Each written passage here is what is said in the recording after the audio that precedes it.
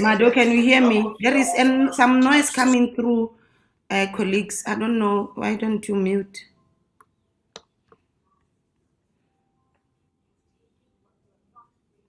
Mado, please talk. I can hear you. Yes, give us the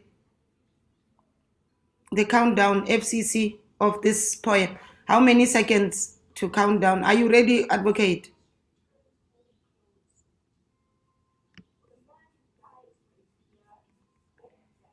Advocate Pindela, are you ready, sir? You are muted.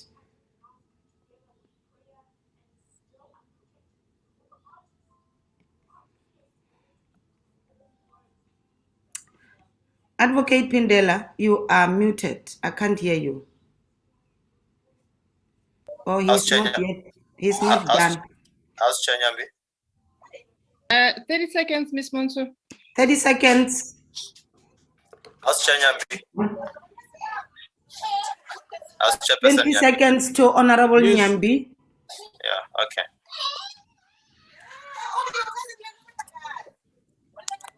Mado, also maybe to bridge, ask them to play the spin after this, or to give us the countdown from the slide. So I'm going to ask Nyambi to start now. Stand by. 15 seconds, Miss Monso. Is it 15 seconds from the slide? Yes. Recording stopped. 5, 10, 4, 3, 2, Recording go. in progress. Honorable Nyambi. Order members, I will now bow to the right and bow to the left. I request honorable members to observe a moment of silence or meditation.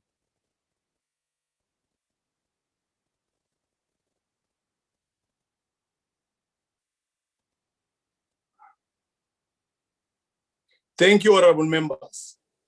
Honorable delegates, before we proceed, I'd like to remind you of the following. The virtual sitting constitutes a sitting of the National Council of Provinces. Delegates in the virtual sitting enjoy the same powers and privileges that apply in the sitting of the National Council of Provinces. For purposes of quorum, all delegates in the virtual platform shall be considered to be present in the House. Delegates must always switch on their videos. Delegates will ensure that microphones on their gadgets are muted and must always remain muted unless you have permission to speak. The interpretation facility is active. Any delegate who wishes to speak must use the raise hand function. I've been informed, honorable delegates, that there will be no notice of motion or motion without notice except the motion on the order paper. Honorable delegates, we now proceed to the motion on the order paper printed in the name of the Chief Whip. I call upon Honorable Chief Whip. Honorable Chief Whip Mohai. Thank you very much, House Chair, and good morning to all the members. I move, House Chair, that the motion on the order paper on the extension of leave of absence of Honorable Mukause be accepted by the House as is. So I move, Chair. Thank you.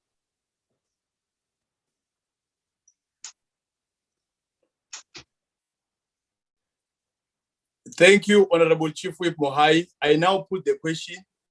The question is that the motion be agreed to. Before proceed to voting, I shall allow provinces the opportunity to make declaration of vote in terms of Rule 71, if they so wish. Maximum is 3 minutes for declaration. Any province?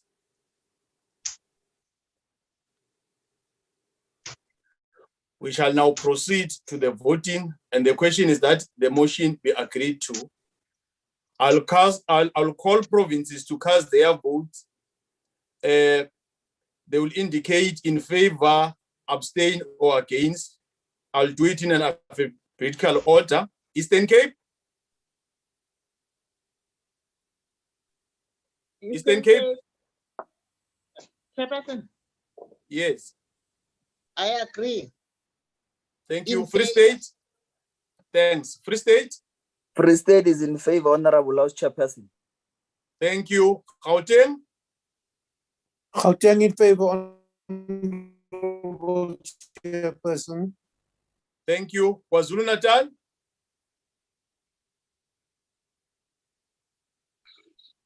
KwaZulu-Natal iyayeseka sihlalo. Thank you. Limpopo?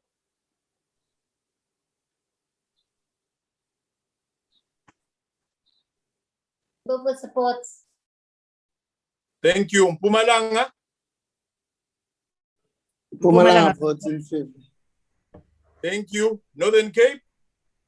Northern Cape support, Honorable Chair. Thank you. Northwest?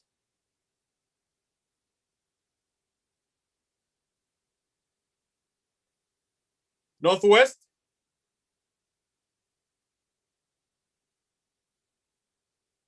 Let's go to Western Cape. We're struggling with Northwest. Western Cape? Support, House Chair. Northwest is still not in. Okay, thanks, honorable members. 8 provinces voted in favor. I therefore declare the motion agreed to in accordance with section 65 of the Constitution. Honorable delegates, before we proceed to the policy debate, I would like to take this opportunity to welcome the Minister, Motsoaledi, and Honorable Deputy Minister Nzunza of Home Affairs, and the Deputy Minister of Higher Education, Science and Innovation to the House, Honorable Manamela. Honorable delegates, we shall proceed to the order of the day, policy debate on budget vote number 5, Home Affairs. I'll call upon Honorable Minister Dr. Motsoaledi, Minister of Home Affairs, to open the debate. Honorable Dr. Motsoaledi. Honorable House Chair, my colleague, Deputy Minister of Home Affairs, Njabulani Nzuza, the Chairperson of the Select Committee on Security and Justice, Honorable Shaida Sheikh, and Honorable members of the Select Committee, Honorable members of the National Council of Provinces, the Chairperson of the Independent Electoral Commission, Mr. Tlen Mashinini, and the entire Commission members, the Director General of the Department of Home Affairs, Mr. Tommy Makole and his team, Acting Commissioner of the Border Management Authority, Mr. Jean Ravele and his team, and the Acting CEO of Government Printing Works, Ms. Alina Fosi and her team, members of the media, ladies and gentlemen. Good morning to you all, and thank you for the honor of allowing me to address this House on key priorities of the Department of Home Affairs in enabling the country to function. Honorable members, this year marks 45 years since the June 16 student uprising. We continue to celebrate the legacy and principles of selflessness, determination, and devotion required for success and growth for our society as we continue with our economic reconstruction and recovery. This year, the Youth Month takes place in a year in which we celebrate in the 150th anniversary of Mama Charlotte Maxeke, who in her younger days taught fundamentals of indigenous language and basic English to expatriates in Kimberley before becoming the first Black South African woman to graduate with a university degree. Her life exemplifies compassion for others and continuous learning values that we embrace as we build a more caring Home Affairs Department. In line with the theme for the Youth Month, the year of Charlotte Manya Maxeke, growing youth employment for an inclusive and transformed society, the Department of Home Affairs will be visiting next week schools and elderly citizens in the Fondo village in Jelele in Limpopo to process application for smart ID cards. The Department of Home Affairs interacts and influences the lives of South Africans from birth to marriage to acquiring a passport for international travel and recording death. All of these are fundamental rights as we celebrate 25 years of our Constitution. Honorable House Chair, sadly, some people have unpleasant experience when they visit Home Affairs offices to access these fundamental rights. Quite often, people make time to come to our offices only to be met with a message that our systems are offline. This is very painful and frustrating to us, Honorable Chair, as much as it is frustrating to the public. Perhaps I should explain that Home Affairs sought to make the lives of citizens easier by embracing technology. We modernize some of our services such that we should not offer services manually in order to secure enhanced security. An example of this is the application of smart ID cards. The use of technology has enabled us to take photos electronically and deliver the ID within 13 working days compared to the 6 months it used to take in the past. Unfortunately, when the systems are offline, this sophisticated service cannot be offered. Another problem we have tends to be the telecommunications link between our front offices and our databases. This can be caused by cable theft because most of the telecom data lines are still using lucrative copper cables. However, things are slowly changing in the urban areas with installation of fiber optic and the usage of 3G and 4G wireless connection. We have also rolled out 100 mobile trucks to enable us to take Home Affairs services to the people. We've been having a paradoxical situation, however, Honorable Chair, with this program because the 3G connection that is used in these trucks is dependent on available telecommunication networks. Hence, while rural areas are badly in need of the mobile trucks, they are also mostly struggling with networks, while urban areas, which are not much in need of the trucks as rural areas are, have got good network reception that enables them to benefit from the trucks. We are now moving into a VSAT satellite solution. Today, we have 5 teams testing this system at Gertsibande district in Mpumalanga. 3 teams are at Ivanda, 1 at Kinross, another at Imbalenhle. The teams have already tested the system in Kangala district of Mpumalanga. This team is scheduled to test the system in Skukune district of Limpopo from 20th to 24th of June this year. The teams have concluded tests in the Northern Cape, Gauteng, KwaZulu-Natal, Eastern Cape, and Western Cape, and the results of the system performance are quite encouraging. Ordinarily, we have got the capacity to issue 3 million smart ID cards per annum, but due to COVID-19, in the financial year 2020-21, we could only issue 1.2 million smart ID cards. It is still a good performance considering that some of the services were not available because of the hard lockdown levels. Honorable House Chair, one of the foresomes of the Department of Home Affairs are the snaking queues at our offices. This is mostly because Home Affairs offices are not custom built. Some are on the main streets without even without parking for the public. This situation, together with the systems that are offline, is responsible for these long snaking queues in the department. As part of our modernization project, we have started building Home Affairs offices that are ideal to provide a service to members of the public. Earlier this year, I met the Eastern Cape Premier, Mr. Oscar Mabuyan, to look at how we can collaborate to solve this challenge. The challenges in the Eastern Cape were pronounced around East London and Mthatha offices. We agreed to establish a rapid response team to resolve some of these challenges. One of the successes of the team is that the province has provided some expanded public works program workers to manage the queues. The office plan for the East London office has been reconfigured to allow more people to wait for services inside. The nearby office in Tanzania has been installed with leaf capture system to enable to take applications for smart ID cards and passport. This means that people in Tanzania no longer have to travel to East London to apply for smart cards and passports as they used to do in the past. A review of the Mthatha office has established that the office has to be relocated. The department is engaging with stakeholders in this regard. We've seen the importance of giving people options of more offices to visit. As such, 12 offices in the Eastern Cape province have been identified for refurbishment. Most of these offices can be used as alternatives to the East London and Mthatha offices.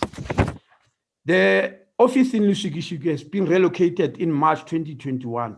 It is modern and purpose-built office with ample waiting area for parking, built at the cost of 64 million rand within budget and created 113 jobs. Similar purpose-filled offices in different parts of the country are happening. For instance, in Mukopani, 39 million rand office with 39 jobs.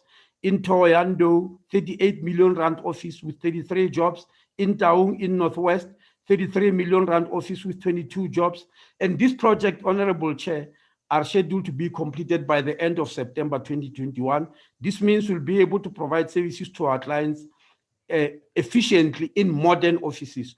We are anticipating to open these offices in 2022, at the beginning of 2022.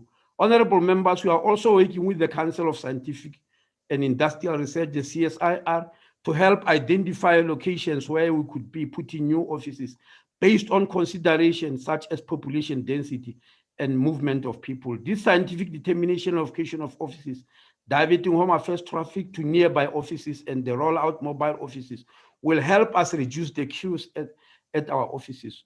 We will apply good lessons we have learned in the Eastern Cape to other provinces. We are also working with the banks to increase our footprint, whereby some clients will not have to visit home affairs offices at all, but will obtain the same service through an online system within the banks. In this financial year, we will finalize memorandum of understanding with the banks to enable us to roll out to 26 branches. Our efforts to enforce immigration laws at the land's port of entry, along the borderline and in the country, rest on incrementally implementing the Border Management Authority, or BMA, and the continuous partnership with law enforcement agencies. I wish to thank this Honorable House for having helped to unlock the BMA bill, which was stuck here for more than 3 years.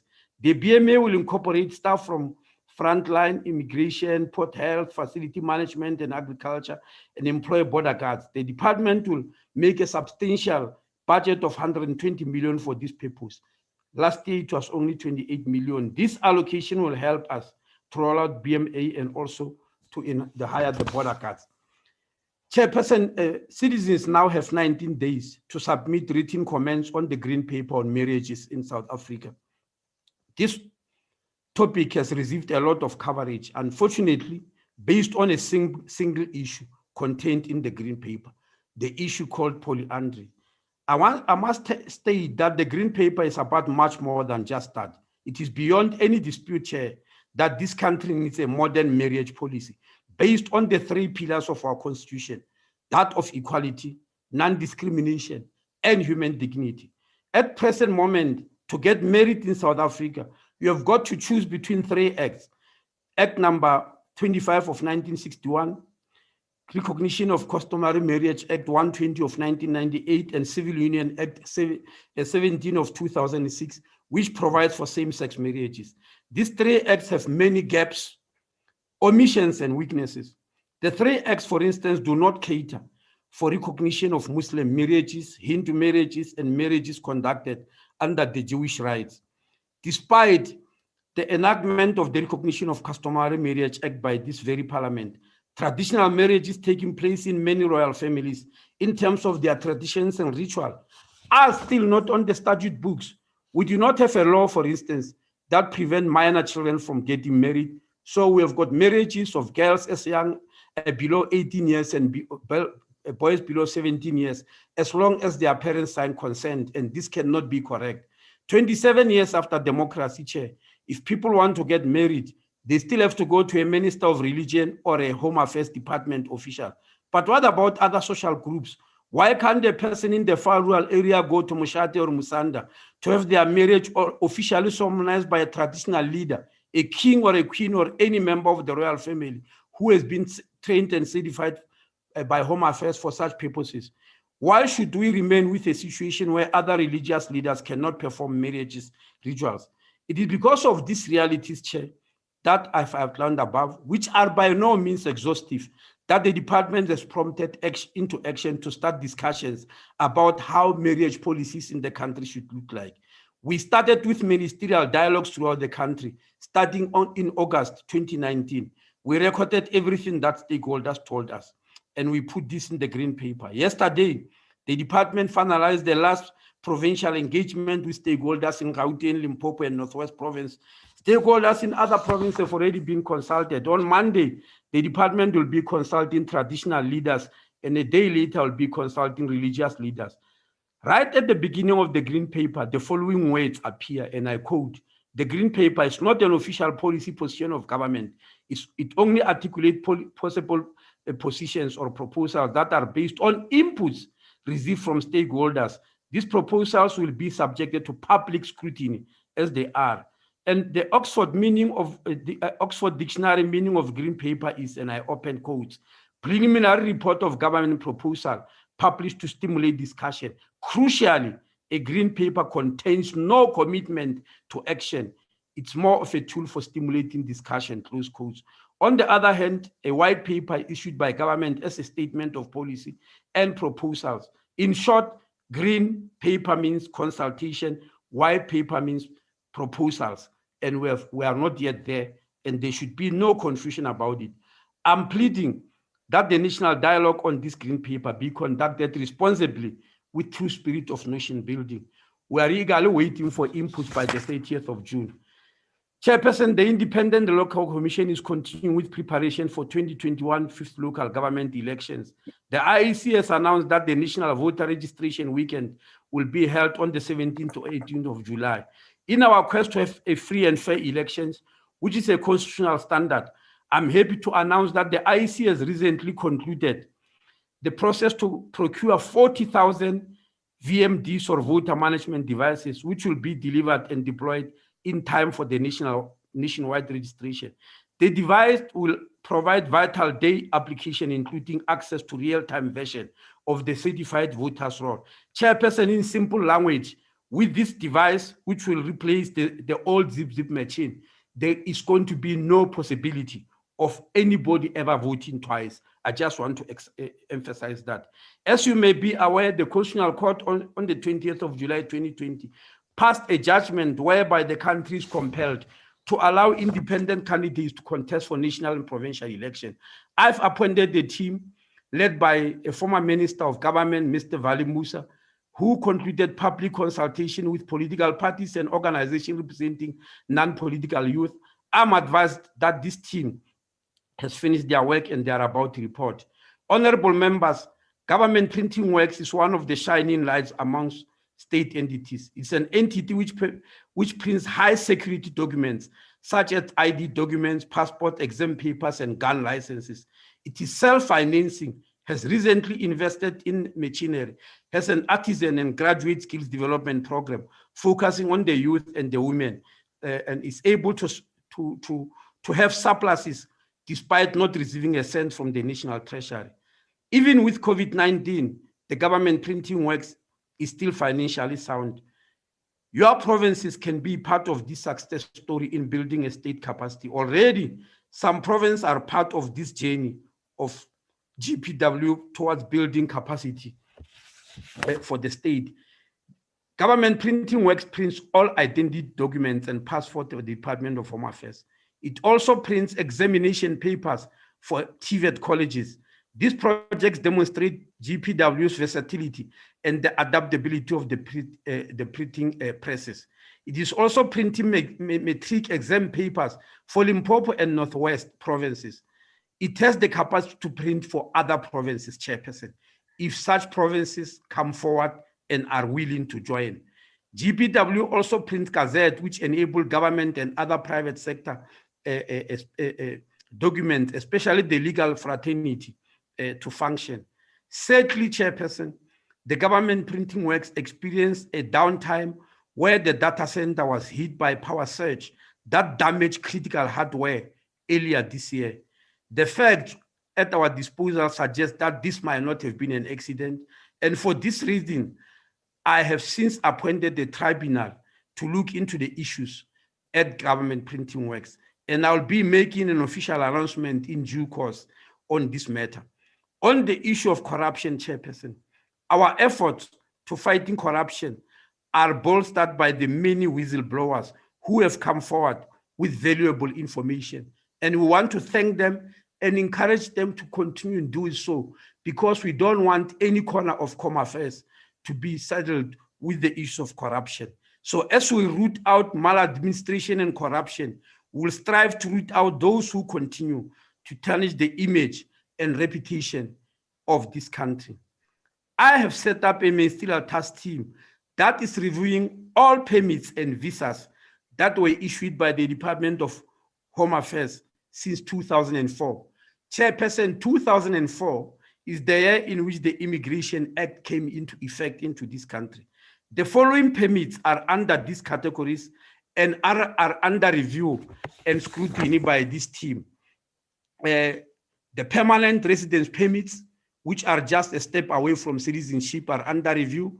Corporate visas, especially in the mining sector, business visas, professional or critical skills visas, retired persons visas, citizenship by naturalization, study visas.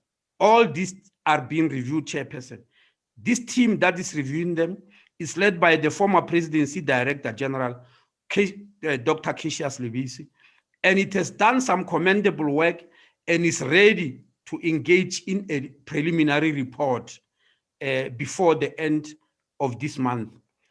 Allow me, Chairperson, to thank my colleague, the Deputy Minister of Home Affairs, Minister Nzusa, the Director General, Mr. Tomi Makote, the Portfolio Committee on Home Affairs, the Chairperson of the IEC, the acting the acting CEO of Government Printing Works, and the acting Commissioner of the Border Management Authority, and all the stakeholders for having worked together to navigate a new normal. I wish to present to you a budget of 8.6 billion rand for the consideration of this House. Thank you, Chairperson. I know that I'm still left with 1 minute, which I'm sure you will add to my address. Thank you very much. Thank you, Doctor. Thank you, Honorable Minister Mtsoaledi of Home Affairs. Thank you. Of course, I can grant you that 1 minute at the end. The next speaker, it's Honorable Shaik, the Chairperson of the Select Committee on Security and Justice. Honorable Shaik. Thank you, and greetings, Honorable Chairperson, Minister and Deputy Minister of Home Affairs. Chairperson of the Select Committee, Honorable Shaik. Can you hear me, Chair? Chair.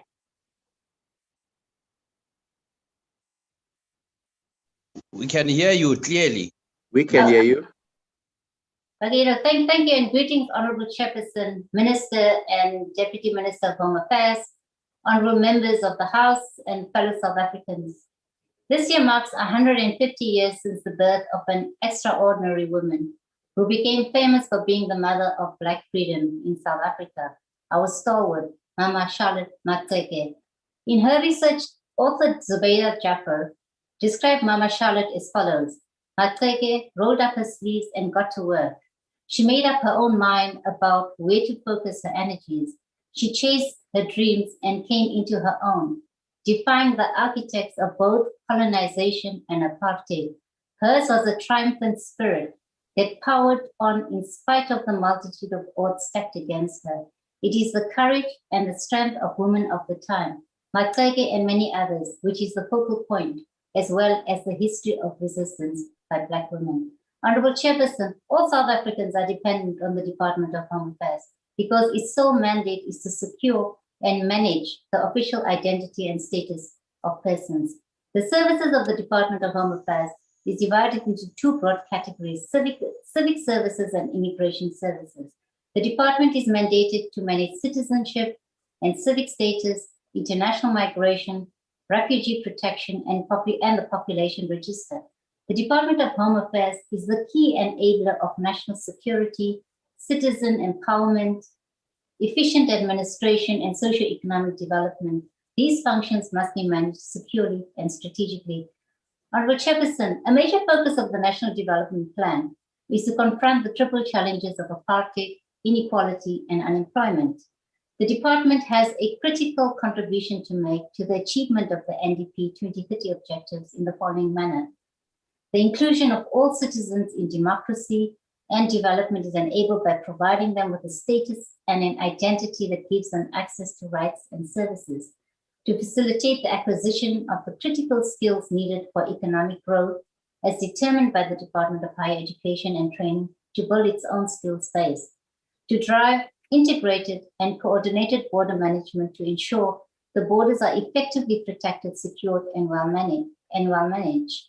And the modernization program of the Department of Home Affairs can reduce fraud and the cost of doing business by enabling e-government, which will attract more investment into the country. Honorable Chairperson, as the ANC, we view the Department of Home Affairs as a core security cluster department that should be adequately resourced to enable it to achieve its vision of a modern and secure department with adequate policies and legislation that give effect to its full mandate on the management of identity and international migration in order to ensure national service delivery, economic development, and security goals. Now, in order to reposition the Home Affairs as a modern, secure department, which provides our nation with a powerful tool for economic and social transformation, the Department of Home Affairs Bill becomes critical in this regard. This bill is intended to be the anchor legislation, which is aimed at providing a coherent legal framework for a repositioned Department of Home Affairs to deliver on a mandate appropriate for a sovereign state that has a constitution founded on democracy, inclusion, social justice, development, peace, and security. Furthermore, Honorable Chair, the identity management framework is needed to address how the department will regulate the manner in which personal information will be processed by establishing conditions that meet the minimum threshold requirement for lawful processing of personal information. Honorable Chair, the ministerial priorities include the establishment of an effective border management authority, the upgrade of 6 land ports of entry, the war on queues, and the completion of the modernization program. The ANC 54th National Conference reaffirmed the thrust of the mandate as outlined in the National Development Plan of 2030, that South Africa's borders are effectively safeguarded, secured, and well managed. The conference resolved that the Border Management Authority Bill must be expedited and implemented in order to address the question of irregular migration and border management. The ANC government took a decision to establish a Border Management Authority to take responsibility for all functions related to the management of our borders. The authority will be responsible for border law enforcement functions at ports of entry and at the borderline. The BMA will ensure the efficient processing of goods at the country's port of entry. It will strengthen our capacity to address border threats that could undermine the country's security and social and economic development. The Select Committee on Security and Justice engaged at length on the complexities of this bill, which was passed in the National Assembly in 2020. The BMA Act has since come into effect on the 1st of January 2021. We welcome the fact that the department will incrementally implement the BMA during the MTEF.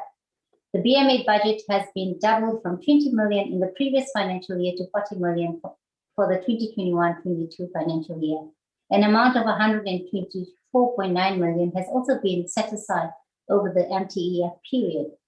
It will be important for the department to strictly adhere to the BMA implementation plan in order to ensure that the BMA is implemented within the stipulated timeframe.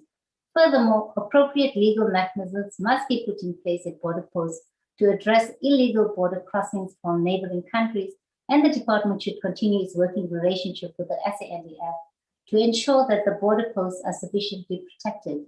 While the law enforcement operations function of the department is of the utmost importance in curbing illegal migration, there are capacity and resource constraints within this function. Despite these constraints, the department should strengthen its cooperative working relationships with law enforcement agencies to ensure that the law enforcement operations are not compromised.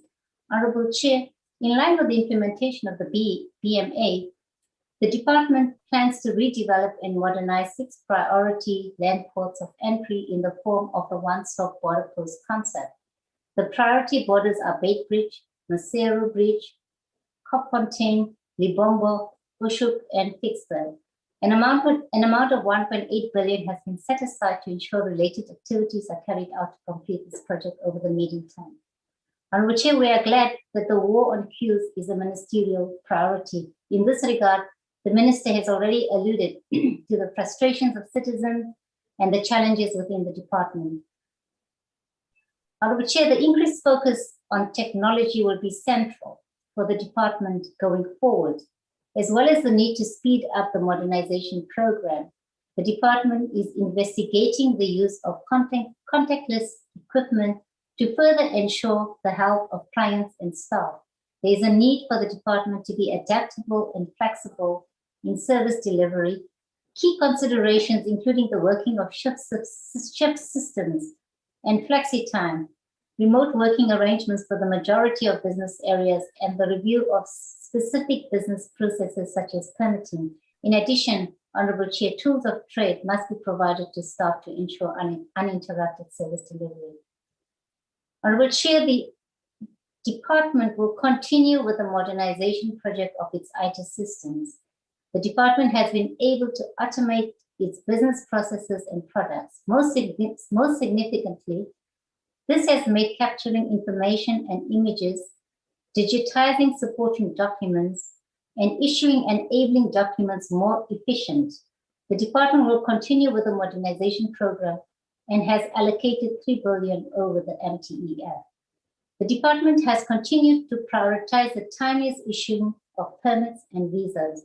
The timeliest issuing of permits and visas enables economic growth and removes impediments to foreign investment. The department plans to continue implementing the visa simplification process through which certain low-risk countries will benefit from visa waivers and relaxed conditions and rolling out electronic visas. Chairperson, for the 2021-22 financial year, the department received an allocation of 8.7 billion compared to the 8.8 billion special adjusted allocations of 2020-2021.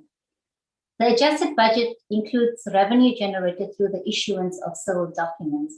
Now, despite the decline in budget, the department's responsibilities keep increasing, considering the BMA, the one-stop border post, and the modernization of its IT infrastructure. However, its budget has decreased in real terms for the past 3 years.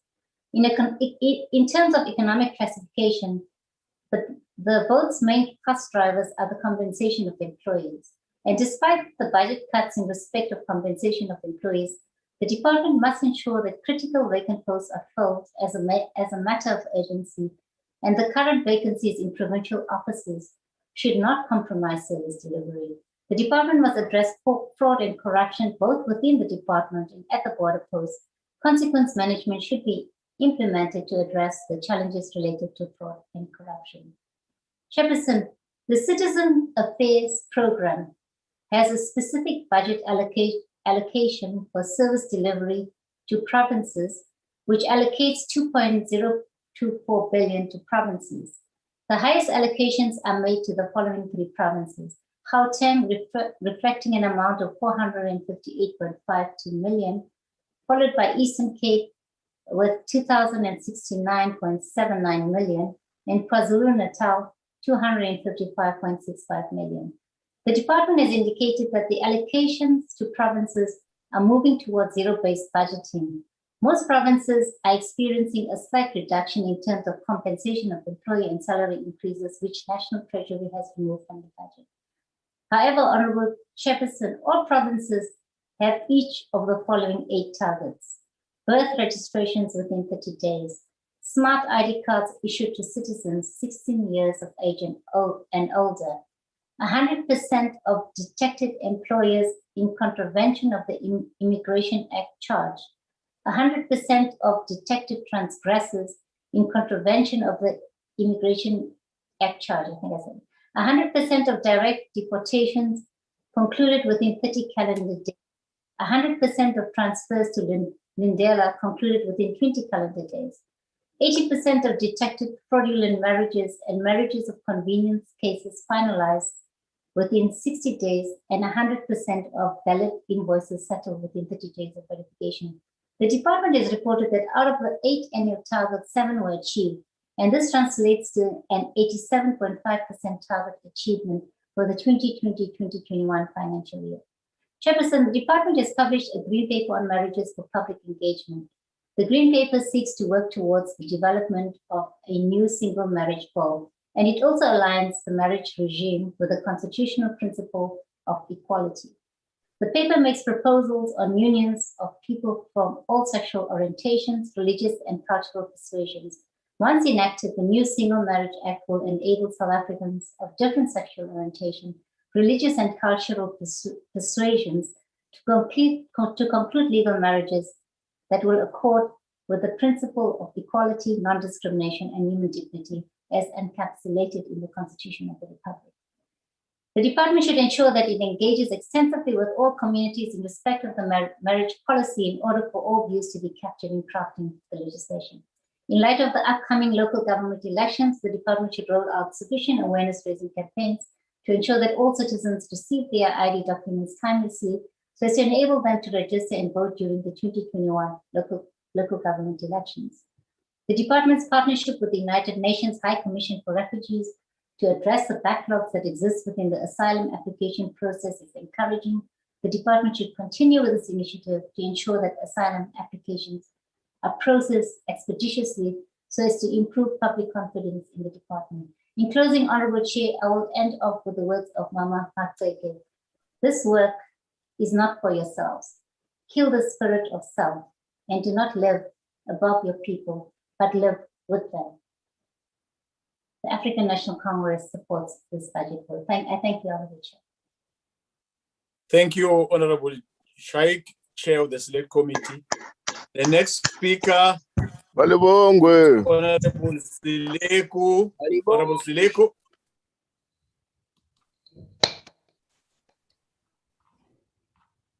Honorable House Chair, Honorable Chair, Honorable Minister, Honorable Deputy Minister, honorable members of the NCOP, special delegates, fellow South Africans. For many decades, the ANC blamed bad service delivery on apartheid. Well, actually, they blamed all their failures in terms of exercising the mandate they received to govern this country and all and everything but themselves. This is also the case with the many failures of the National Department of Home Affairs. And yes, apartheid was horrible. But over the time, people started to understand that apartheid cannot be blamed particularly for bad governance and inadequate service delivery since the democratization of South Africa. Honorable House Chair, every day we hear about people lining up in long queues as head offices of Home Affairs around the country in attempts to register for new births, obtain IDs, obtain visas, and other services only to be ignored and humiliated. We the people can understand if this was an isolated case at specific branches, but it's evident this is a systematic problem we face. I am aware of elderly people who go to Home Affairs Department offices as early as 5 o'clock in the morning. They sit there in adverse weather conditions and without food just to be informed at the end of the workday that they will have to be helped, they will not be helped, and that they must return the next day. Minister, the blame for this can surely not be directed to any person or entity than you and your administration, and can surely not be blamed on apartheid. One often wonders, House Chair, what the focuses of the officials of the departments are. When we read newspaper headings such as, I quote, Home Affairs welcomes arrest of 3 corrupt officials, Home Affairs officials arrested for selling birth certificates, Limpopo Home Affairs officials snapped for alleged corruption. Is this where the focus lies, Minister? And then if it is, how can you allow this to be the case?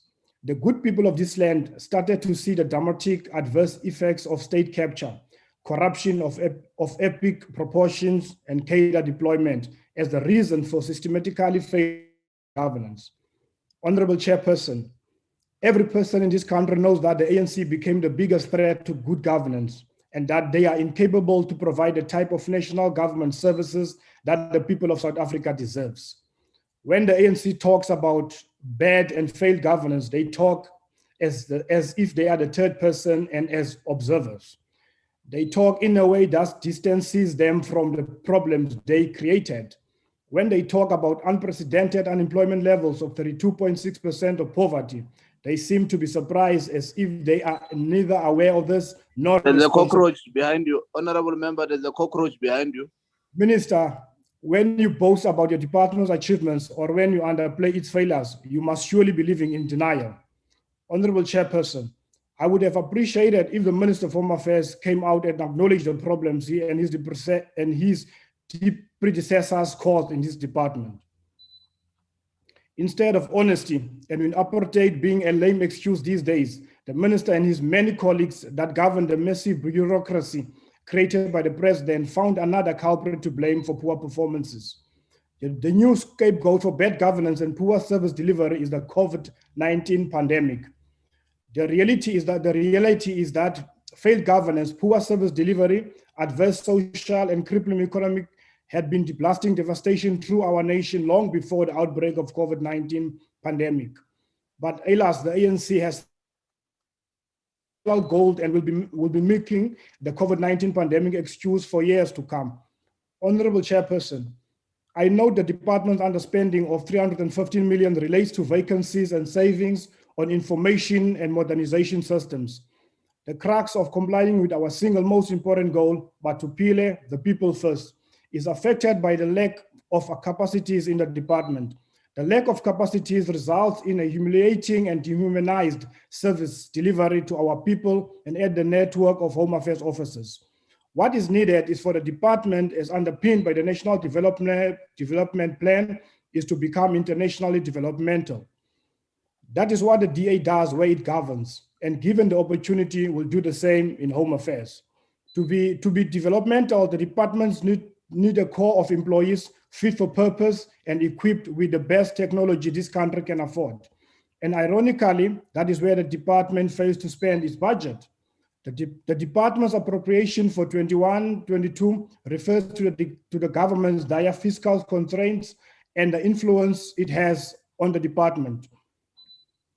It requests Parliament to consider mitigating measures to the risk resulting from the budget cuts. I believe the department is underfunded. I also believe that the department is not utilizing the funds it has in Batupile context. Honorable Chairperson, money cannot buy integrity. Money is not needed to enhance the good liberal values of putting the interest and dignity of our people first. And if the minister and his department do not know how to change their ways, they are always welcome to approach the DA to share with them the recipe of good governance and clean governance. The DA will guide them to govern as the Western Cape is being governed. I thank you. Thank you, Honorable Seleko. The next speaker is Honorable Nkosi. Honorable Nkosi. Thank you very much, Chairperson. We, the African people in the Union of South Africa, urgently demand the granting of full citizenship rights, such as are enjoyed by all Europeans in South Africa. We demand, 1, the abolition of political discrimination based on race, such as the Cape Native Franchise and Native Representative Council under Representation of Natives Act, and the extension to all adults, regardless of race, of the right to vote and be elected to Parliament, provincial councils, and other representatives institutions. 2, the right to equal justice in courts of law, including nominations to juries and appointment as judges, magistrates, and other court officials. Honorable Chairperson, greetings to the Minister, the Deputy Minister, and all members of the Parliament, fellow South Africans. Those are the words which were echoed by the 1943 African Claims document. That is the document which significantly influenced our internationally acclaimed final constitution. The issue of franchise has always been at the core of the struggle in our country.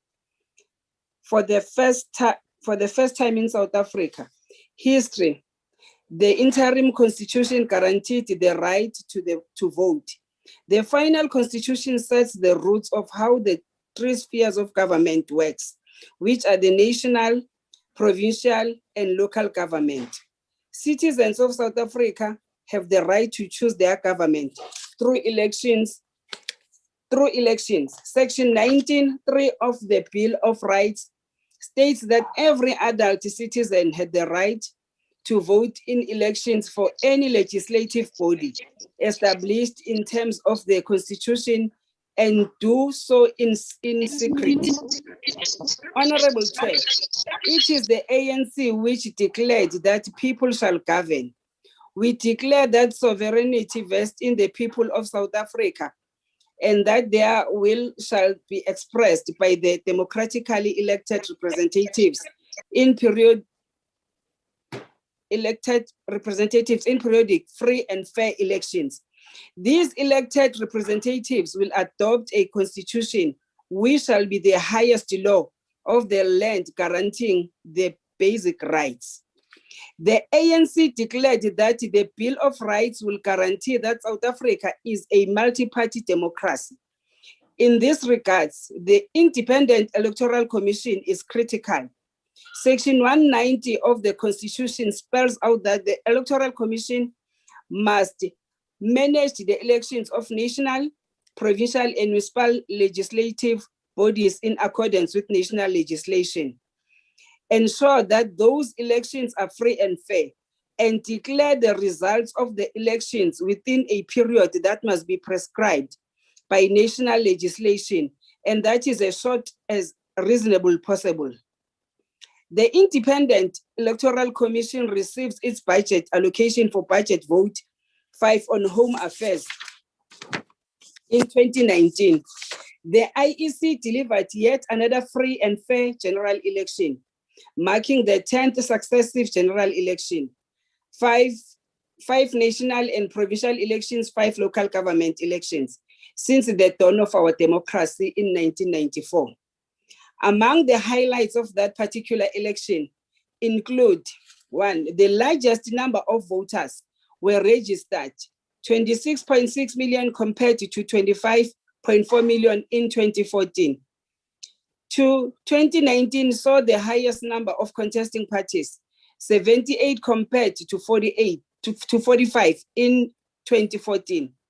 The largest number of special votes were granted, 775,291, and cast 674, translating into a turnout of 73% for special votes. We saw the largest number of voting stations, 22,924. The lowest number yet of spoiled ballots, it's 1.27%, as opposed to 1.29% in 2014. And the highest percentage of women were elected to the National Assembly, 45.25%, as opposed to 42% in 2014. While the voter turnout declined from previous elections, these highlights are indicative of our vibrant democracy. Honorable Chairperson, the work of the IEC is indeed appreciated. We have seen devastating effects of elections which are not free and fair in other countries. We do not wish to see this in our beloved country. The work of our own institutions supporting constitutional democracy must be supported and applauded. Amidst the COVID-19 pandemic, the IEC successfully managed to deliver free and fair elections in the 2020 by-elections again. This year, the IEC successfully managed and delivered free and fair elections. The people of South Africa once again showed confidence in South Africa's oldest liberation movement, the movement of Mama Winnie Madikizela Mandela and Oliver Tambo. The ANC retained 27 of the 40 wards it contested in the by-elections and won 3 new wards. Taking cognizance of the new normal, which has been brought about by the COVID-19 pandemic, the IEC appointed former Deputy Chief Justice Dikgang Moseneke to conduct an independent review of our constitutes free and fair elections under these abnormal conditions. The IEC has indicated that it's technically ready to hold the elections and that the 2021 municipal elections should proceed as things currently stand. Honorable Chair, the Constitutional Court in New Nation Movement, NPC versus the President, declared the Electoral Act as unconstitutional insofar as it does not allow individual candidates to contest national and provincial elections. Parliament was given 24 months to amend the applicable electoral legislation to bring it in line with the Constitution. The court has not prescribed an electoral system. It is Parliament which must decide on such a system. Whatever system Parliament may decide on, the result must in generally be proportional.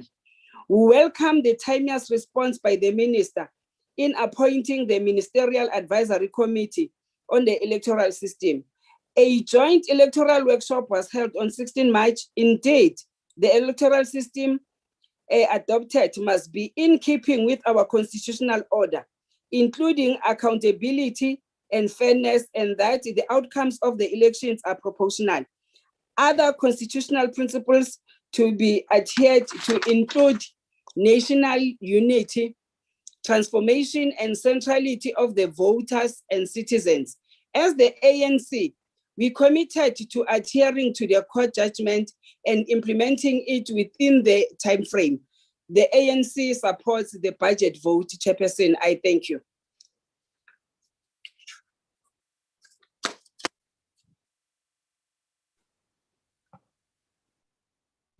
Malibongwe.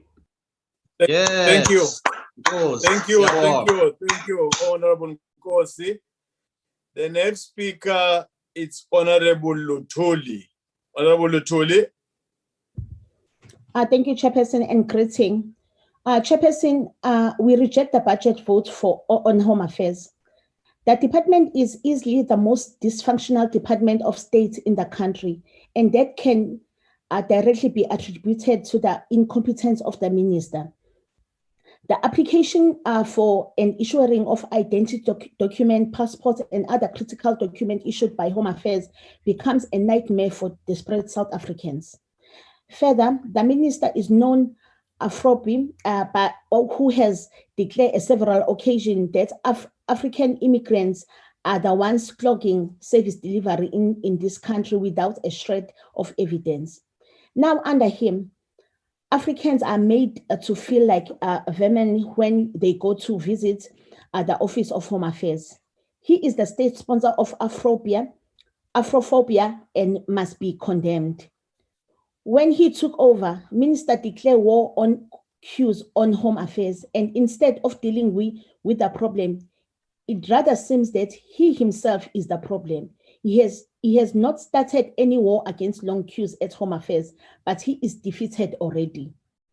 The majority of Home Affairs offices across the country suffer from a chronic problem of having their system offline almost all the time.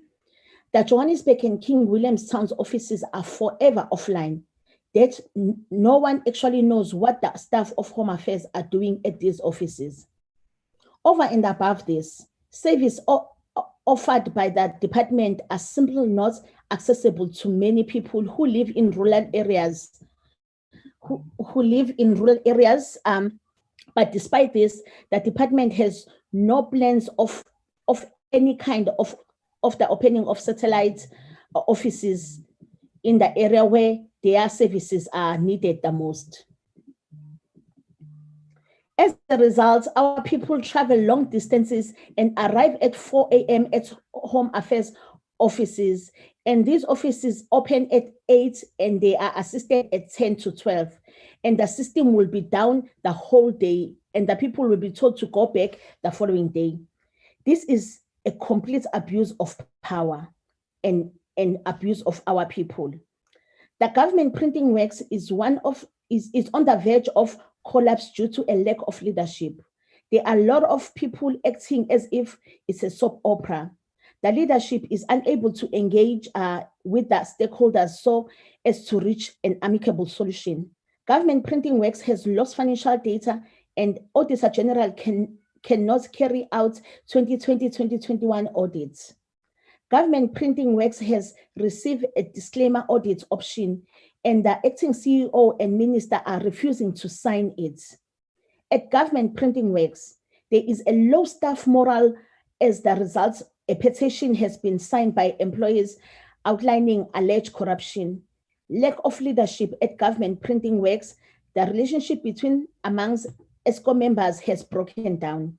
The relationship between ESCO members and a union are non-existing.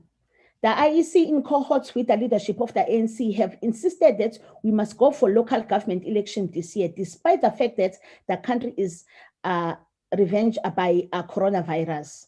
To date, they have not indicated how they will safeguard the health of our people during voter registration and the voting. The decision to go ahead with the elections will have serious and deadly impacts on our people. And the IEC, together with the ANC leadership, must be held accountable for that. They have failed to answer some key questions we have posed to them. We have asked, for instance, what happens if or when the COVID pandemic is at its highest peak during the time set aside for voting? Will we go ahead with the vote?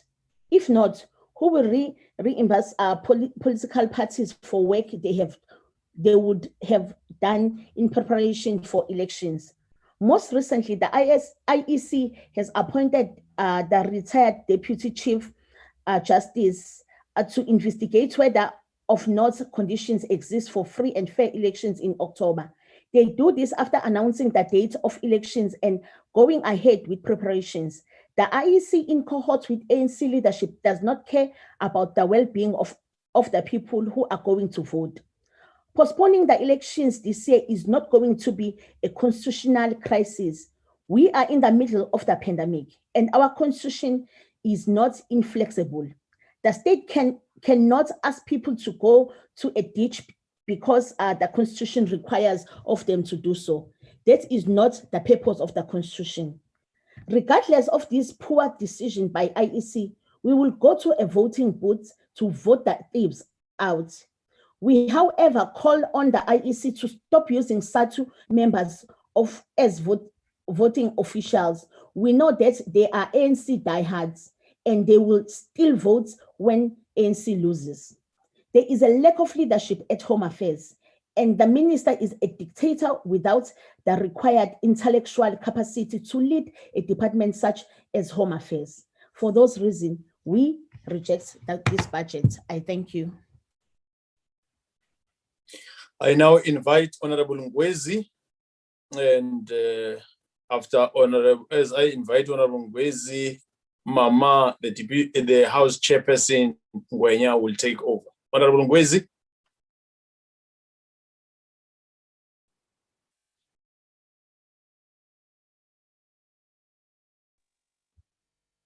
Honorable Chairperson, good morning. I'm sorry, please allow me not to appear in the video. I'm in the part of Abakulusi, so there's no network this side. Am I allowed, Chairperson? Yeah, allowed, but in future you must put your picture. Oh, those are technology issues. Honorable Chairperson, Honorable Minister, South Africans who do not sit in privileged positions like the ministers, their families and ANC cadres have to go through agony when requiring services from Home Affairs. The poor and the most vulnerable of this country have an even harder time as they need to cross dangerous areas in pitch darkness to line up outside the Home Affairs offices. All because of the rampant corruption in this department, in this government, and the bottlenecks as a result of incompetent service delivery. Home Affairs is one of the most pivotal departments in offering access to safe and equitable employment through an official identity document. The inefficiencies of this department do not only cost people money due to the cost of document processing fees, but people also have to take a day off at work. For general workers, they lose a day's income due to the bottlenecks in this department. Systems in the department are always offline, as we have mentioned, Honorable Minister, and I'm happy that you admit to that. Interdepartmental intervention has resulted in little to no improvement in the systems of this department. This department must consider using examples from other countries that have better record keeping and turnaround times and efficient operating procedures. It is baffling that Home Affairs still has no appointment system. More so that its services have not been rolled out at all banks, which are eager to assist. Chairperson, this is a department which is in crisis. While our ministers simply look at the other way, corruption is eating away at the heart and credibility of this department. Illegal migrants will tell you with pride how they only need to save a few rands to buy a South African document. The department is presiding over a full-scale immigration management crisis. The government's lack of documentation of migrants who work in South Africa leaves the labor sector vulnerable to conditions that bring about unfair labor practices. This is at the time when 30% of South Africans and 50% of our youth are unemployed.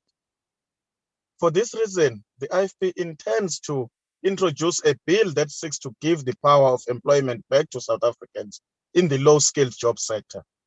The freedom and equity we have fought for is being undone by this department's lack of proper documentation and border management. Inkatha looks forward to local government elections being conducted in a free and safe manner. This department must protect against the passing in of people provide adequate support to the IEC and make sure that voters are registered in wards that they usually reside in. This department must offer services to verify the addresses of voters in South Africa, together with the police, so that the IEC can efficiently rely on documentation and the processing thereof. Therefore, with that being said, the IFP will reject this budget vote. Thank you, Chair. Thanks, Honorable Ngwezi. The next speaker is Honorable MAP Debrain, FF+, Honorable Debrain. Thank you, Chairperson. Chairperson, because of load shedding, I'm on my mobile device and I won't be able to switch on my video, just for noting. Okay, but next time you must put your picture. Okay, thank you, Chair. Okay, you can Chairperson, continue. if you look at the complaints and grievances from the public, it is obvious that this department is completely out of touch with the needs of the people. The State of Home Affairs offices nationwide are understaffed and under-equipped to deal with the current load of new applications and renewals of ID documents and passports, as well as birth certificates. In Bloemfontein, for example, a person has no chance of being helped if you don't start queuing at 5 o'clock in the morning, only to realize when you eventually get inside that only 2 or 3 counters are staffed. It is sad to think that this is the kind of regard this department has for our citizens, especially when considering that a lot of these people are elderly. The funding allocated for the border post is a positive, but once again the question remains, why did it take this department until 2021 to realize the priority of border control? Suid-Afrika se hoë werkloosheidssyfer is nie 'n raaisel as gekyk word na die ondenkbare hoeveelheid buitelanders wat die land onwettig binnestroom en binnegestroom het die laaste 2 dekades. Dit is om die minste te sê, vernietigend vir die land, die ekonomie en die werkloosheidssyfer. Die tegnologie om dit te bekamp bestaan al jare en die departement kon al lank al stelsels in plek gestel het om die invloei van onwettige immigrante te beperk. Maar soos met alles in Suid-Afrika, eindig die fondse nie op daar waar dit geallokeer is nie en moet ons eie burgers nou daaronder lei. Die agterstande met identiteitsdokumente en paspoorte raak by die dag groter en groter. Dit raak al hoe moeiliker om geboortes en sterftes te registreer. Algemene dienslewering by die departement se kantore bestaan nie en die lys gaan net aan en aan. To comply with the constitutional obligation to protect the rights and identity of South Africans, this department will have to ensure that its officers starts performing as it should and that there are enough staff that are qualified and capable to provide the services needed. Stricter regulations and security on our borders should be prioritized and funding should be properly managed. Only then will this department reach its goal of serving in the best interest of South Africans. Thank you. Thanks very much, Honorable Member. The next speaker is Honorable C. Vice. Thank you, Honorable. Thank you, Honorable House Chair. Honorable Minister, Honorable Members and Special Delegates. The core mandate of the Department of Home Affairs is to register and affirm the identity and status of citizens and to regulate immigration efficiently and securely, thus enabling citizens to exercise their constitutional rights and access services. Minister, the COVID-19 pandemic with regards to the provisions of the Disaster Management Act reduced services to a crawl due to the backlog that could now take years to clear. The inability and inconsistency of the department to resume their services are negatively impacting the much-needed citizen-related services. In March this year, the department confirmed that the validity of short and long-term visas are extended to June and July this year. This massive backlog will impose inconsistent processes challenging foreigners. Further than that, with the local government election being held in October this year, it will result in a greater need of citizens applying for identity documents, also passports, birth certificates, and death certificates. That will further challenge the backlog to efficiently deliver services to South Africans. It raises concerns of the many visa and permits applications rejected for reasons that should not apply. In the case of temporary visa applications, where it was once very rare for an application to be pending for more than 3 months, there is now a backlog of approximately 5 months. While the department states it is currently not dealing with citizen services, determination of status applications or anything related to them, even inquiries, this begs the question how a backlog can be possible when the department offers fewer services than it did before the pandemic. Minister, you presented a multitude of apologetic challenges, but we live in a modern world with technology-advanced communication. Home Affairs must improve communication and systemic malfunctioning to deliver their services. In terms of the Minister's white paper in 2017 and the revised immigration bill currently being drafted, the categories of visas and permits currently in existence may be on their way out, placing holders of these visas in precarious positions. Minister, we are also seeing a growing number of rejections in critical skills visa application, freelance work application by foreign spouses of South Africans, and work authorizations for foreigners with a retired person's visa. These rejections, often for nonsensical reasons, for example, department staff stating that they could not get hold of an applicant's employer, withholds people of their right to work. But there's a glimmer of hope for South African-born people, hoping to work abroad and remain South African citizens. Currently, South Africans are frequently stripped of their South African citizenship without warning if they apply for citizenship of another country. The Democratic Alliance is challenging this, arguing that Section 6(1)(a) of the Citizenship Act 88 of 95 is inconsistent with the Constitution because certain clauses of the Act deprive citizens who have assumed foreign citizenship of their right to vote, hold a South African passport, and retain citizenship. The Minister of the Department of Home Affairs countered that South Africans could retain their South African citizenship and that they have dual citizenship if they complied with the steps laid out in the Act. The Act states that individuals will automatically lose their citizenship unless they apply for a letter of retention to keep their South African citizenship and specifically excludes dual citizenship by minors and or marriage. In a time like this, for those who were summarily stripped of citizenship, there is a hope while judgment in this case was reserved. Should the Democratic Alliance win, they could be permitted to reclaim their citizenship in future. Minister, South African borders are repetitively reported needs attention to improve to an efficient service for the betterment of South Africans, its citizens, tourism and trade. Our current borders are a joke, like a drive-through Kentucky Fried Chicken. The security at border posts is less intensive than entering a shopping mall. We continue to see migrants entering South Africa illegally, crossing the border to collect social grants, and it seems it's uncontrollable. Raising concerns about the illicit trade and crime syndicates and the extent of undetected cross-border crime resulting from dilapidated infrastructure and corrupt border officials. The ban on cigarettes during the lockdown caused the exponential growth in consumer demand of illicit cigarettes. Illicit cigarettes enter from Zimbabwe through Messina and from Botswana through Skilpadnek with a breeze. Unfortunately, these border posts are not capable to control the influx of this trade flowing into South Africa tax-free.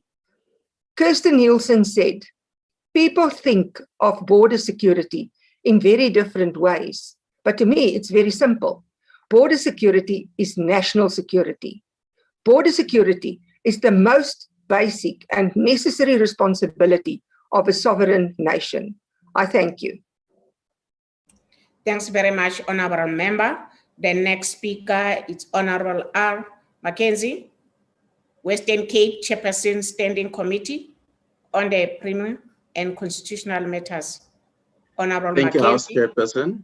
Thank you, House Chairperson, and good morning, Honorable Minister, the Deputy Minister, and all our colleagues in the NCOP. And this debate actually comes at a well-timed period.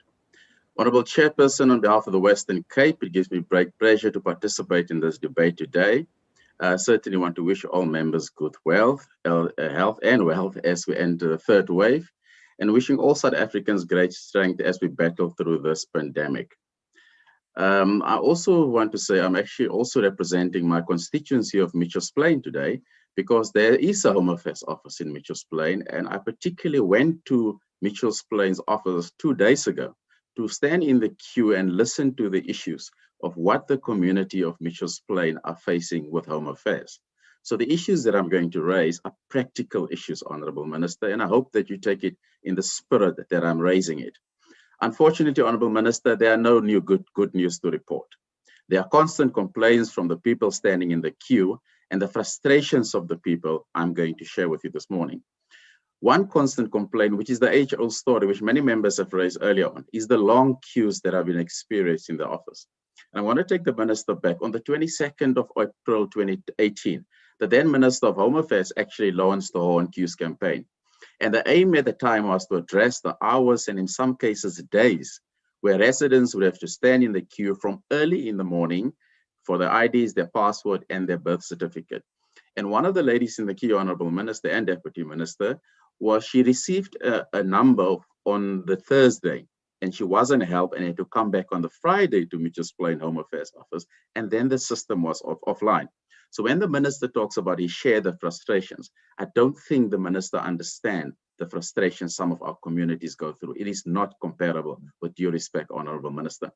Honorable Motsoaledi, in November 29, your department briefed the committee on the whole of queues and said there were a number of obstacles were to blame, including high client volumes, the discontinuation of the Saturday hours, inefficient controls of the queue, amongst other things. And the greatest obstacle was obviously the unreliable and often online IT system, which you've mentioned again today, but you didn't mention a plan to fix this. We know that the online IT system falls under the authority of CETA, but given the service provided by Home Affairs, the ultimate buck stops with the Minister.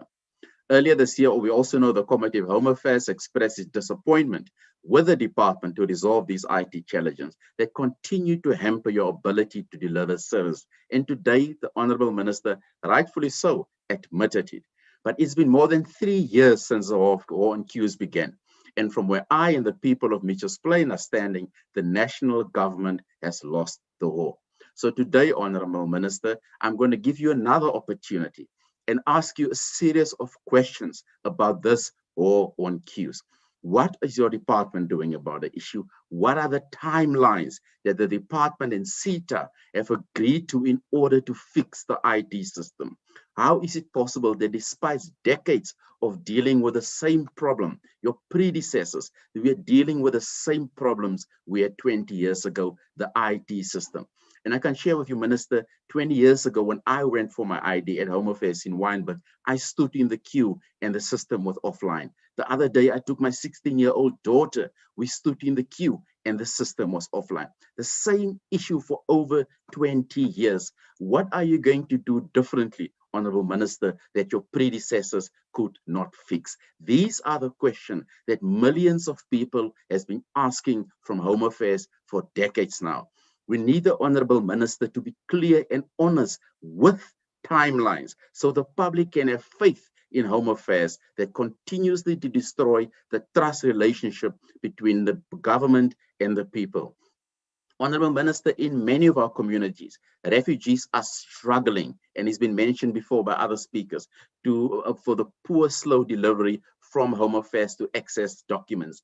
These individuals have left their homes looking for a better opportunity, and as humanitarians, it is our responsibility to assist them with proper documentation. We have received so many complaints from refugees who've not been able to renew their documentation, and they are being arrested by communities and police, and generally cannot get around because they're unable to produce any sort of documentation. The minister has said nothing about this today. I urge and call on the minister to use your powers and urgently open the relevant office to ensure individuals can access these services. One story in particular, Honorable Minister, and it's quite heartbreaking. A young refugee man here in Cape Town has been offered a life-changing opportunity to study in the USA on a full funded bursary. He is no expense to the state, but he's missing the opportunity because he has not been able to secure travel documents from your department. Your department is aware of this, Minister, and I've even emailed your office, and I won't share the email address here, obviously, but I've emailed your office, Minister, and they have not even given me an acknowledgement of receipt, Honorable Minister, directly from your office on this particular case. And I must say there has been officials replying to me, but they're saying, Member of Parliament, the minister will have to make this ultimate final decision on this matter. And sadly, Minister, your office didn't even have the decency to acknowledge a receipt of those emails, Minister, and that is quite sad. So you cannot win the war on queues, the war on system, if your good office, the highest office in this country, does not even acknowledge receipt of communication from members of Parliament. The war is already lost, Honorable Minister.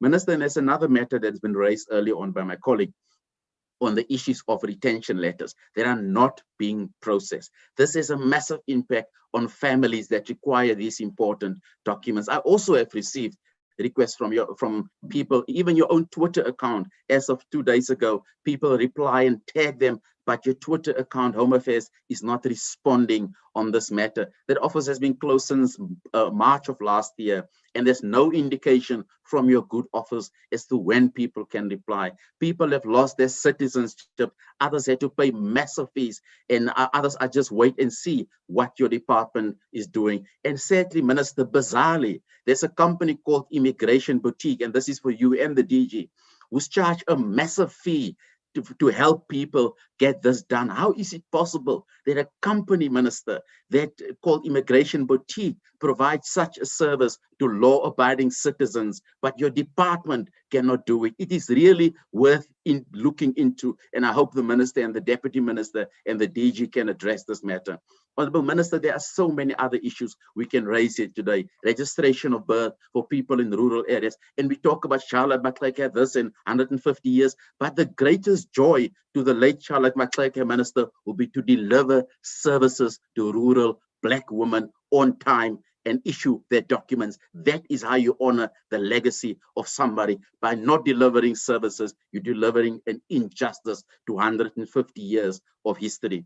I hope that the Minister can respond and share a clear, implementable plan with timelines on how to fix his department based on experience or non-communication from his own office. I suspect it's unlikely to happen, members. The inefficiency of Home Affairs, members, have a real impact on every single person in South Africa. A person cannot travel legally, apply for a job legally, grant or rent a home, even RDP homes, without having the proper documents. And this department, by not being fixed, is an economic opportunity lost for our children and our youth. And the Minister mentioned 45 years of our youth of 1976. The greatest joy, the greatest legacy will be to ensure our youth of 2021 have their documentation so they can apply for job opportunities. That's how you restore legacy and dignity to youth, given the terrible history where we come from. I hope the Minister and the department understands the importance of their department and the support that they will give for dignity for our youth by ensuring they have the proper documentation. This department is the most important department in the country. There's nothing you can do without Home Affairs. If Home Affairs is fixed, South Africa will work. Thank you, Chairperson. Thanks very much, Honorable Member. The next speaker is Deputy Minister of Home Affairs, Honorable N. Nzuza. Honorable House Chairperson, the Minister of Home Affairs, Dr. Aaron Mtswaleti, the Chairperson of the Select Committee on Security and Justice, honorable members of the National Council of Provinces, the Director General and the management team of Home Affairs, fellow South Africans. The month of June is significant in our calendar as it is dedicated to the youth of South Africa. We are proud and grateful to be standing on the shoulders of giants such as Hector Peterson. This year we celebrate Mama Charlotte Maxeke for her immense contribution to our struggle for freedom. It is through their efforts and resolve that today, every young person in the country can access government services that will shape their future for the better. Yesterday, Chairperson, I conducted an official visit to Polokwane to encourage the youth to apply for their smart ID cards in preparation for their matric examination and to enable those who are eligible to exercise their democratic right in the upcoming local government election. During this financial year, the Department of Home Affairs will continue with this program in partnership with the Department of Basic Education to ensure that every qualifying learner in grade 12 is not without an ID. Our mobile units are already visiting schools and communities countrywide to accelerate the issuance of smart ID cards.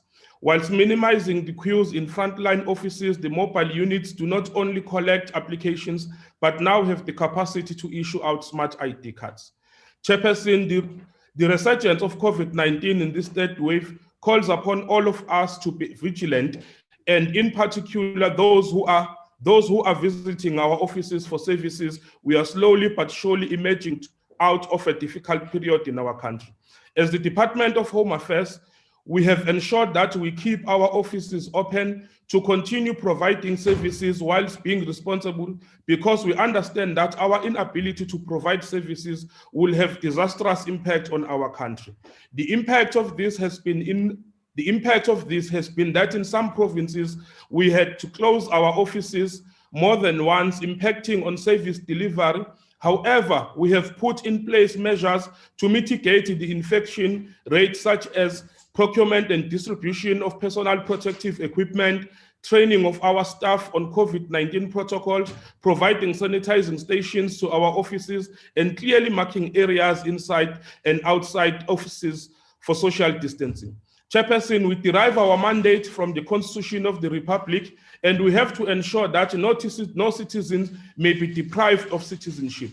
Every child has the right to a name and nationality from birth.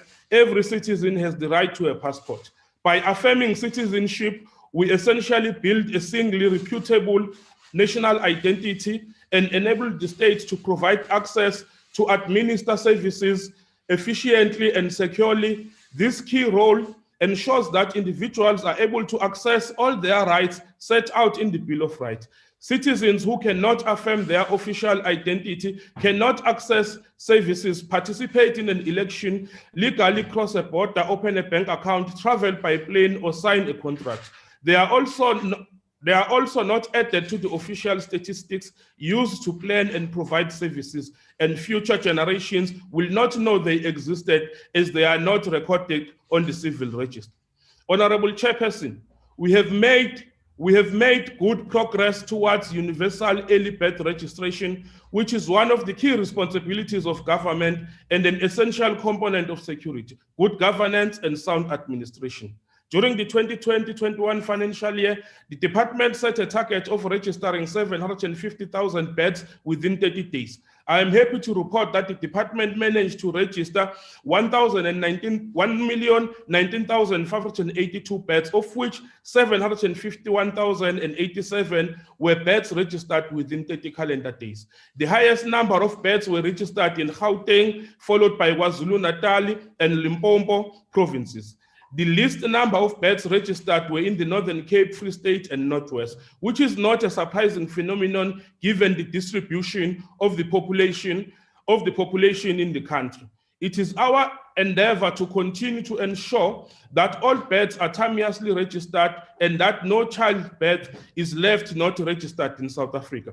We will continue to intensify the message of the importance of early birth registration through outreach programs in the province. In addition, we have embarked on the optimization of birth registration at health facilities, which will see an incremental increase of additional 182 additional health facilities in the financial year 2022-23 and 1,012 in the financial year 23-24, leading to the target of 1,445 health facilities countrywide.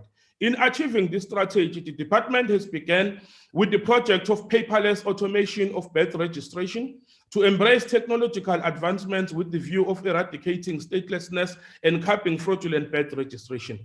This automation project is currently completing its pilot at 24 offices and will see a staggering rollout with required updated infrastructure in the current financial year of 2021. By the end of March 2021, around 17 million South African citizens had been issued with smart ID cards since its inception in 2013. For the 2020-21 financial year alone, the performance stood at more than 1.2 million smart ID cards issued to citizens 16 years of age and above, which is an overachievement of 324,935 against the set target. Of this number, 622,539 smart IDs were issued to first-time applications comprising mainly of the youth, and 611,144 were reissues, which is the replacement of the green ID book. As of the 30th of May 2021, we had a total of 429,964 uncollected IDs that are currently in our offices nationwide. Uncollected IDs have been identified in our offices in Gauteng, standing at about 116,000, KwaZulu-Natal 61,000, Eastern Cape around 54,000, the Western Cape at 49,000.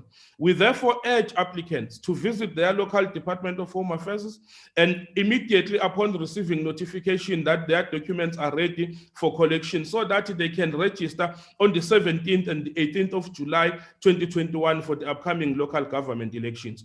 We are also going to be engaging on a special ID collection drive to drastically reduce these numbers of uncollected IDs.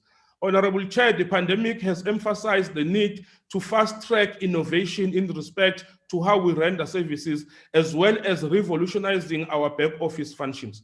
Many of our clients are already using the e-Home Affairs Services channel launched in 2016, allowing them to pay online, schedule an appointment, and apply for smart ID cards and passports at 25 participating bank branches in the Eastern Cape, Gauteng, KwaZulu-Natal, Limpopo, Mpumalanga, and the Western Cape.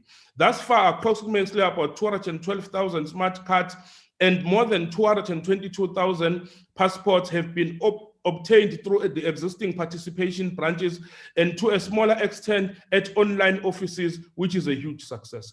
The Department of Home Affairs will finalize the public-private partnership with the banking sector and National Treasury to roll out this across the country before the end of the financial year. In the current financial year, we will conclude our MOU with the banks, which include Standard Bank, First National Bank, Nedbank, Absa, Discovery Bank, Capitec, and Ubank. The extend e-Home Affairs to 20 additional bank branches, prioritizing Durban, Pietermaritzburg, East London, Nelspruit, and Polokwane. We are expanding the footprint when it comes to partnership with banks. As with regards to technology, Chairperson, we are steadily making positive progress in implementing the automated biometric identification system that will enable advanced identification and verification through fingerprints, palm prints, iris, facial recognition, and DNA. As of the 1st of April 2021, the project has been reactivated through a new service provider, and the first phase is expected to be completed by no later than November this year.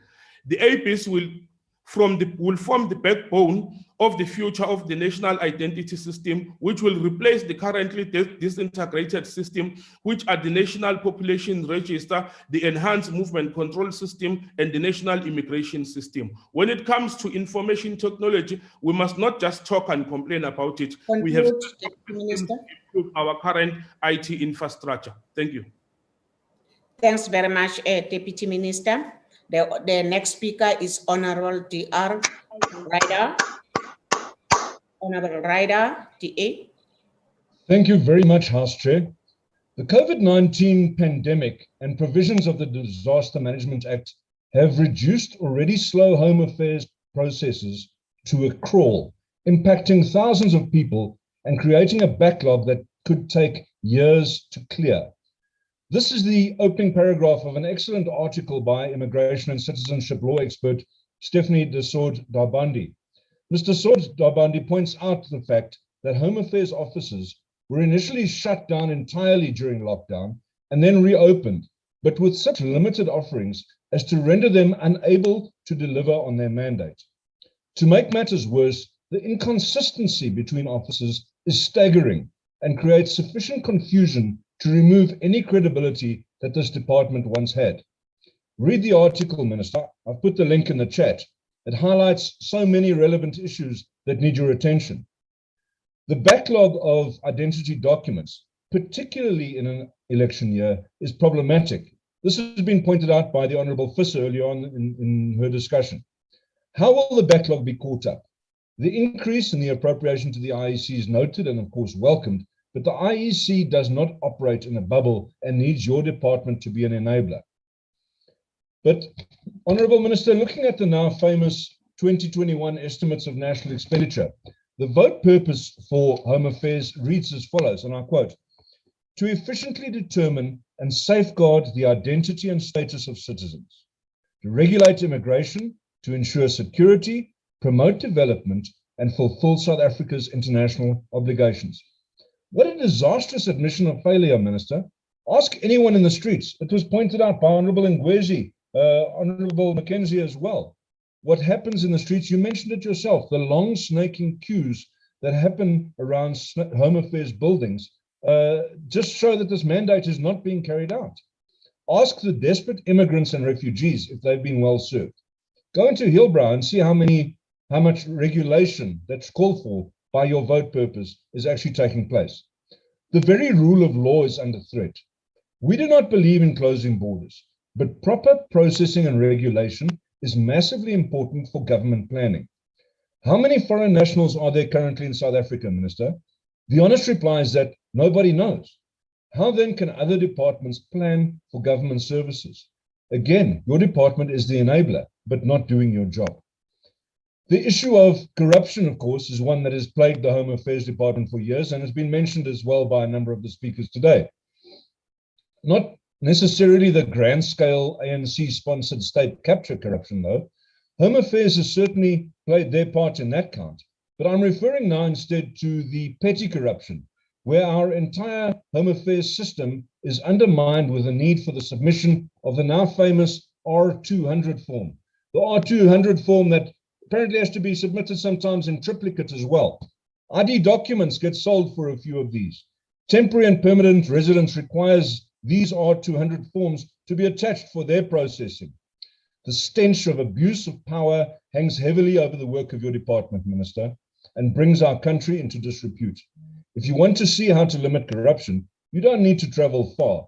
Just go to Botswana. They've got excellent systems in place at border control and throughout their system. But let's listen to some of the issues that the Minister had to raise today. He paid some lip service to Youth Month. And Minister, you know, it would be much more credible if you actually realized that getting ID documents out on time, processing these applications on time is an enabler for young people. It enables people to write their matric exams. It enables them to register for jobs, to do all of these things. And yet your department is hampering people left, right, and center. Minister, I've noted as well, again, looking through the estimate of national expenditure, that it's very much just a cut and paste of last year's document. The point is that you're a new minister appointed in 2019, and I would have loved to see some of your authority being stamped onto the department. Instead, all we have is the fact that there's been an additional program added, but that program is nothing new. It's just taking items out of the previous programs and putting them together, rehashing them. So exactly what we've expected from Home Affairs in the past is more of exactly the same that we can expect. Your title of "We Care" that you had on your sign and behind you just doesn't follow through. Batupele is something that's not experienced in your offices. Reliance on the courts has become the order of the day for skilled applicants wanting to enter the country. An example is the recent case of the Supreme Court of Appeal in relation to the 473 applicants who are awaiting the lawful outcomes to their applications.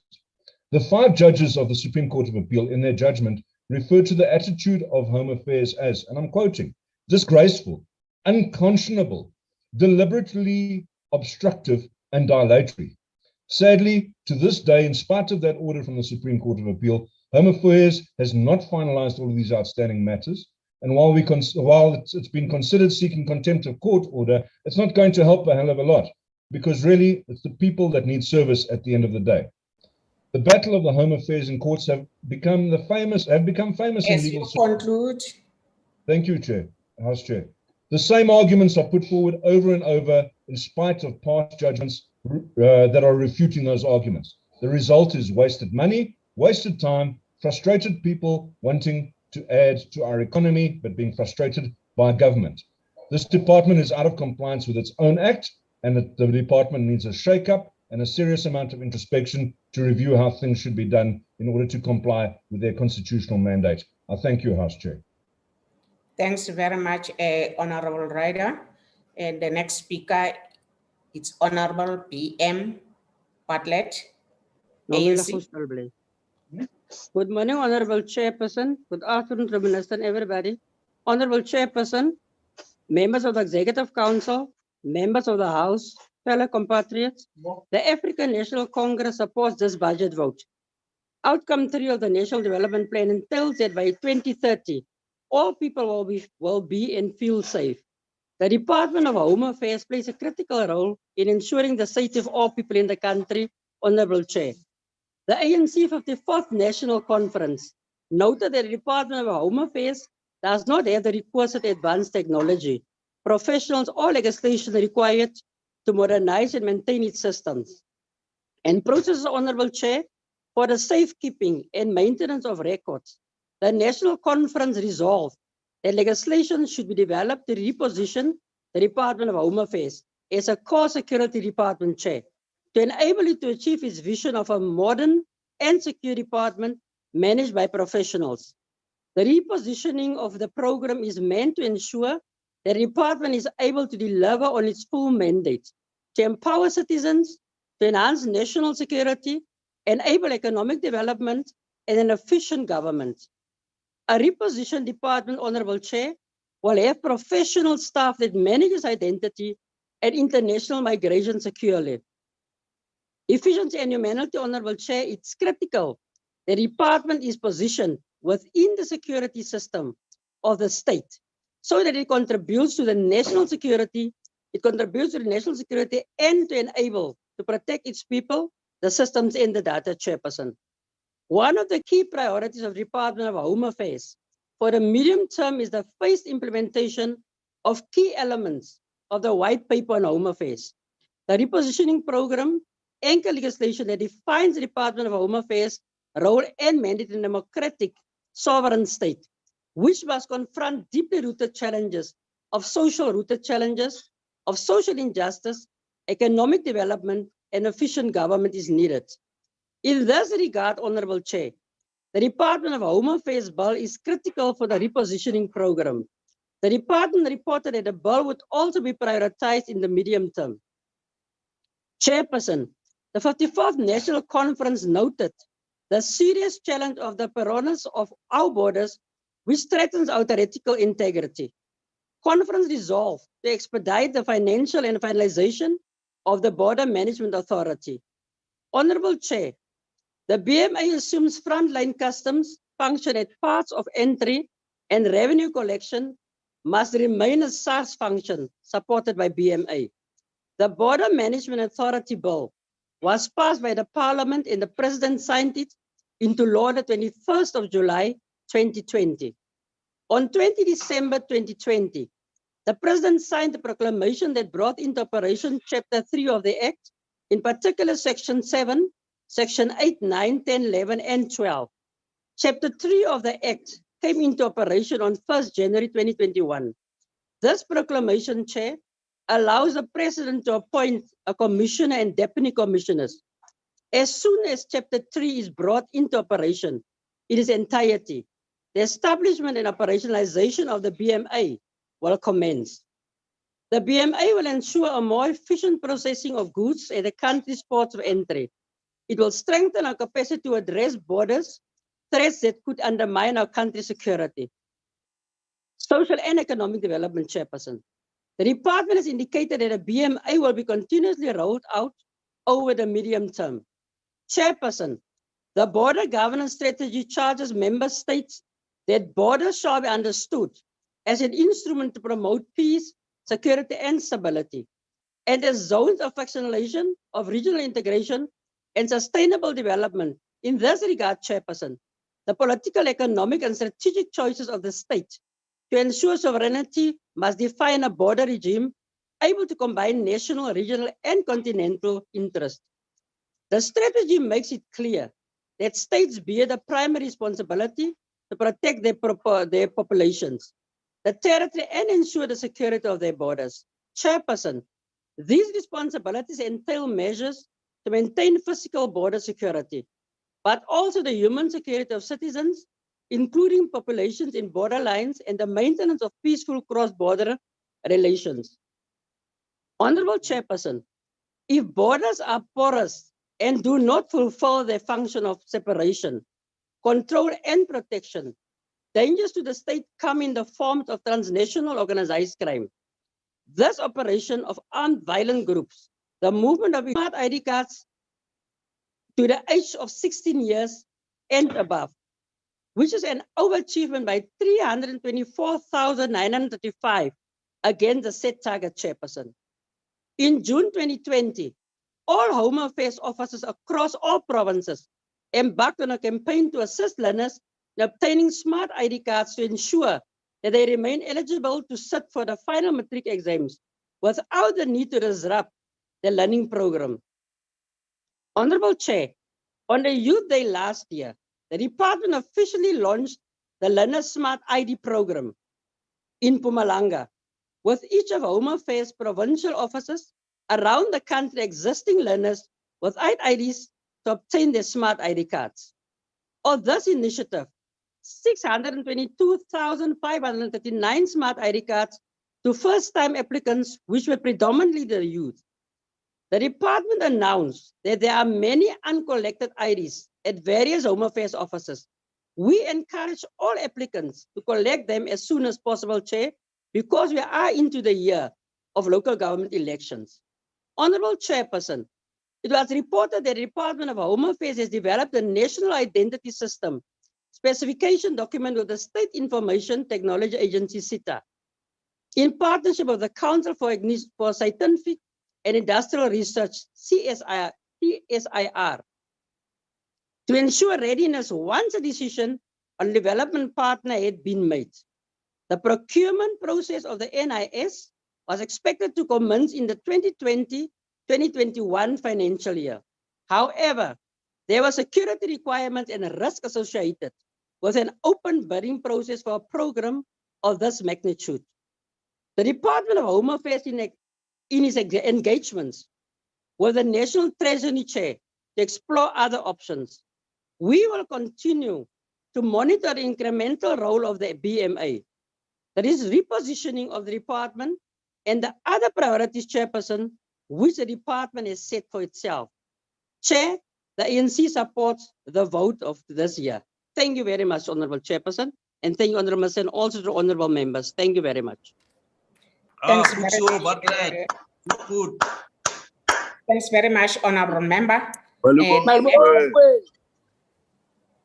Order. The next speaker it's Honorable Minister of Home Affairs, Honorable P.A. Mutsualedi. But before, I would like to invite our chairperson, Honorable Masondo, to take over. Honorable Mutsualedi, can you please come in? Thank you, Honorable Chairperson, and thank you, honorable members, for this lively debate. Honorable Mackenzie, you have said a mouthful, and I've heard you with both ears. You have raised many important pertinent issues. Although most of your colleagues were just throwing mud around, which of course won't stick, you raise pertinent issues that are practical. And Honorable Mackenzie, I agree with you wholeheartedly. South Africa will only work, and it is working, because there is a Department of Home Affairs. Nobody in this country will get SASSA money, 17 million people every month, without identification of Home Affairs. And those long queues you see from SASSA, they all have documentation from Home Affairs. No student will ever write matric without any documentation from Home Affairs. The fact that hundreds of thousands of students wrote matric last year is because they've got IDs, identification from Home Affairs. Nobody will get a university degree and be accredited and graduate. And thousands graduates every year because they got documentation of Home Affairs. Millions of you have got bank accounts. None of you will have opened any bank account without documentation of Home Affairs. Lawyers in the courts of law in this country will never finalize the execution of estates without a gazette to that effect being printed by government printing works in Home Affairs. You are going to go for local government elections very soon. There is nobody who's going to vote who's not on the voters roll. And there will be 26 million people on the voters roll. That voters roll was compiled by the IEC with information from Home Affairs. Each and every one of the 26 million people appearing on that voters roll compiled by the IEC has got clear and credible documentation from Home Affairs. None of you could have gone to any overseas visit without getting documents from Home Affairs. We are now busy vaccinating South Africans, and millions of them, more than 40 million, will be vaccinated. They all are registering with documentation from Home Affairs. As I'm speaking now, at the last count, we had more than 400,000 IDs in Home Affairs offices, which are uncollected. They are ready, despite us sending SMS to people. They are not coming to collect them. But I just want to mention these few facts to show that indeed the Home Affairs Department is the anchor of the economic activity, the social life, the legal system of the country. They all depend on Home Affairs, and if anything goes wrong there, all those will not be able to move. So where are the problems? I have not hidden any problem today. I came up very clear and open that our original sin, as you also identify, Mr. Mackenzie, is the IT system. That is the original sin of Home Affairs. And every day when I go back to work, this is the original sin I am trying to resolve, because we have done away with manual system and introduced a live capture about 8 years ago. And while many government departments depend on State Information Technology Agency for their information services, if anything goes wrong with them, the other departments won't feel it, but Home Affairs will definitely feel it. To the extent where, Chairperson, when this original sin of IT system gave us headaches, because many of us in the department are not IT experts, we went to the headquarters of CETA, which is providing these services in Centurion. We put up a war room. We called all the IT companies in the country that are providing this service. IBM, EOH, later replaced by Gijima, BBD&D, Shannon, you name them. We even called their CEOs to sit there and help us resolve this IT system, the original scene of Home Affairs. We are going to make inroads because we have actually identified why SARS doesn't have systems down. We have actually identified that it's because it has been exempted from getting these services through CETA, and we are working with Treasury to do that. There is this song that is being sung, Honorable Luchili, about the GPW being on the verge of collapse. Fortunately, the Home Affairs Portfolio Committee did an oversight there 2 weeks ago. They are aware of who is feeding this poison. GPW is not about to collapse. I've just announced here that IEC bought VMDs, voter management devices. They cost 3 million rand. Treasury did not even have a cent to buy those VMDs that will make elections free and fair and credible. That money comes from government printing works. The one you claim is about to collapse. It is not going to do so. Now, Chairperson, as I said, IEC is going to collapse. Conclude, Minister, please. Excuse me? Can you please conclude? Your time is over. Yes, I've concluded. I'm just saying IEC will conduct free, fair, and credible elections, as I said, because Home Affairs will provide them with a means to do so. So, Chairperson, in due course, I will provide this program which Honorable Mackenzie is talking about, because we've been developing it a long time ago to solve the original scene of Home Affairs, which is causing all these problems that members have been talking about the whole day here. Thank you very much. Yeah, thank you, Minister. Thank you for the honesty, Minister. I appreciate that. Thank you very much. The office's response to emails. Thank you very much, honorable members. We will now proceed to a subject for discussion. As printed on the order paper, debate on Youth Day. Youth development through access to free higher education and expanded access to skills development.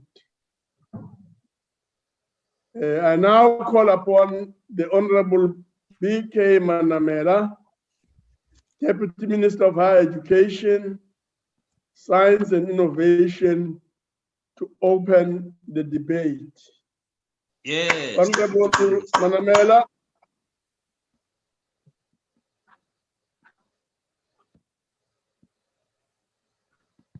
Honorable Manamela.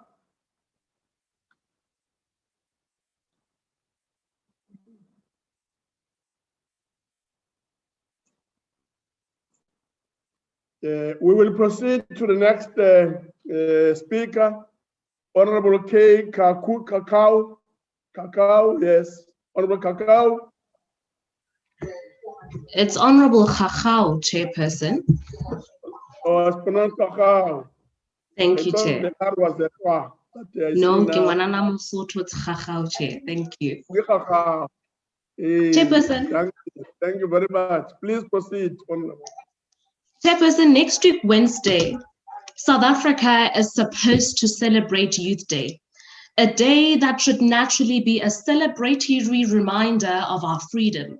Instead, on this day, the youth of this country will once more sit more convinced than ever that the emancipation of young lives remains a mere idea that pops up in political discussions just so to make the government look somewhat relevant or concerned, when the truth is, this government could not even begin to bother itself with any sustainable solutions to the plight of young people.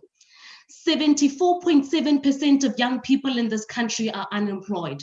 These are not just figures. These are human beings with families and themselves to feed and dreams to realize. Now, Chair, if South Africa was a university student, it would be 0.3% away from excellently obtaining a distinction on its How to Fail a Nation, majoring in securing the doom of its youth degree. Some of these young people have been born into poverty, and thanks to this government's lack of direction, possibly face no chance of freeing themselves from the painful shackles of constantly being reminded that poverty is their home. While some of our youth hold legitimate tertiary academic qualifications, but are unable to find a decent job, if any at all, simply because South Africa's economy cannot carry them. Yes, the ANC government, disguised as the liberation messiah, has and continues to fail this nation's youth. Chairperson, when Hector Peterson and many others sacrificed their lives 45 years ago, they did so to afford young people meaningful and unobstructed access to quality education. They did so just so to ensure that every young South African can have a fair shot at making something out of themselves while giving themselves and their families dignity and a sustainable opportunity to put food on the table. Now, Chair, being secured in comfort is not a privilege, but definitely something our ancestors died for us and generations to come to experience as a norm. Chairperson, every year, young people are forced to face the bitter reality of not being able to gain access to a TVET college or university of their choice because these institutions either do not administer online education or do not have enough capacity to carry our youth. Some of those who do manage to make it through the system are sometimes forced to either drop out, choke in debt, or not even accept their offer to study because they either cannot afford tuition and or accommodation fees or cannot afford to have one meal a day unless they are at home. More so, some, as a result of these obstacles amongst a range of others, are forced to make peace with the fact that unless you have a degree, a diploma, a tertiary certificate, or know someone who knows someone, you are doomed. Yet the government does little to nothing to channel legislation and funds to solve this problem. The best they could come up with is a promise of free education for all, when they know that it is nonsensical to, in a country that is rooted in deep inequality as ours, have the state fund the education of Patrice Motsepe and Johan Rupert's grandchildren, while having to simultaneously fund the education of millions of poor South Africans across the country.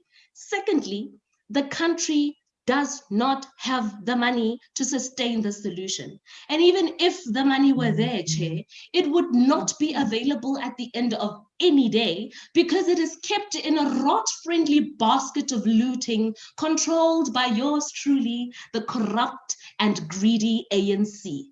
This, however, comes at no shock because we all know that the only thank you very much, government... Honorable Member. There's a point of order.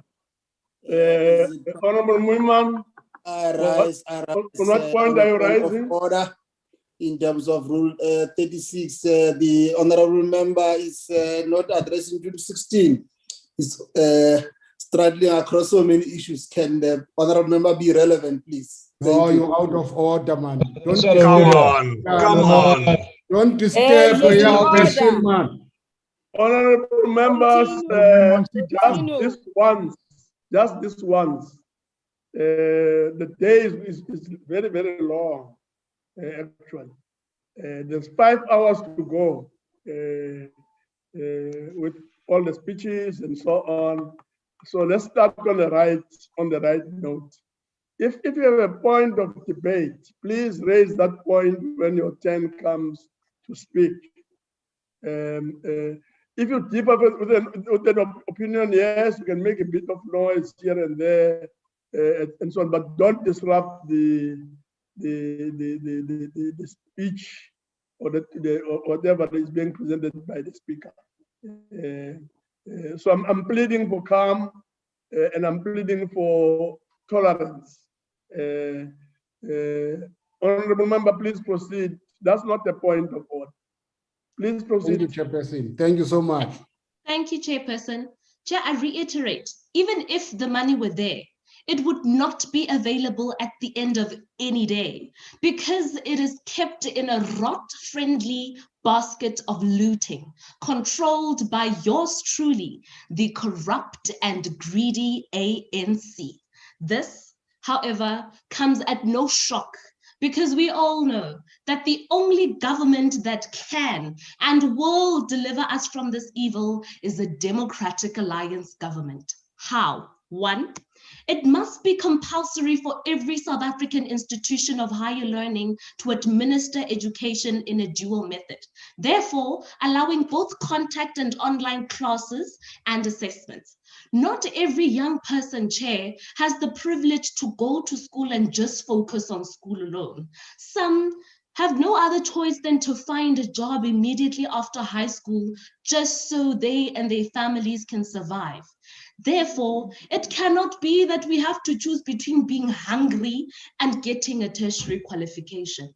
This will also help young people who cannot afford accommodation, but can still get their qualifications at their institution of choice within the comfort of their own homes. The doors of education must be open for all. Secondly, what we also need to do is to disabuse ourselves from the school of thought that teaches us that the only way to make a living is to be a UCT or a university bachelor of whatever degree holder. And if not, then you are useless or not smart. South Africa must invest all its energy into developing technologically and vocationally skilled young people, such as electricians, emergency medical technicians, sober and awake truck drivers, mechanics, firefighters, paramedics, laboratory technicians, machine builders, and the list goes on.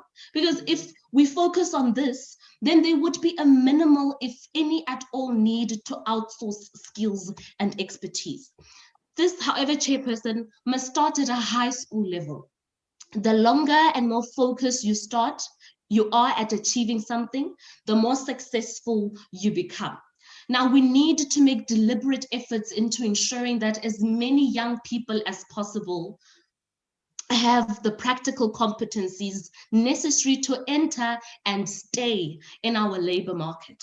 This kind of education and skills development can and will open doors to the creation of economically and socially rewarding jobs while simultaneously building the country. Yet, to nobody's surprise, these solutions have no home in any of the ANC corridors because incompetence is the organization's alma mater. This, Chairperson, is precisely why we cannot fully celebrate Youth Day. Re kekebe ra keteka maemo a re ahlolelang dibe tsa batho ba bang. Batho ba batjha ba lahlehetswe ke tshepo, mme ketapele ya naha e dutse e tshwela democracy ka mathe, e re nyahladitse e a phoqa. Ruri badimo ba rona le bona mo ba robetseng teng ha ba robala ka kgotso, hoba le bona ba maketse fela ke tlontlollo le ho hloka ditlhong ha mmuso wa ANC. Ka ho ke le motho a motjha ha ho letho leo ke ikgantshang ka lona ka puso ena. Chairperson, I thank you. Thank you very much.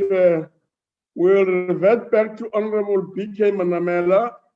I'm told he's somewhere in the system. Honorable Manamela, to be willing, now is your time to talk.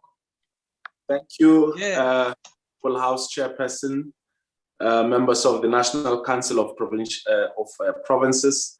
This year, we're celebrating 27 years of freedom and democracy in South Africa, and we mark 45 years since the June 16 student uprising in 1976. Again, this National Youth Day is an officially recognized national day to celebrate the resilience, sacrifices, and achievements of the youth of South Africa in the struggle against against the apartheid colonial regime. We commemorate the Youth Month through a theme linked to Charlotte Maxake's 150th anniversary, the year of Charlotte Maxake, growing youth employment for an inclusive and transform society. Comrades, members of the NCOP, President Oliver Tambo said, "The children of any nation are its future. A country, a movement, a person that does not value its youth and children does not deserve its future." This is the reason that government took a decision to establish the Department of Higher Education and Training in 2009, with its primary goal being to provide education and training opportunities to all South Africans who are out of school, whether they attended school or not, and whether they've passed or failed, to acquire further education and skills that they require. In this task, we are guided by our white paper for post-school education and training, which was adopted by Cabinet in 2013. This is our guide that will catalyze faster movement forward to meet our National Development Plan targets. Equally, our strategic and objective is to create a capable workforce that will support an inclusive growth path to meet the needs of our society, especially those of our economy. During the early 20th century, House Chairperson, the twin concerns of the South African states were guaranteeing capital accumulation on the basis of cheap, unskilled labor and consolidating the structures of white political domination and privilege. As a result, the education and training of Blacks was not a priority. Segregation, institutionalized in the political and social spheres, also constituted a central plank of the apartheid education policy. In practice, this meant limited funding and inadequate provision of facilities for Black and especially African education, as well as an organizational structuring of schooling which took a racial form. The effects of state policies was to ensure that higher education was essentially restricted to a certain section of the white dominant class. Prior to 1948, Black higher education was largely confined to universities. There was no provision of advanced technical education, this being a result of the racial division of labor and institutionalized job reservation, which restricted Blacks primarily to unskilled occupations. By 1948, Black university students numbered only 950, a mere 4.6% of total enrollment, reflecting the underdeveloped state of Black higher education as a whole. It is generally recognized that mass popular struggles during 1970s and 80s played a pivotal role in eroding apartheid and creating the conditions for the transition to democracy in our country. Of course, in accounts of political opposition to apartheid and capitalism during the late 1970s and 1980s, the campaigns and activities of Black secondary and higher education students and their militancy played a role as catalysts and detonator of anti-apartheid political struggles. Enrollment Planning House Chairperson is the main process through which the department ensures that the university system is able to expand in a manner that is commensurate with the funding that is available and in ways that addresses the skills needs in the country. As a result of the range of initiatives, enrollment at universities has been steadily increasing. The total audited student headcount enrollment at universities, all of which public higher education institutions,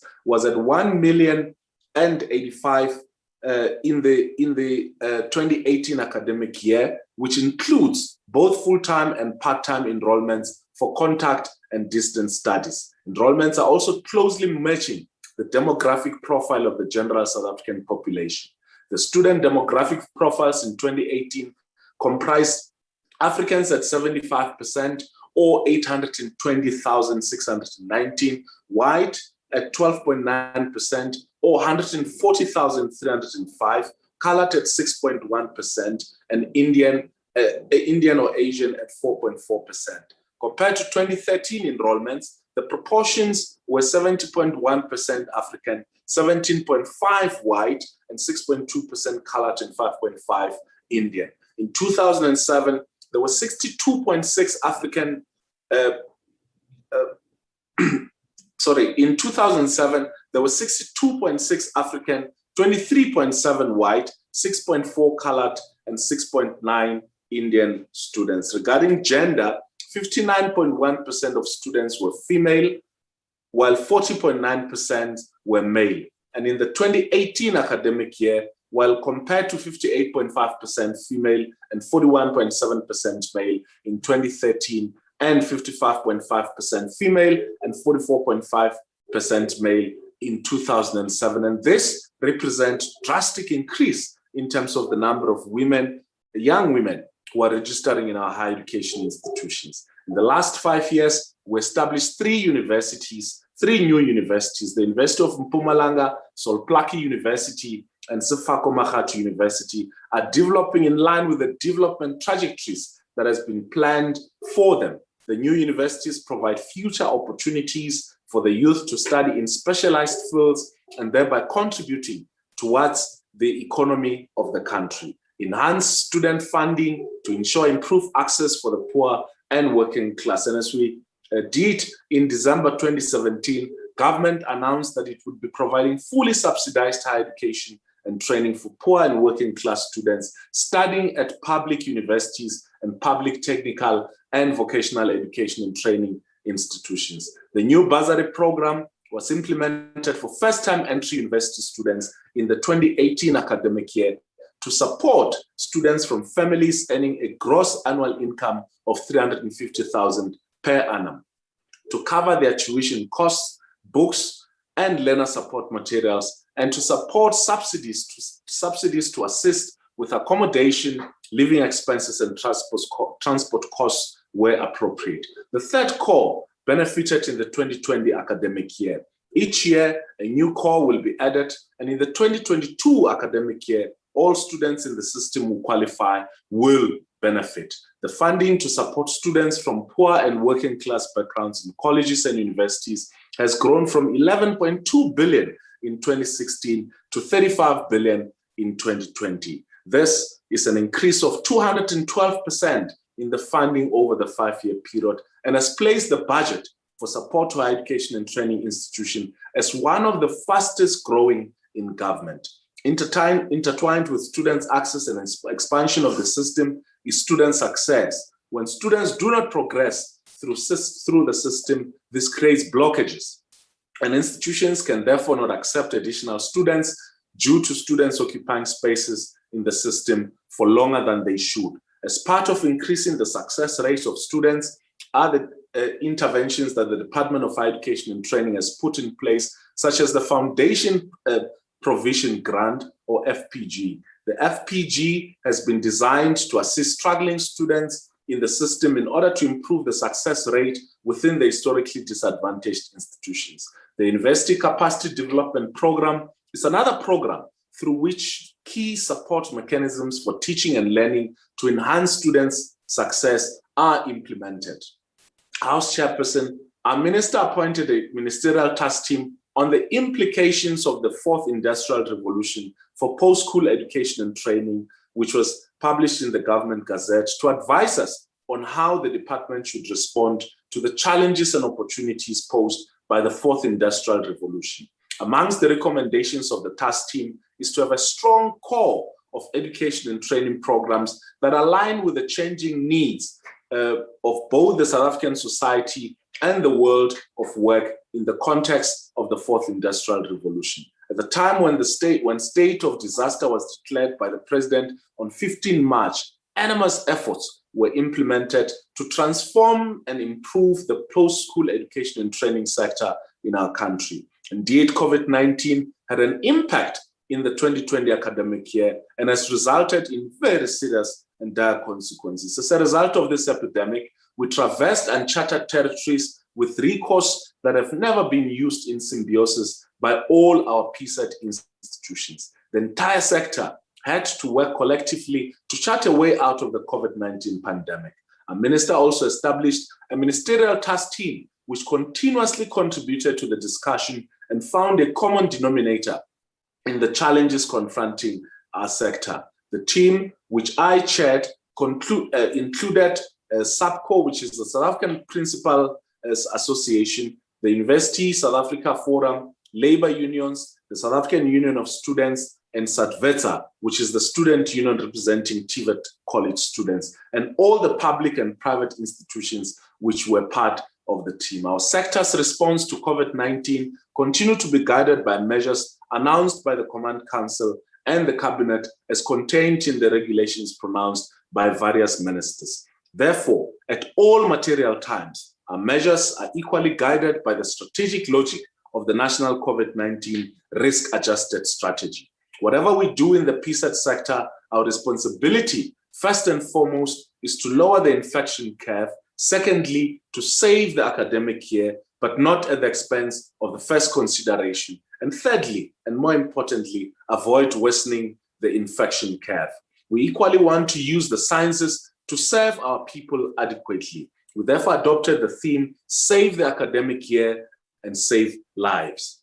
Amongst our recourse to save the academic year is the use of information and communications technology to deliver our programs online.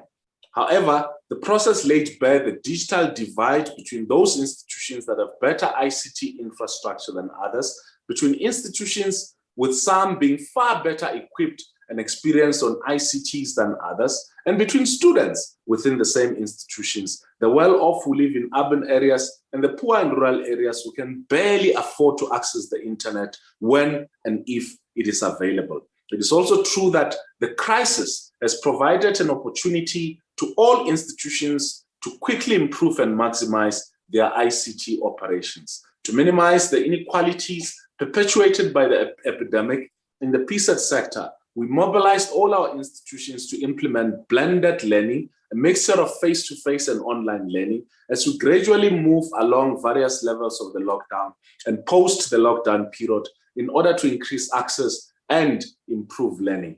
The essence of our challenges as we implemented measures directed at COVID-19 can be put thus: we are constrained by the very same challenges we seek to address: poverty, inequality, and unemployment. Since the announcement of the COVID-19 measures, our new challenges now can be characterized as the fourfold developmental challenges of COVID-19, the economic crisis, and the multiple crises of social reproduction and climate change. As a sector, we used COVID-19 as an opportunity to confront and overcome the structural features of our economy. In all our response strategies, we ensured that no student is left behind and that all our PSET institutions are safe and do not pose risk for the transmission of the virus. Working with Higher Health, we ramping up education of all students and staff on COVID-19 and COVID-19 screen testing, self-isolation, contact tracing, and linkage to care support, all students and staff entering the campuses post-reopening. Further to this, Higher Health deployed additional infrastructure, both in the form of daily screening for all students and staff entering our campuses, as well as additional infrastructure towards increasing essential clinical and psychosocial health services. We ensured that all our COVID-19 measures do not temper or affect the quality of qualifications offered by all our PSET institutions. The measures have only affected the methodology of offering programs by institutions to what is known augmented learning using multi-learning methodology. We also had to ensure the physical delivery of learning material as one aspect of multimodal approach. The extent to which physical delivery was implemented depended on each university's assessment of the number of students that require this kind of support. Through the National Student Financial Aid Scheme, we have provided laptops to 68% of the general student population. The Minister will be officiating on the national launch of the NSFAS Digital Learning Device Project at the Southern Cape TVET College George campus. We also proved data to university students. On average across the system, 94% of undergraduate students were provided with data. Only contact NSFAS students funded under the DHET budget who are currently registered for the 2021 academic year at universities and TVET colleges qualify to receive this device. But we also have a responsibility, House Chairperson, to address the question of skills development and unemployment. In our country, most of the challenges pertaining to education and skills deficit are substantially inherited from the apartheid system. The majority of young people leave the education system without much opportunity to access post-school education and training. Hence, the assertion that skills shortages in South Africa is one of the factors contributing to the plight of unemployment.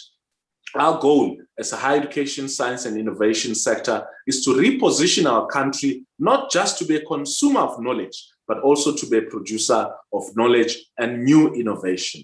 I'm delighted to point out that in our own strategies, the skills development and innovation strategies, we have placed emphasis on interventions to allow a large number of young people to access opportunities within our skills development sector to ensure that they are able to be absorbed into high potential growth sectors of our economy in order to boost job creation. Similarly, we are called Please proceed. Similarly, we are called upon to develop interventions to support the reskilling of workers so as to prevent further job losses in support of an inclusive economic growth. In our own skills strategy, the very first intervention is access to targeted skills program, with part of actions in this intervention focusing on digital economy and digital skills. We have identified digital economy in our economic recovery plan and skills strategy because digital skills cuts across all our economic activities. Skills that were strongly upon through our skills strategy include big data, analytics, software development, social media, Internet of Things, blockchain, automation, robotics, artificial intelligence, augmented reality and cybersecurity, data analysis and science, cloud computing, and machine learning. We've trained 770 apprentices at our 26 centers of specialization at different technical and vocational education and training institutions in 13 priority trades with 130 participating employers. A further 1,000 young people started in this year with apprentices. TVET colleges are being supported to be trade test centers for occupational trades. In response to the President's State of the Nation address, sector education and training authorities have set targets to respond to the National Skills Development Plan and contribute to the post-school education and training system. Amongst others, 4 SETAs that are involved with artisan and engineering interventions have set targets for the medium-term strategic framework. Through our SETAs, we made commitments to fund employers that partner with TVET colleges to take more apprentices as part of the skills strategy to support the economic reconstruction and recovery plan. Funding of eligible learners will be done through discretionary grants given to employers and institutions of higher learning. SETAs will also fund programs or projects aimed at developing high-level skills such as managers, associate professionals, and artisans, amongst others. As I conclude, I'd like to encourage our young people to identify opportunities within the various sectors that we offer as a department, which includes universities, TVET colleges, community education and training colleges, and within the SETAs. This will help them to be able to participate within the skills revolution of our country and to increase the chances to be employed or to be employers. This government has placed young people at the center of our education and skills strategy, and we will never fail them and take them out of the doldrums which were created by an ugly apartheid system. Let's celebrate and commemorate June 16, but through these practical interventions, we believe that we're moving South Africa forward. Thank you very much, House Chairperson. Oh, thank you very much, Deputy Minister. Great. We will now proceed to Honorable Nsube. Honorable Nsube. No, thank you very much.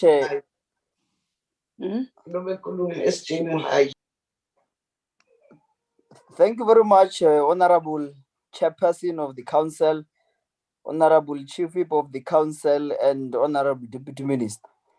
The youth in the world have always played a propelling role in society. They are not only a strategic focus for nations to build a stronger future, but a propelling force for transformation and revolution.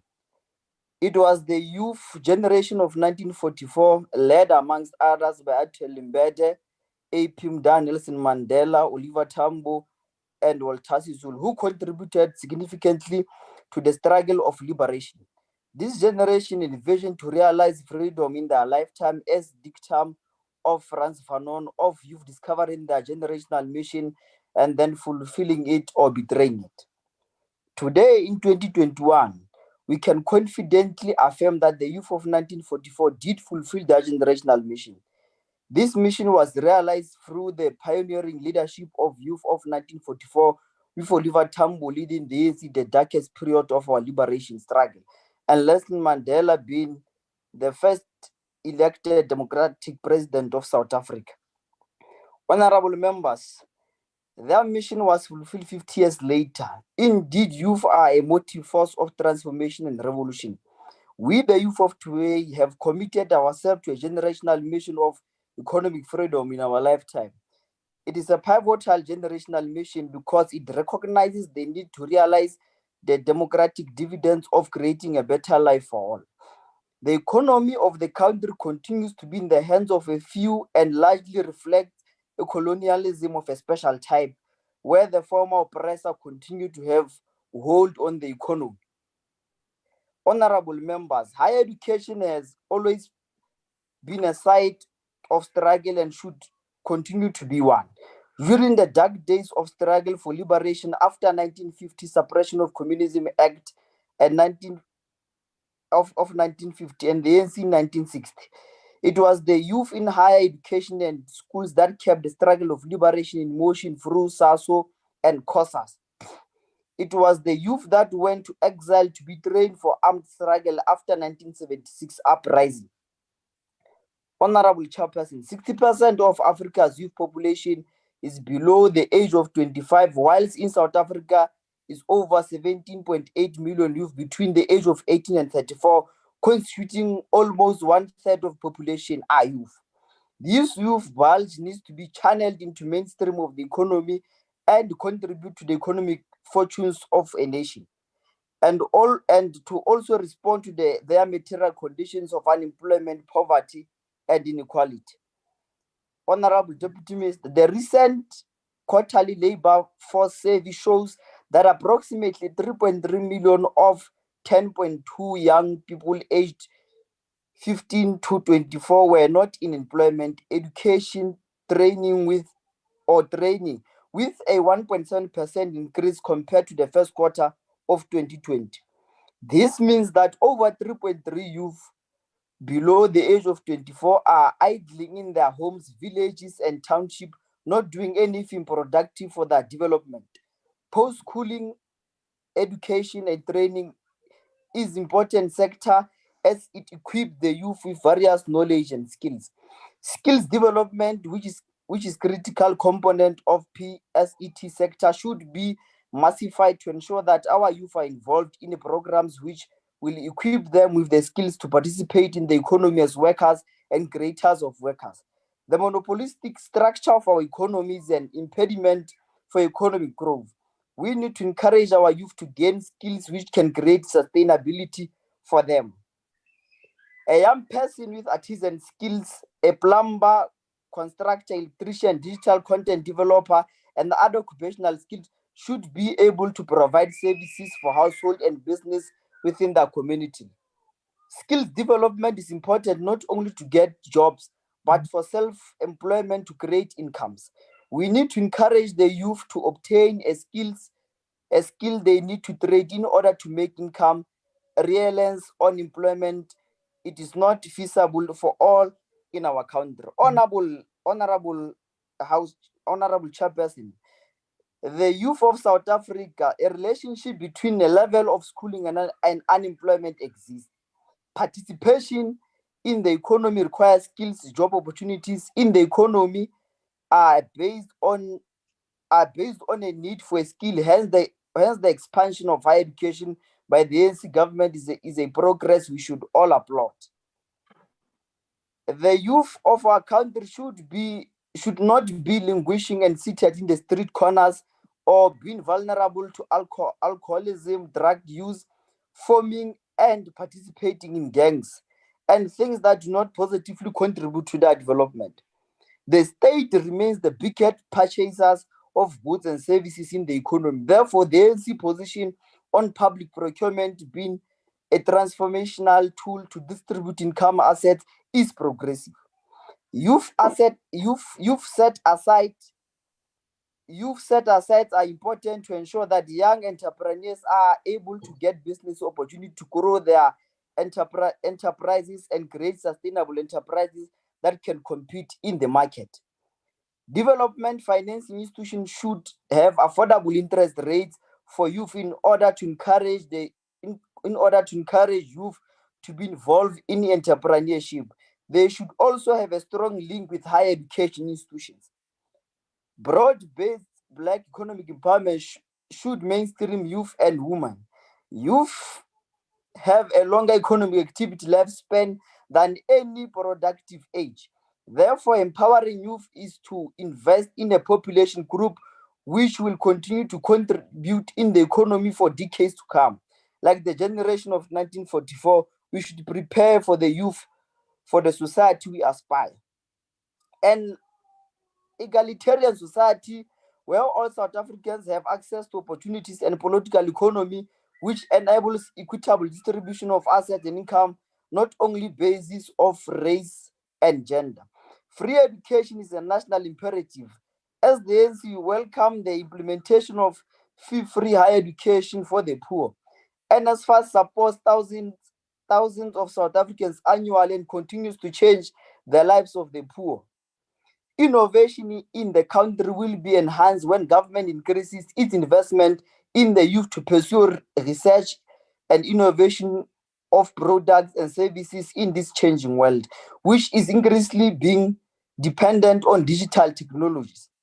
Our youth should be capacitated to be active participants of cutting-edge developments in a fourth industrial revolution. Honorable Chairperson, this is strategic task of the state is ensuring that the development of youth and to advance social economic transformation of our society.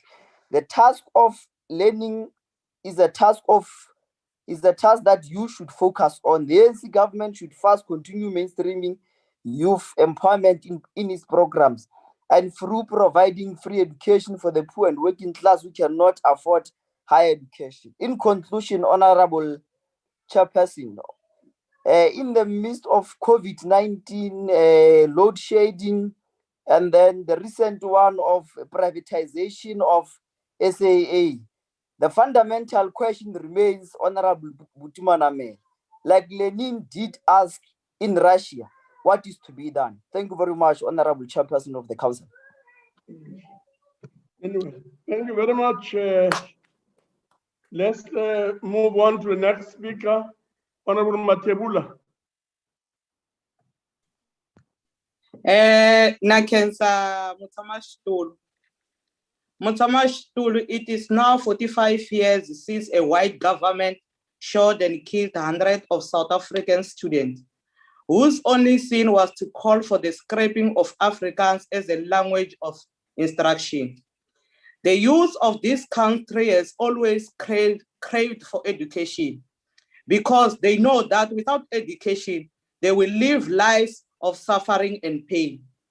But as the apartheid government of 1976 did to young people, so is the ANC government doing in 2021. You don't have to shoot them with guns, although you too often do. When the youth of this generation fought for free quality education, the ANC government shot at them, arrested many, and killed some. Today, Lucanio Martinez is in jail for fighting for free quality education. The state has never forgiven the student who exposed the destiny criminal act of the ANC in ignoring the youth of this country. Many are still going to court. Many have criminal records and cannot be employed anywhere. And their only sin was to ask for access to institution of higher learning. What the ANC is doing to young people in this country is not different to what apartheid did in 1976. Today, 74% of young people who are eligible to work cannot find work in this country. These are overwhelmingly Black young people, because if they were white, the ANC would have done something. The ANC hates Black people and it hates Black youth even more. South African Black youth who should be the bedrock of socio-economic life, are trapped in a system that seeks their destruction. At school, they have to face their daily dehumanization of having to study under stress in the Eastern Cape, or of having to study without textbooks in Limpopo, or of having unqualified teachers teaching them in KwaZulu-Natal. At university, for those who are lucky enough to access this institution, they have to put up with system that does not seek to build them into confident and competent human beings. Rather, they are seen as cash cows for the university and get kicked out when they can no longer afford to pay. In the workplaces, for those who are likely enough to work, South Africa youth face daily struggle for dehumanizing exploitation with minimal pay.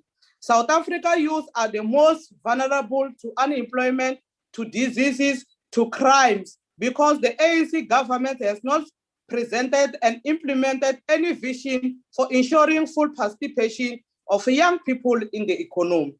As things stand, young people are loitering around the street because they are unemployed and unemployable. Most are in jail because the economic system will not have them anywhere else. Education is the ultimate decider of whether one is employed or not. You are more likely to find employment if you have qualification. So what is saying is that the ANC continue to neglect of education, threaten the very basis of the future of this country. The economic freedom fighters has always been clear about what needs to be done to fully incorporate young people to the economic life of this country. We need the state to provide the free, quality, decolonized education, which will break the intergenerational colonial cases condemning Black people to lifetime or glorify slavery. Young Black people with full access to qualified education will have no initiative to resort to crime and will contribute immensely to the development of our country. We need to reopen teaching and nursing colleges, which were foolishly closed down by the ANC. This will ensure that from the basic level, our education system is of good enough quality. This will also ensure that rural young people have access to good quality healthcare provided by properly trained nurses. We cannot do all these things if we continue being led by corrupt old men who know nothing about contemporary youth challenges. The EFF is the only party that offers visionary alternative for all corruption and of young people to the economy. We call on all young people across the country to take the future in their own hands. The youth has all the power to vote the corrupt slot out of power. When the time of voting comes, the youth must rise and kick these bodyguards of white supremacy out of power. Nakensa Chair.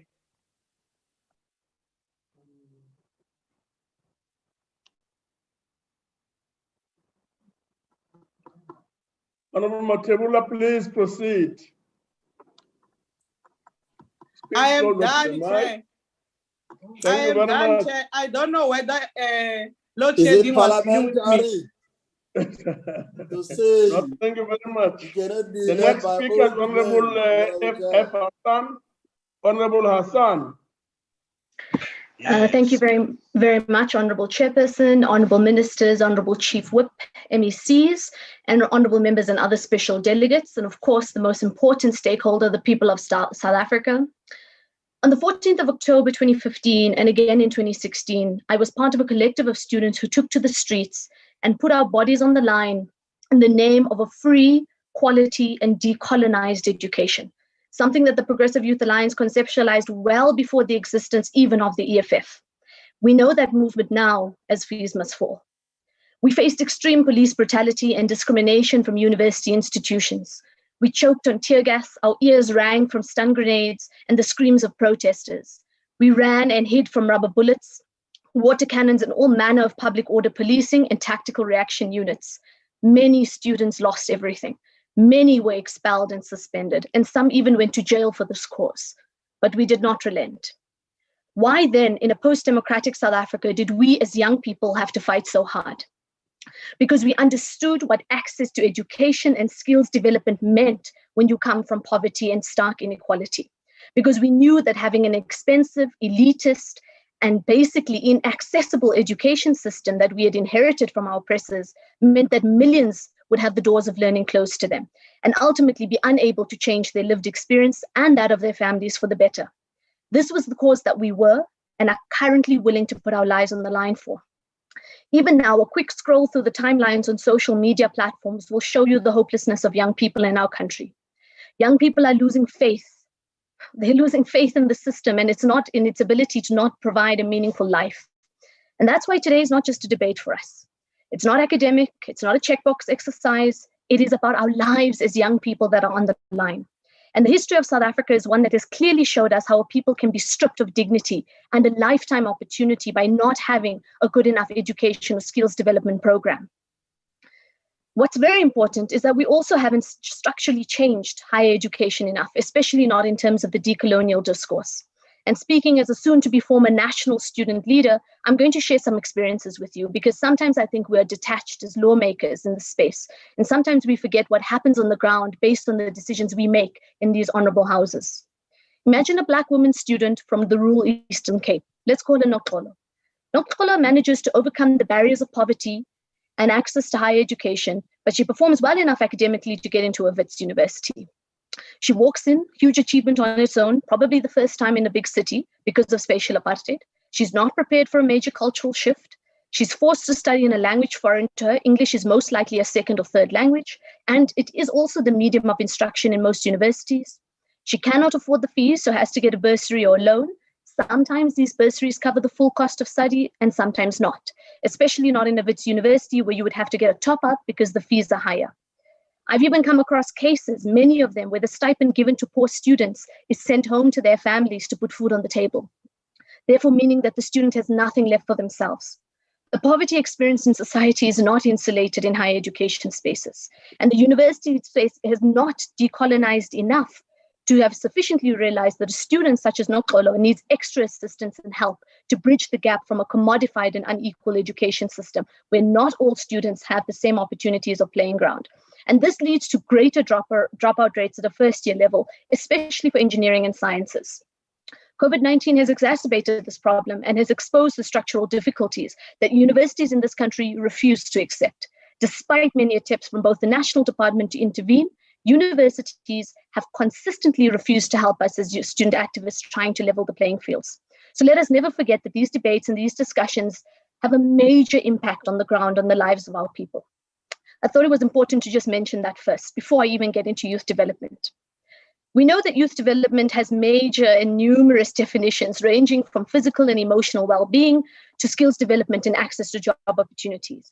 But that's precisely why youth development is no single thing. It's a combination of things and pathways that build young people beyond where they are now. The bitter truth is that we as young people were always told that we must work hard, go to school, then university, and we'll get a good job. Unfortunately, that's now a fallacy. Obtaining tertiary qualifications no longer guarantees you a job, as evidenced in the growing graduate unemployment rate. And in fact, even before COVID-19, the numbers were starting to indicate that independent of education level, the youth unemployment rates were disproportionately high relative to other age groups and even youth in other countries. This tells us that fundamentally it is not enough to reduce youth development and opportunities to education and skills development alone, that we need to rethink what we consider to be youth development in our society, and that a greater intervention is required. A multi-pronged intervention, in fact, one that does focus on education and skills, but also takes into account young people who are not in any form of education and training, arguably the majority of youth in our country. To rub salt in the wound of young people like myself, the youth jobless rate, based on the expanded definition, now stands at a horrifying 74.7%. Effectively, this means that only 1 in 4 school leavers under the age of 24 have a job in South Africa. It's staggering. And as a young public representative speaking on behalf of millions of young people in this country, but particularly in Gauteng, I cannot sit here and pretend that we are not in a national crisis. 74.7% of joblessness amongst young people in this country should give us all sleepless nights, especially as policymakers and representatives in the public. We know that growing unemployment means poverty, hunger, and inequality. But what's also becoming clearer is that youth development through access to free education, while it is vital and important, will mean nothing if we have extremely educated and skilled people with nowhere to go and unable to build our country or our economy. This means that the process of upskilling and educating young people must work hand in glove with the labor market. Demand must be created for that youth development. No matter how well a program trains a person, if there are limited jobs, young people are unlikely to be employed and unlikely to break poverty cycles.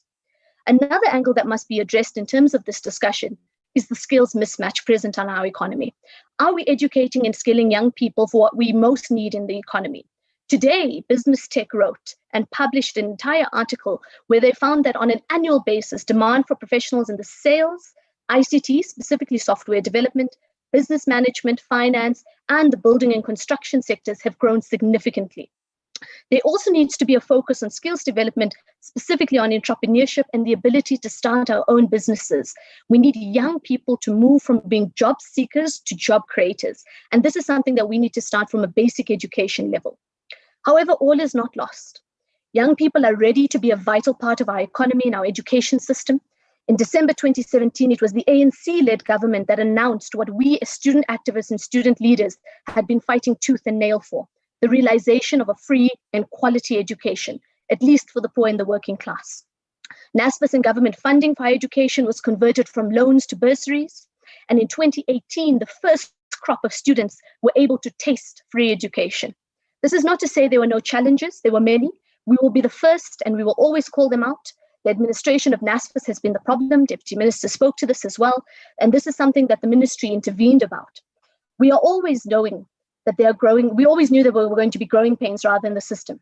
But there is commitment and action to fix this, something that opposition parties conveniently fail to mention. In terms of the Gauteng situation, Gauteng, we know, is the economic heart of the country, and there are many interventions being put in place to center youth development on a number of levels. The first being partnerships between universities and government departments to create research-driven interventions, but also to create feeders between higher education and the public sector. This is pushed on the highest level through the Office of the Premier, Honorable David Makura. We also have the TEPO 1 million program in partnership with Harambee. It's also a fundamental part of our youth development in the province, and it brings together the public sector and the private sector, as well as young people, to open up opportunities for work internships and longer-term placements. And that's also a discussion that needs to have around sustainable job opportunities, not just short-term internship. People want long-term sustainable employment. Apart from that, the focus is also on identifying specific interventions in the workforce pathway and assisting in that regard. We understand that young people who have certain levels of education require different interventions, as opposed to young people who only have a matric. And this is perhaps where this program is particularly important, because it identifies that there's a different approach required for each and every young group.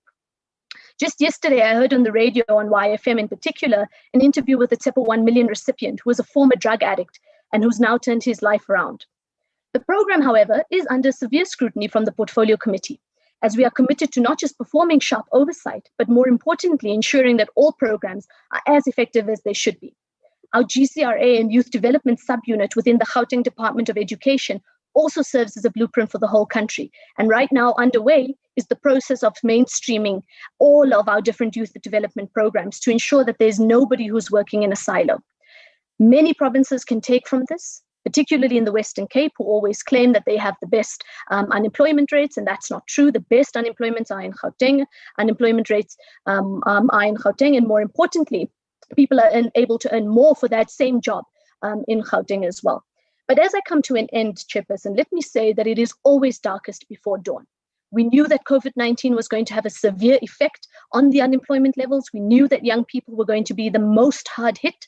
And as we predicted, we are where we are. That being said, there are major interventions in place. And we as young people will be at the forefront of driving those interventions, whether we are as young public representatives, whether we are as student activists or student leaders, or whether it is as young people on the ground. But let us not make assumptions that young people are apathetic and young people are waiting for handouts. Young people are ready to lead, and we're ready to take over the economy. I thank you. Great, Asa.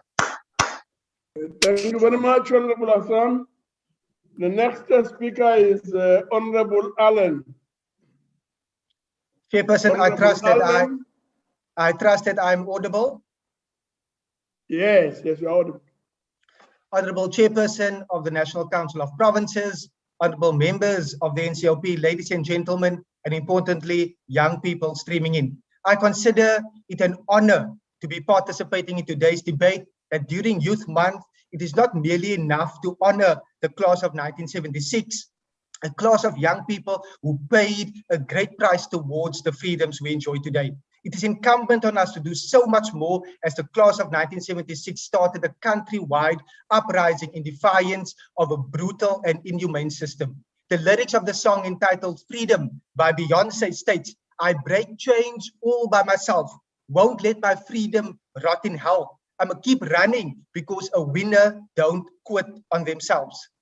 Chairperson, the youth of South Africa is crying out for fair opportunities, similar to the years leading up to the 1976 uprising. In that time, the authorities turned a blind eye. We dare not do so now. In some circles, a certain stereotype exists that young people aren't responsible or that young people have no ambition. But I'm here today to state categorically, to state emphatically and dogmatically that most young people lead responsible lives. All young people have dreams and aspirations, and I'm mesmerized, Chairperson, at how young people unify around broadly shared goals, hopes, and ideals. Young people crave a decent start in education. Young people crave an opportunity to get ahead, and Parliament needs to give young people the hope and the will to preserve. Often against the odds, young people rise to the occasion. As a young person myself, we are genuinely committed and equally impatient to put the rights,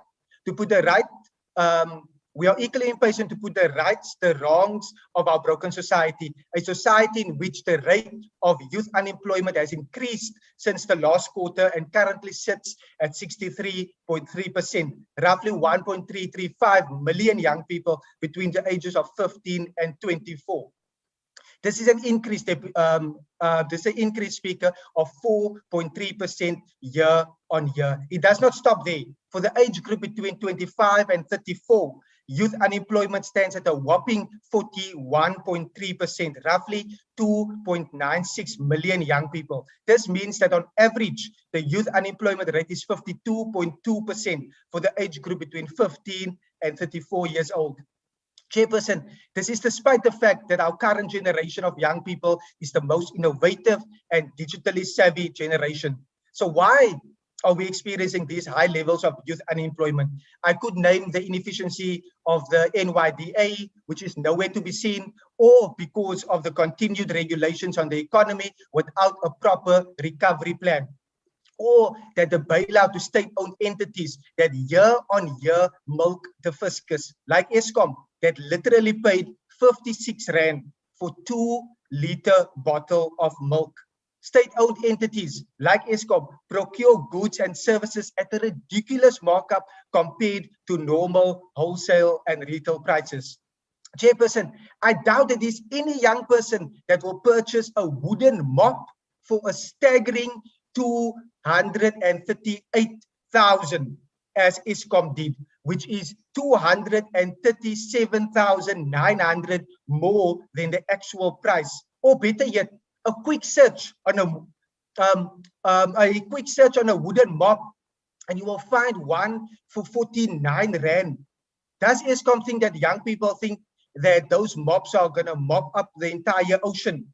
But other purchases at Eskom, which spends 140 billion procuring goods and services, included the payment of 28 Rand for a roll of single-ply toilet paper. Any person could have at least gotten two two-ply toilet rolls for that price. Chairperson, I guess when stuff hits the fan, you probably need toilet paper. But in March this year, NCOP told Scoper that they would need 1 billion from national government every week in 2021 to remain operational. Chairperson, through you, to the young people of South Africa, this translates to 6 million rand an hour. And despite claims, it remains unlikely that NCOP will be profitable by 2023. But let me dig deeper into the topic. Youth development through access to free higher education and expanded access to skills development. The DA is on record to state that the fee-free higher education is a socialist dream, but a real-world nightmare.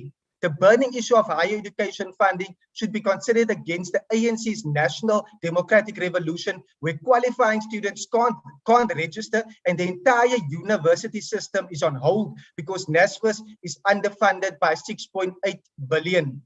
All the while, the ANC government has spent 27 billion bailing out SAA in the last 2 years and is needing another 5 billion this year in terms of the business rescue plan.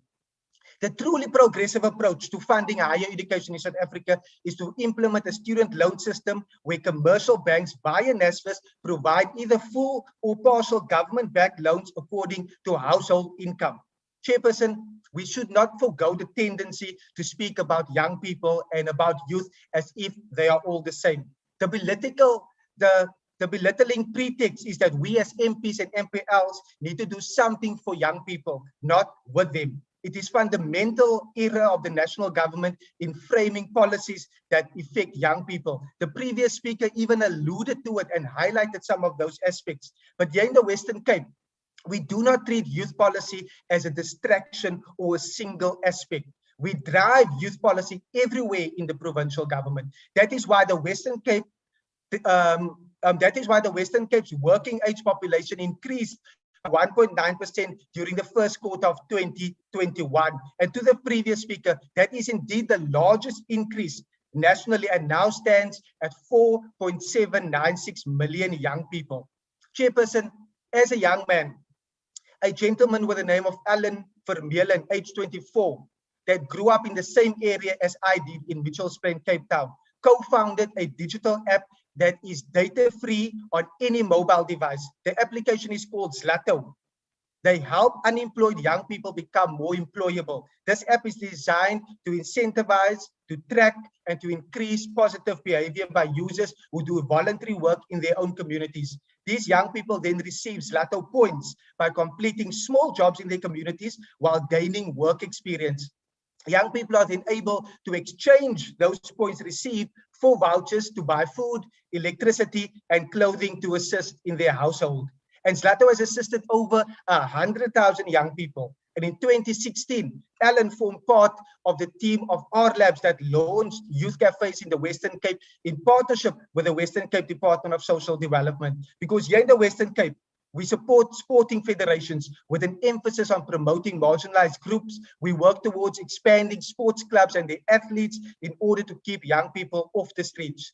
Furthermore, the Western Cape Education Department is starting a robotics and coding pilot project in selected schools, and these include one in Mitchells Plain Spine Road High, which is already piloting the scratch coding program as part of the technology subject for grade 8 and 9 learners. We do further in terms of the Year Beyond program, which include where we provide 500 volunteers per annum with experience and in training. It then gets escalated to provide 6,000 learners with academic support in literature, numeracy, and life skills.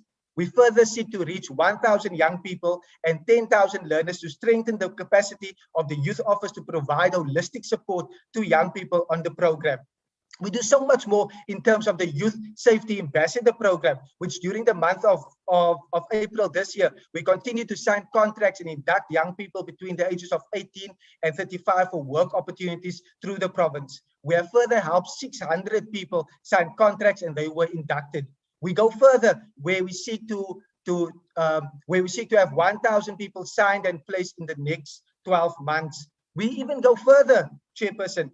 There's a program called the Eye on the Child program, which seeks to improve the cooperation of communities concerning child abuse and enable them to effectively manage any abuse, neglect, and exploitation in order for those young people to take hold of opportunities and to become part of our society in a more meaningful way.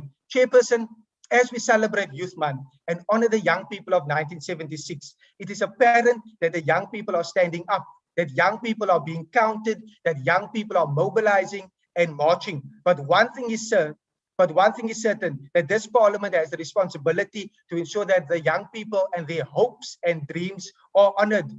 The first person to open this debate here today, maybe she must be the minister in order to implement the DA difference at the national level, and we would be able to see effective change. We see here today the ANC speaks against the ANC. The ANC march against the ANC, and young people are seeing it. It is time for a new government, a government that is led by the Democratic Alliance. I thank you.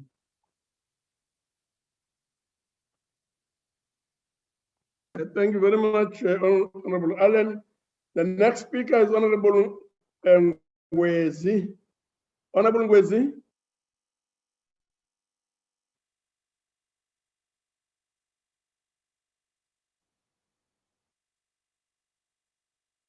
Honorable Ngwezi is not there. Let's move to the next speaker, Honorable Ngomonye from the Eastern Cape. Honorable Ngomonye. Good day, Honorable House Chair, and good day to the Deputy Minister for Higher Education and Training and Science and Innovation, the honorable members of the NCOP and the special delegates. Good afternoon to the young people of South Africa. Let me take this opportunity, Honorable Chair, on behalf of the people of the province of the Eastern Cape, known as the home of the legends, to greet you all. This year, we mark 45 years since the Soweto student uprising, a historical landmark that signifies the successive youth struggles that shaped the history of our country. Honorable Chair, June 16, 1976 is but a highlight of the immense role played by the young people in the struggle to liberate our country. These young people injected new life into the national liberation movement in the 1940s. To them, swelling the ranks of Umkhonto weSizwe in the 1960s, right through to the roaring young lions of the 1980s, who rendered South Africa ungovernable and made apartheid unworkable. Standing here today, Honorable Chair, we pay homage to these brave young people who dared tear gas, live ammunition, detention without trial, torture, and difficult conditions in the military camps. Namhlanje, Honorable Chair, I'm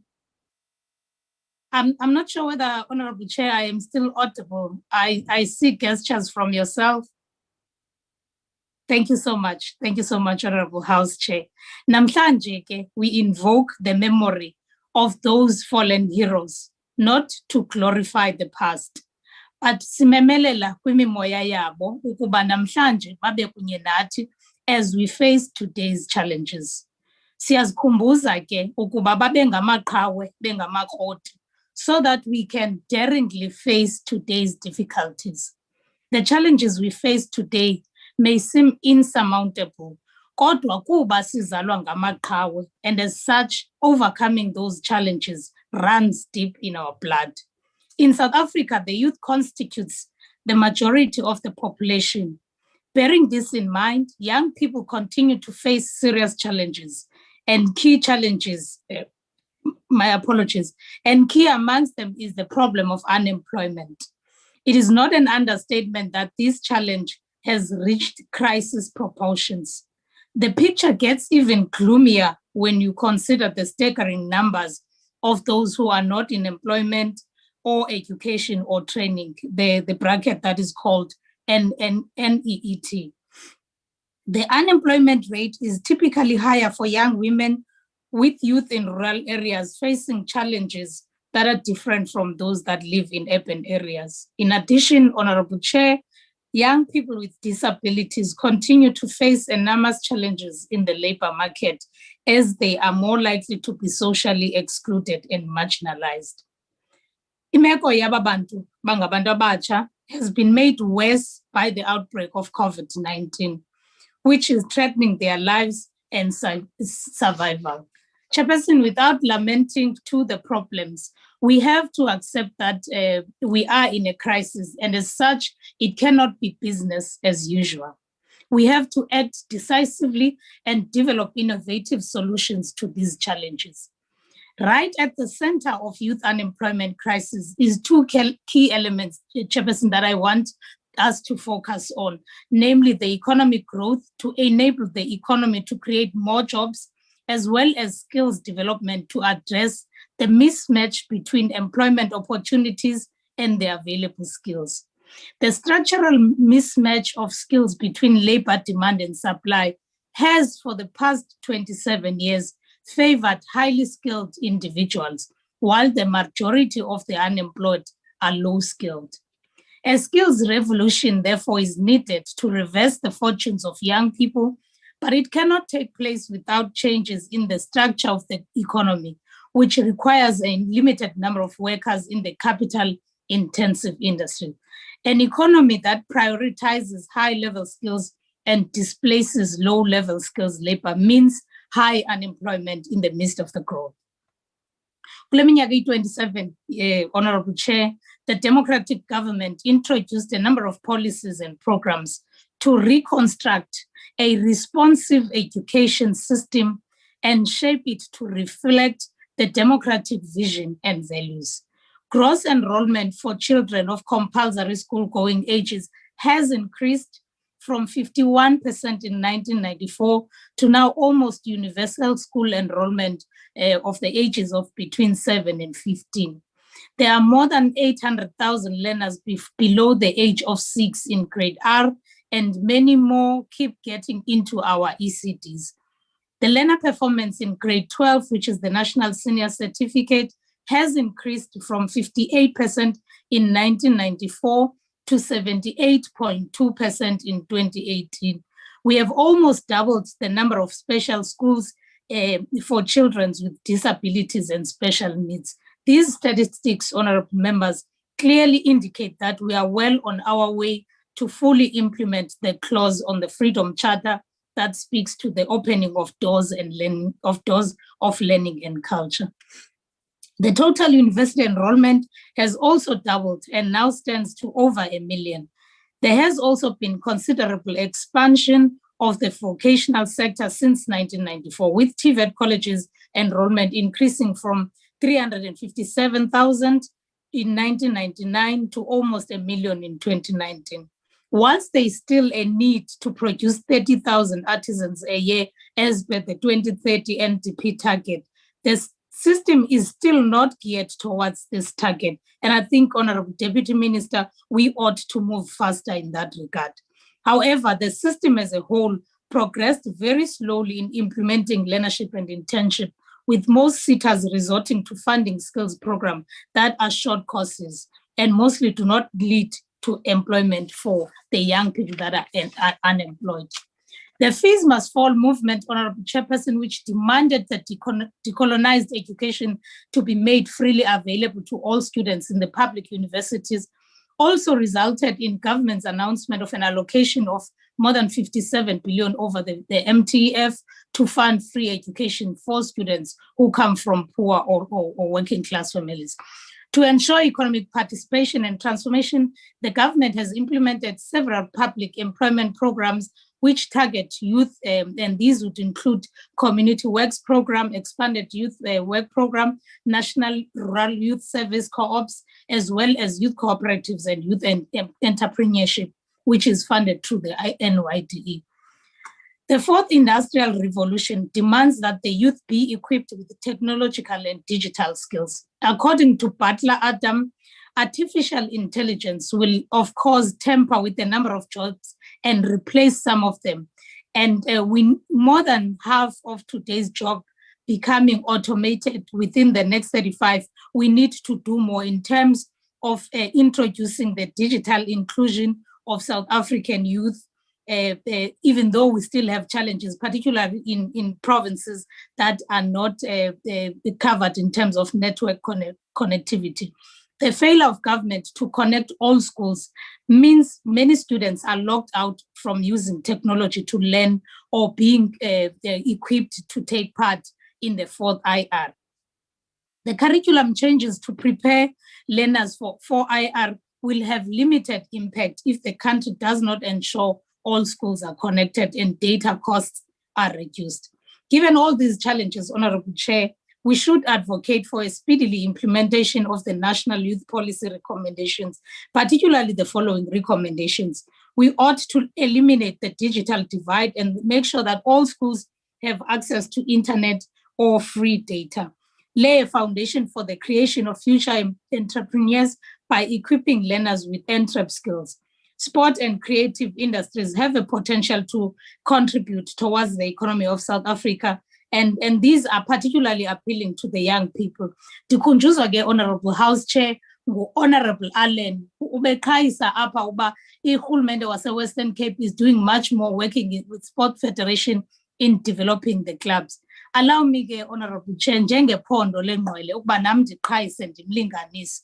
Allow me to honor the following young men who hail from the province of the Eastern Cape. Uaphelele, who is 17-year-old, has been just signed by TS Galaxy. Usango Kamlashe, a captain from the rural areas of Engcobo, a captain of TUT Varsity Rugby Club, who has won together with his team Varsity Challenge. Usiya Kolisi, the captain of the Springboks, Usiyabonga Skarantubeni, Ulukhanyo Magazole Mapimpi, Yaupenge, Aphelele Fasi, Sanele Nohamba. All these young men, particularly from Siya Kolisi, are forming part of the Springbok. And Chair, we have gone far from developing only at the club level. We continuously contribute as the province of the Eastern Cape in the transformation of the sporting sector. Another recommendation of the National Youth Policy is that in each district, there must be a technical and vocational training high school, and all post-school institutions should be inclusive. And we must ensure that the learners with disabilities have a right to education. Your time is up. Thank you so much, Chair. Thank you very much. Thank you, MEC. The next speaker is Honorable Shaikh. Honorable Shaikh. Thank you, and greetings, Honorable Chairperson, Deputy Minister of Higher Education, Honorable Guti Manamela, Honorable members and fellow South Africans.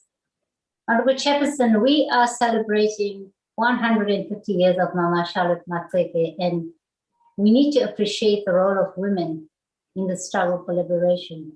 Mama Maxeke has demonstrated that women have equal capabilities and are equally endowed like all persons. As the African National Congress, we welcome the appointment of women as vice chancellors, with Professor Puleng Linkabula being the latest.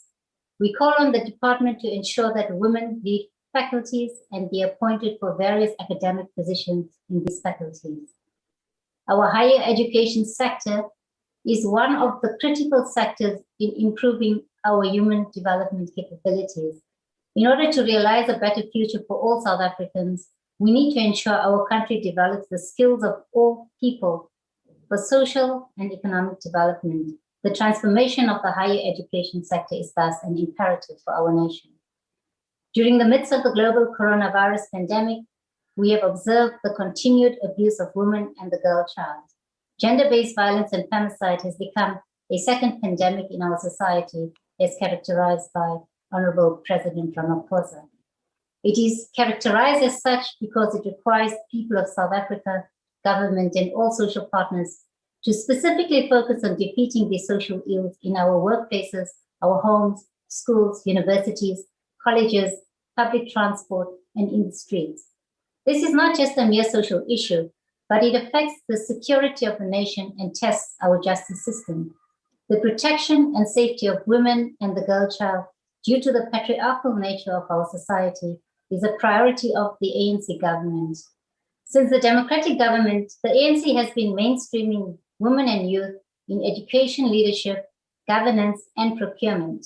These are some of the strategic areas government seeks to use to economically develop youth and women. Honorable Chair, the National Assembly recently adopted 3 crucial pieces of legislation that are aimed at fighting gender-based violence and femicide, namely the Criminal Law Amendment Bill, the Domestic Violence Amendment Bill, and the Criminal and Related Matters Amendment Bill. The adoption of these important bills in the National Assembly on the 3rd of June 2021 is a milestone for South Africa. As the country is continuously faced with a surge of gender-based violence and femicide, these bills are currently with the NCOP for concurrence. Honorable Chair, in our higher education system, the problem of sexual marks continues to persist, which should concern the nation. This form of student abuse, particularly to female youth, should be combated. Universities and colleges should strengthen their implementation of sexual harassment policies and ensure awareness of such acts to promote reporting of such matters by victims. Another social issue affecting students are the new trends of sugar mummies and sugar daddies. This is blatant sexual exploitation of the youth due to their vulnerability and lack of financial resources. It has become a trend in our society that older citizens target young boys and girls in exchange of money and other financial benefits. Honorable Chair, we should speak against this tendency in our society. Our value system should be embedded with principles of solidarity and empowerment of others without exploitation. Honorable Chair, rape incidents are reported in higher education institutions annually, and the Department of Higher Education must institutionalize the higher health programs to ensure that advocacy and social agency around various social ills are always advanced. It is also greatly disturbing that sexual harassment and rape incidents are also reported in our schools, which are perpetrated by teachers. This points to the fact that reporting of such incidents to law enforcement should be enhanced to ensure that perpetrators are reported and arrested. We need to encourage the girl child and women to rapidly report gender-based violence incidents before they escalate to femicide. Teachers convicted of such heinous crimes shouldn't be employed in the public service or any learning institution, including private institutions. Institutions of higher education need to ensure that they develop policies which manage the personal relationship between university and college staff with students. This is important to protect students and to ensure that institutions are able to act on staff that are found to be developing and having improper relationships with students. Honorable Chair, racism continues to be embedded in the higher education sector, particularly in universities. Universities, which were designed for whites during apartheid, continue to reflect the domination and enclave of untransformed academic and racial composition. Transforming our country requires the inclusion of the diversity of our nation in spaces of society. This enables the enriching of social transformation to imbue the values and principles of all South Africans with no discrimination. The transformation of institutional cultures of universities should embrace the diversity of the nation. The implementation of the employment equity plans should ensure they include the empowerment of youth and women in strategic positions in the higher education sector. Honorable Chair, there are institutions which do not comply with their employment equity targets. This is a key transformational tool which, if not complied with, consequence management mechanisms should be enforced in the sector. The strength of our nation lies in our diversity. Another critical role our institutions can play in our society is on the issue of ethics. Corruption and fraudulent acts are becoming endemic in our public service and private sector. Our institutions, as key institutions which equip and develop youth, should focus on developing ethical values and ethos of students. Institutions of higher education should also play a leading role through displaying in practice good corporate governance and ethical values. Furthermore, numerous universities, colleges, and skills sector authorities have been embroiled in corruption practices due to narrow interests by these in positions of authority. The sixth administration has placed the building of an ethical and capable developmental state as a priority due to the extent of corruption in our society, which is eroding the moral and social fabric of our nation. The Department of Higher Education working with law enforcement agencies, should expedite the investigation of various issues of governance. The department should also ensure consequence management becomes a normal practice in higher education to enable an efficient and sustainable expansion of higher education. Honorable Chair, these are just some of the injustices that young people encounter in institutions of learning and which have an impact on their development. There is a need for embedding social justice in higher education, and these institutions must transform. There is a need for the Department of Higher Education, institutions of learning, our justice system, and society at large to address these social ills. Our women, our youth need to be empowered to take action against injustices that they encounter. Honorable Chair, youth development is also a responsibility of the youth themselves. Young people who are educated should also be involved in community development projects to empower other youth and learners. Before youth are students, they are members of a community, and they should always understand their societal role in that context. In conclusion, Honorable Chair, today is 19 years and 2 days since the passing on of Peter Mokaba, a roaring young lion and an embodiment of revolutionary resilience of youth at the time. He used to encourage young people never to surrender to the enemy and to apartheid.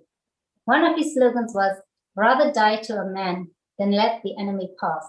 I call on all youth to stand steadfast and be inspired by the resilience and patriotism of Peter Mokaba. I thank you, Honorable Chairperson.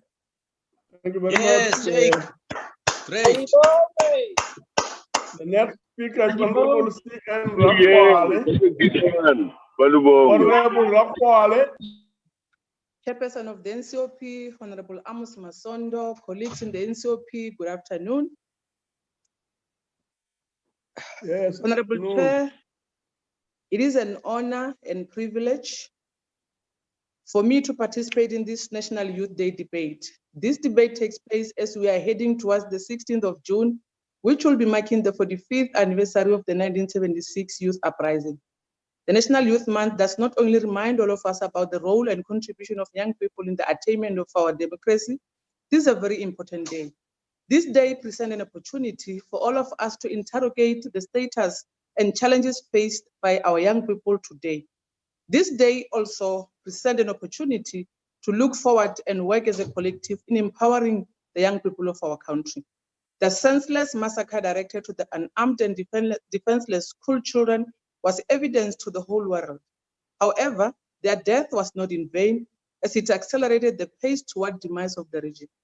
While Bantu education was introduced in 1954, the imposition of Afrikaans as a medium of instruction is what led to people's embargo on a protest march, which was violently dispersed by the security police, leading to the deaths of Hector Peterson and others. We must recall that the Soweto uprising took place at a time when the ANC had adopted the 4 pillars around which our struggle for liberation was organized, namely the armed struggle, mass mobilization, the underground, and international isolation. In the aftermath of the riots, many people were arrested and detained without trial as the security forces were looking for so-called instigators. This constant harassment led to a number of young people leaving the country to undergo military training outside the borders of South Africa, as they were intent on overthrowing the Botha and Malan regime by all means necessary. Honorable Chairperson, I deliberately gave this brief background on challenges that the youth of 1976 were faced with and how they sacrificed and endured police brutality. We all are agreeing that today's youth is facing a different struggle, a struggle of lack of job opportunities and social ills such as substance abuse. Today's topic is affording us an opportunity to pause and reflect on the significant strides that have been made by the ANC-led government since it came into power in 1994.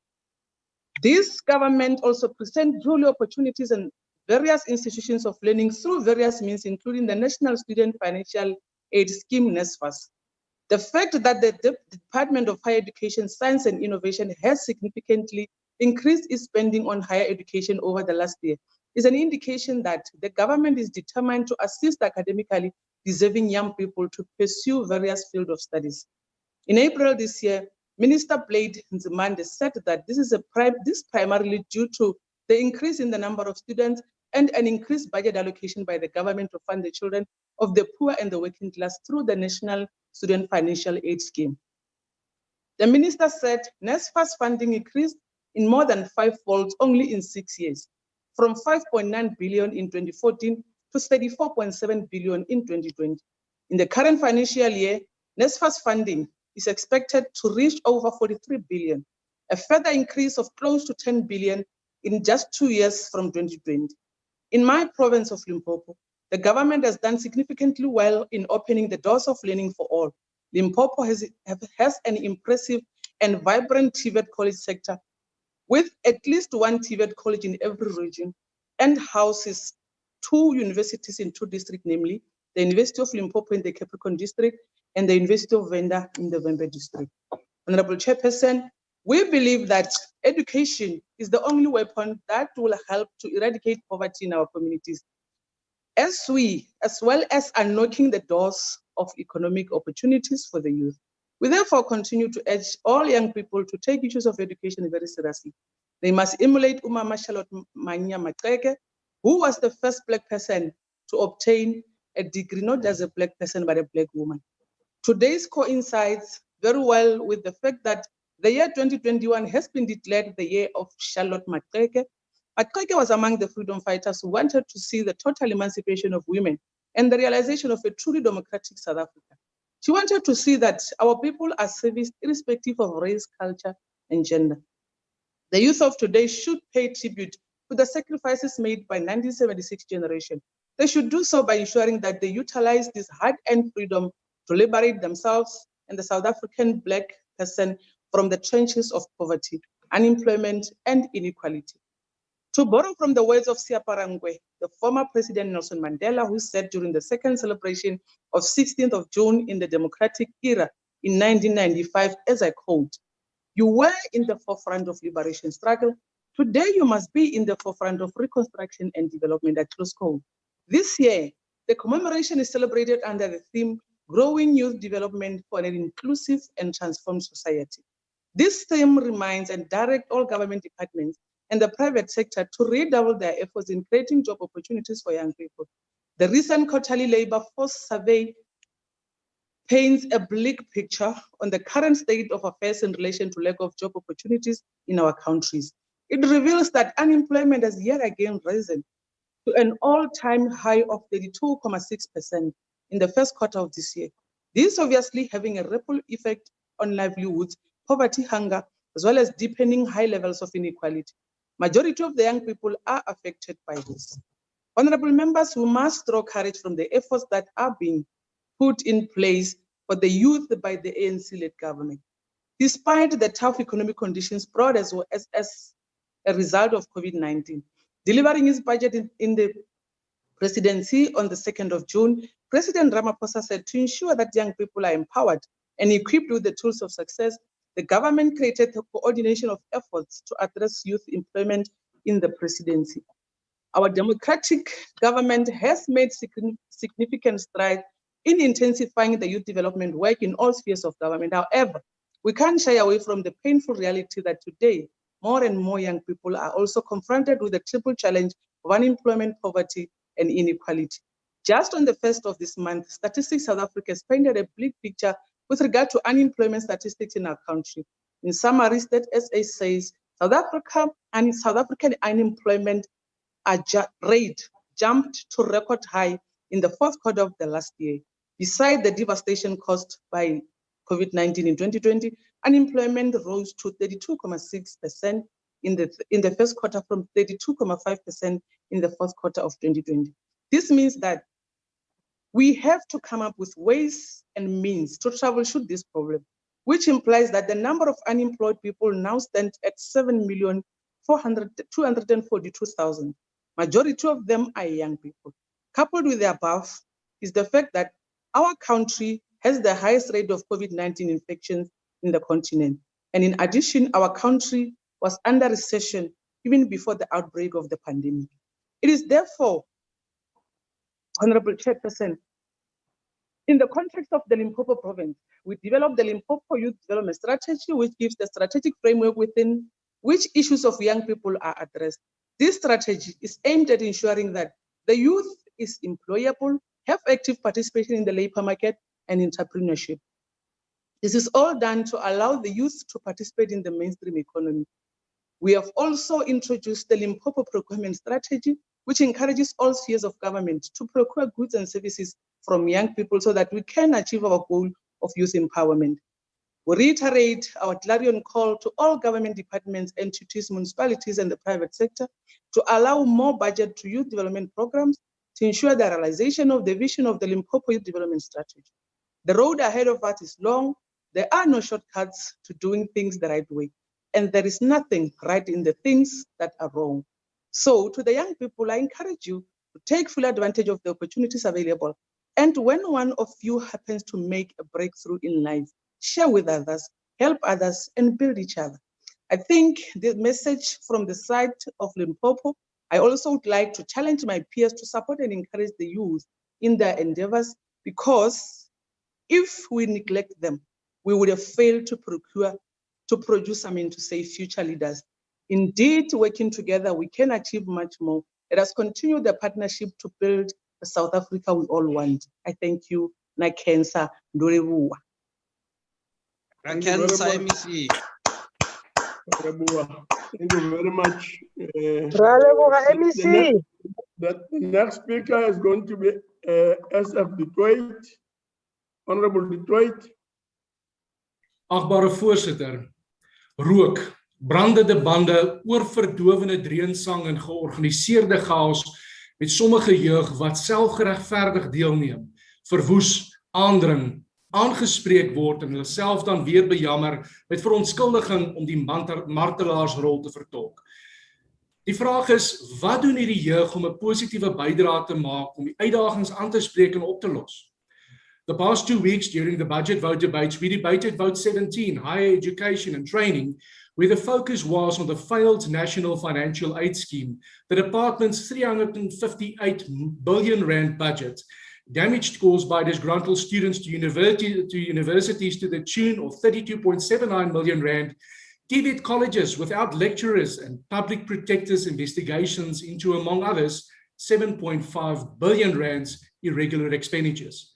And yes, the ANC focused on the rights of students to protest and demand. The unfortunate truth is that South Africa is bleeding opportunities, bleeding job creation, bleeding skills development and mutual respect as a result thereof. Wie is die jeug, voorsitter? Die jeug is gister se kinders, môre se toekoms, so cliché, maar tog so waar. Watter persentasie van die jeug is vandag, soos ons eens was, trots op die vlag, trots op ons volkslied, trots op ons land en trots om 'n burger met 'n uitgestote bors en 'n luide stem uit te roep, ons vir jou Suid-Afrika. Wat het die jeug gedoen wat so baie van ons vooruit gegaan het? Voorsitter, hoe het ons sukses behaal? Wat was hul dryfkrag? Wat was hul motivering? My oë het onlangs geblink toe ek weer die flikkering van ons jong mense in hulle harte sien. Die begeerte om meer te wees. Die begeerte om die beste jong man of dame te wees wat hulle kan wees, ongeag onderdrukking, ongeag veragting, wat hulle onverdiend van ander kry, ongeag minagting en haat. In daardie hoendervleis oomblik was my hoop vernuwe. Ons jeug besef dat hulle self met ons leiding en hulp moet sorg vir 'n nalatenskap vir hulle kinders. So many of our youth is a beacon of hope. I have faith in you. The Freedom Front Plus have faith in you. Yes, I know that there are not a lot of opportunities, but the fact that you have the ability, the intellect, the willpower to try, to apply your mind, to be innovative, and to never give up will be the determining factor of your success. We as a collective currently have one common goal, survival. We need to keep faith in God and keep faith in ourselves. Fear is a monster that dwells both in the dark and in the light, but fear is in your mind. Danger is real, but fear is in your mind. We are not oblivious to the current state of affairs and the ANC-created racial tension that exists. Do not allow fear for failure to keep you from trying. Do not let fear for disappointment prevent you from reaching for the stars. Do not let fear of what people say prevent you from achieving your full potential. Ons hoef vir niemand en niks terug te staan, die jeug. Ons stry die stryd met respek vir ander sonder om ekskuus te sê, sonder om neer te sien en sonder om ander te na te kom, sonder om terug te druk, moet ons doel bereik, voortbeer. Die regering gee ons nie dalk die geleenthede nie, voorsien dalk nie in al ons behoeftes nie, bied nie ons toekoms vir ons op 'n skingbord aan nie, maar dit is goed. Hoekom sal julle uitroep? Dit is goed, want ons is 'n groepering wat bou. Ons is 'n groepering wat nie terugstaan nie, wat voorbeer ten spyte van die beknopte werkloosheid en depressie. Ons is 'n groepering wat die hoop behou, sonder ontkenning van die werklikheid en die waarheid, met kundigheid aanhou en oorleef. Saluut aan die medestryders. Ons sal nie die huidige haglike omstandighede as die nuwe normaal aanvaar nie. Ons moet blymoedig bly ten spyte van alles. Job opportunities may be reserved through legislation. Opportunities to study may be determined through regulations. Our cultural heritage may be destroyed by a surviving few, but our values, our respectful pride, our ability to survive, our culture, our language rush through our veins, and nothing will stop us or our youth from reaching our full potential and securing a future for our children. Jeug van Suid-Afrika, die pad vorentoe is nie met rose besaai nie, maar ons dra vellies en ons is gehard en ons sal die eindpunt saam bereik. Staan op, staan sterk en staan trots. Dankie, voorsitter.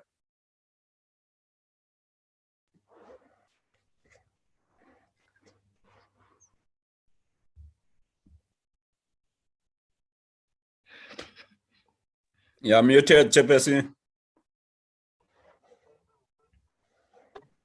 The next speaker is Honorable A.D. Malika. Honorable Malika.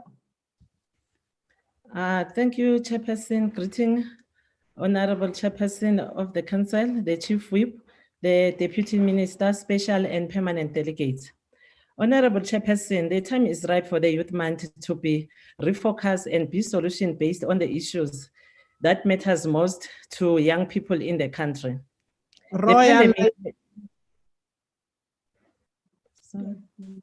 I'm audible. Please proceed. Please proceed. Oh, okay. The pandemic has to encourage our government to reimagine Youth Month contextually so that young people can relate to its significance in its current context whilst appreciating the past. Now is the time that we should truly focus on economically empowering our youth to develop into the leaders of tomorrow. This is one of the greatest yet most noble tasks of our generation.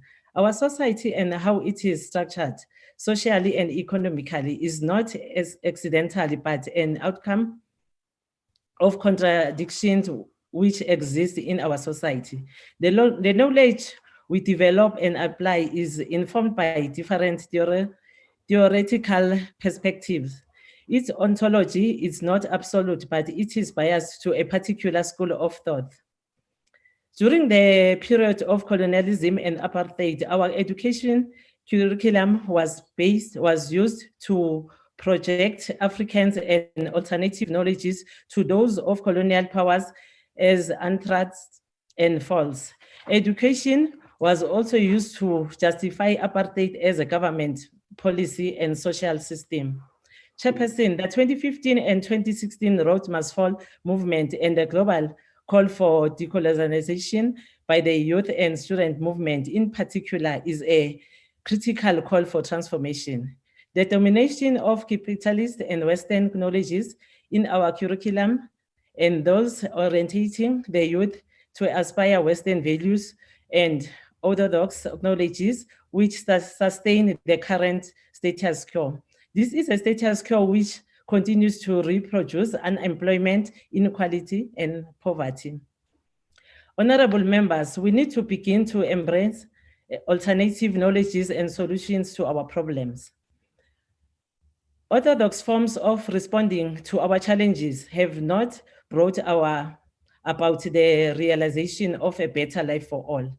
Our higher education institutions which produce knowledge should begin to focus on alternative solutions and create spaces for progressive academics who propose alternatives. Young people should also be exposed to diverse school of thoughts in order to contribute in society. The orientation of our education is important in responding to our economic and social challenges. The Constitution of the Republic of South Africa lays the foundation for youth empowerment. This is a responsibility that the ANC-led government has not taken lightly and has consistently advanced a holistic, integrated, and sustainable development approach to this responsibility. Chairperson, the Association for the Development of Education in Africa correctly asserted that instead of rote learning, young people need skills in unstructured problem solving and reasoning.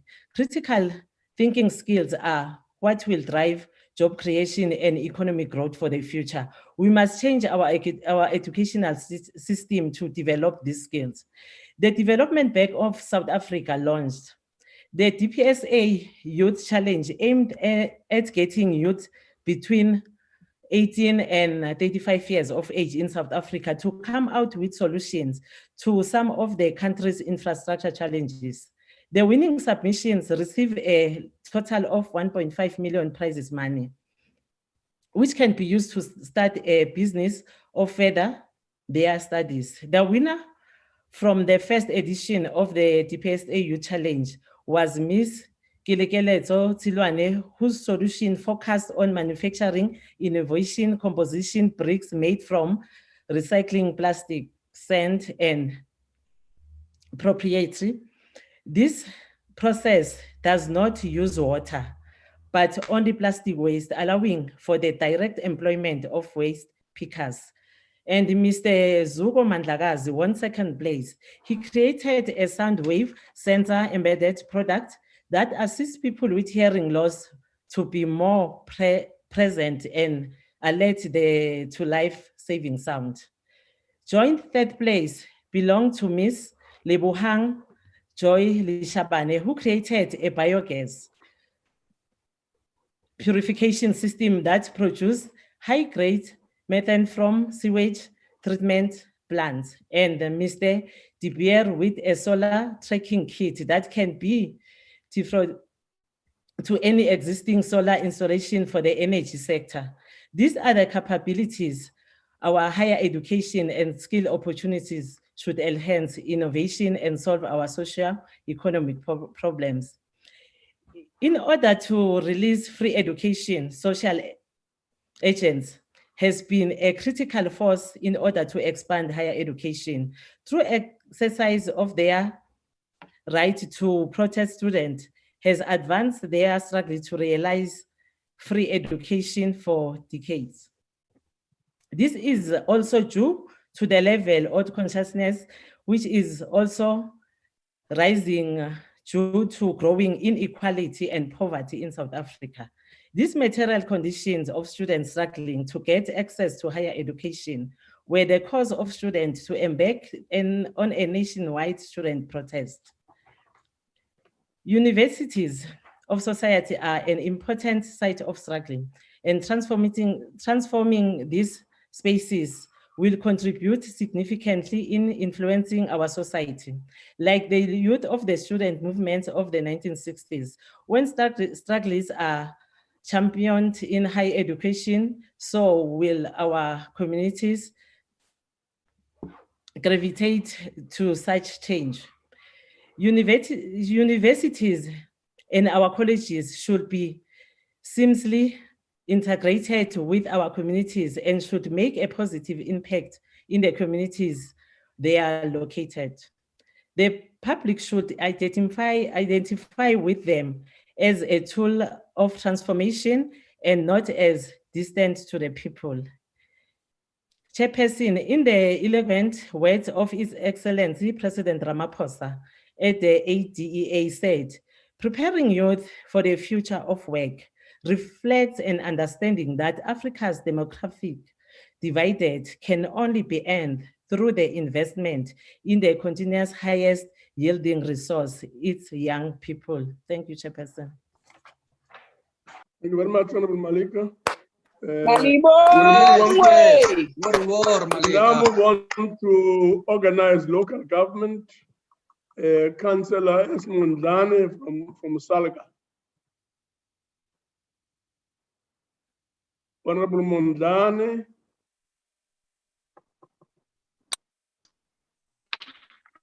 Thank you, Chair. Can you hear me? We can hear you, but we're not coming through very well. Am I Speak closer audible, to the Chair? mic. Yes, you're audible. Okay, no, thank That's you good. very much, Honorable Chair of the NCOP, honorable members of the NCOP, honorable Deputy Chair, members of SALGA. SALGA is very honored to participate in this debate today. Chair, I must start by highlighting that the story of the youth of 1976 has been told countless times. However, through all the narratives of June 16, one fact remains. Young people driven by ideals of freedom, peace, and equality were at the forefront of challenging the ills of the education system and the apartheid regime. Their sacrifices should inspire us to honor their legacy by reliving and practicing the aspirations they lived for. As we commemorate the Youth Month, the challenges of youth unemployment dominates our discussions. A lot has been done by the democratic government to reform the education system of South Africa. However, Chair, there is also no denying that a lot still needs to be done. Despite the progress that has been made, the youth of the country remains frustrated and struggle with accessing tertiary education and economic opportunities. These challenges has been further compounded by COVID-19 pandemic. The challenge of young people who are not in employment, not in education or training, and the rising educated youth unemployment are some of the major and urgent challenges that call for special and prioritized attention from all spheres of government, including the private sector. As revealed in the Stats SA survey of 1 June, the official unemployment rate amongst the youth was 46.3% in the first quarter of 2021. The National Development Plan highlights the need to step up measures to include young people in democratic government processes and in the development of plans to address the concerns of the youth. The active involvement of young people in governance processes, including local government, is especially critical in order to properly understand and respond appropriately to the current and future developmental needs of this large segment of the population, which is youth. Honorable Chair, I am certain that all segments of society echo the same sentiment that youth development must be at the epicenter of the national development agenda. Local government can therefore play its role by taking active steps to ensure that we contribute to supporting access to education and skills development for the youth to enable conducive economic and social conditions for employment opportunities. Some of the challenges facing young people include funding and financial constraints, including inaccessibility to higher education and training, lack of career guidance, lack of skills and training, unavailability or inaccessibility of financial support for skills development, an ever-increasing number of out-of-school graduates and semi-literate youth, general lack of skills which makes the youth unemployable. The following are some of the initiatives implemented by municipalities to expand the youth development skills. Offering bursaries in line with the developmental needs of municipalities, prioritizing the youth from impoverished families. Skills training workshops in partnerships and linking to relevant sectoral education and training authorities, providing capacity building for non-profit organizations and community-based organizations, assisting in facilitating the flow of information for job seekers, especially the first-time job seekers to access information about real jobs placement, linking tertiary education youth to be the job agencies and more targeted skills, establishment of business advisors and career guidance services, literacy and reading development programs, a drive for youth entrepreneurship to redirect young people from being educated to job seekers, but to actually become job creators, entering into partnership agreements with other role players, such as non-governmental organizations, community-based organizations, and other governmental departmental whose services are youth-focused. The participation of young people in municipal integrated development planning process is particularly important in order for youth interest to be effectively included into the goals, strategies, projects, and budgets of the municipalities. Most municipalities have dedicated mechanisms to enable and encourage youth participation, for example, through the establishment of youth forums, youth councils, and advisory committees. Honorable members, there is no denying that young people continue to face a number of challenges in the form of poverty, unemployment, and acute global economic and social challenges. While we may have the solution to the number of challenges they face today, we do, however, believe that with the right skills, support, and enabling opportunities, our endeavors to bring change in the lives of young people will bear fruits. Chair, I'd love to close off with a quotation by Chair Guvera when he says, young people should learn to think and move as a mass. It is criminal to think as individuals. Thank you, Chair. Yes, no, thank you very much. Yes, Olga, thank you. Thank you very much. I'm sure the quote is noted. We'll move on to the next speaker, Honorable Klapi. Honorable TGV Klapi. Thank you very much, Chair. Am I audible? Yes, audible. Perfect. Yeah.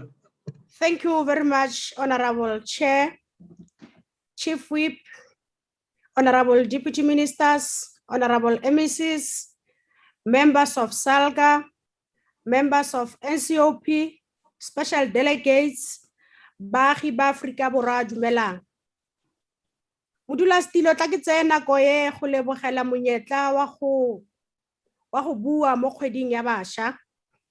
Lekoko leo le busa le netefaditse go tlisa diphetogo mo matshelong a bašwa, mme re santse re tshwanela ke go dira go le gontsi go netefatsa ga jaaka puso e busang e ka tšhentšha matshelo a bašwa ba rona. Honorable Chair, young people has a huge role in nation building, and active participation of young people has the power to help a country to develop and move towards the progress. The youth is also responsible for bringing social reform within a country, and they determine the future of the nation. Honorable Chair, the debate comes at a time when the country is faced with the coronavirus pandemic, where it has had a major health, economic, and social effects on the lives of young people. Honorable Chair, the pandemic has worsened the economic state of the country, and the young people has been hugely affected on this matter. Honorable Chair, it is also vital that we attack poverty, unemployment, and inequalities at all costs. These triple challenges continues to be a threat to the well-being of our country, especially of the youth. There is enough evidence that shows the negative impact they have on the future of the country. Unlike ever before, practical, tangible measures should be taken towards decisively addressing these challenges. Honorable Chair, the democratic government has been leading this agenda of youth development, and I must indicate that there is noticeable progress made up to this far. In the very same vein, we must accept as government that a lot still needs to be done in order for us to emerge victorious from aforementioned challenges. Honorable Chair, a slow-moving economic growth compounded by current global economic challenges makes it difficult for the youth to participate optimally in the economy and in society in general. Young people bear a burden of poverty and unemployment and has a story, Chairperson. Entrepreneurship, which is seen as a possible avenue to increase economic growth and deal with poverty and unemployment, is not satisfactory entrenched amongst the youth of this country. Honorable Chair, the issue of youth development through education remains to be at the helm of government's priorities. Our priority area is to make South Africa's education system more inclusive and equitable with maximum access, especially for poor and marginalized people of our society. Honorable Chair, since the dawn of democracy, progressive strides have been made to make sure the youth of our country has access to quality education. This includes the developing and evaluating interventions and approaches for improving equality and learning outcomes. The government of the day is alive to the fact that indeed there are some challenges with regards to access of higher education by the youth. However, one must applaud the ANC-led government for decisive intervention of introducing NSFAS, the National Student Financial Aid Scheme. This government's tertiary funding has indeed assisted many students, Honorable Chair, and mostly young people to fully access the higher education. The increase on funding the government over the years has yielded a positive result as it guaranteed maximum access, especially for the poor. Honorable Chair, quality of education gives rise to a desired skills required in the market. Young people should be equipped with necessary skills to enable them to be competitive in the marketplace. The economy of their country will benefit a lot with active, skillful participation of the youth. Government, in partnership with all sectors of the society, shall continue to develop youth-focused programs that are committed to unlocking the full potential of the young people of the country. The potential in our young people across all sectors and spaces, and young people must be given a space, Honorable Chair, to challenge this status quo. It's a role of young people to always be inquisitive and adventurous with appetite to learn and grasp new knowledges that will make them changing agents. As government, we have created a conducive environment for this to take place through the necessary support for young people. Honorable Chair, government through the Presidential Youth Employment Intervention created new pathways into employment for our youth. And this intervention has guaranteed that they increase their right skill and are able to start their own businesses and get into good jobs as well. Through the National Youth Service, young people are able to contribute to their communities, and this builds characters of positive and active citizenship where young people become activists for good and activists for changing the lives of our people. These efforts are commendable, and I must indicate that, Honorable Chair. Honorable Chair, the youth plays a vital role in the constructive processes of building social cohesion, economic prosperity, and political stability in an inclusive and democratic manner. And ke puso ya rona e leng teng ya democracy e netefatsang seo gore sa diragala, Honorable Chair. Young people from ancient time have always been driven by changing the world and changing the way things are done. It is for this reason that brave young people stood up and challenged the brutal apartheid system against the use of Africans as medium of instruction. Honorable Chair, the efforts of 1976 generation must always remind us that the importance of education in transforming the lives of young people is important. In closing, Honorable Chair, allow me to quote the late President Nelson Mandela. The power of education extends beyond the development of skills we need for economic success. Mudula Stilo, a re se ke ra lebala ko re tswang ko teng mme re itshwarele bao ba re sutlhile ka education mo malobeng mme puso ya democracy e tla tswelela go fetola matshelo a bašwa ka diprograma tse maleba jaaka ke kaile fa godimo re santse re na le mosebetsi o montsi jaaka puso e busang go netefatsa ga bašwa ba rona ba ka tsaya karolo mo ikonoming ya country ke a leboga honorable chair. No, thank you very much, Honorable Yes, Tlapi. The next speaker is Honorable Lubisi. Honorable Lubisi. Thank you, Honorable House Lubisi. Chair. Yes. Thank you, Honorable House Chair. Let's also hear you. Yeah. Thank you Chair, very much. in an Please occasion proceed. as this one, it is important to tap into the intellectual faculties of Chinua Achebe, who warned that if you find water rising up your ankle, that is the time to do something about it, not when water is around your neck. Honorable Chair, you will agree that apartheid South Africa acted with urgency to deal with water before it reached the ankle for the white minority population, but allowed waters to reach the neck of the black majority who have been treated as sub-citizens in a country of their own. As Nelson Mandela and his generation ushered us into a new hope, a new dream, and a new vision captured by our Freedom Charter and the Ready to Govern documents and our 1994 manifesto. We had to act against the waters that were in our neck. Water must be dealt with at an ankle, but our struggle was to deal with water at the neck, resulting in us needing to lower the waters first to move forward. Indeed, Chair, we have lowered the water and straight to navigate our plan to the total freedom and emancipation for the majority of our people.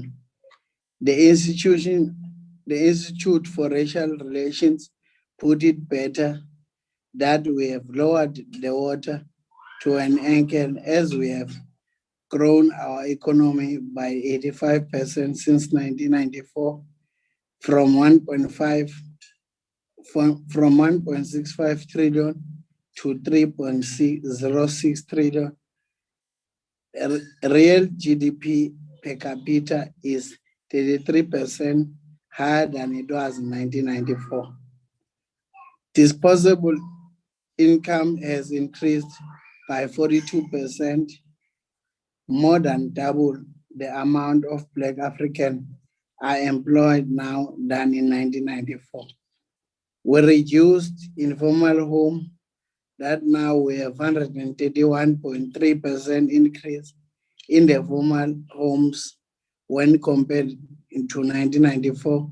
People with electricity for cooking and lighting increased by 228% and 192% respectively, while access to water has more than doubled to 110% when it compared to 1994.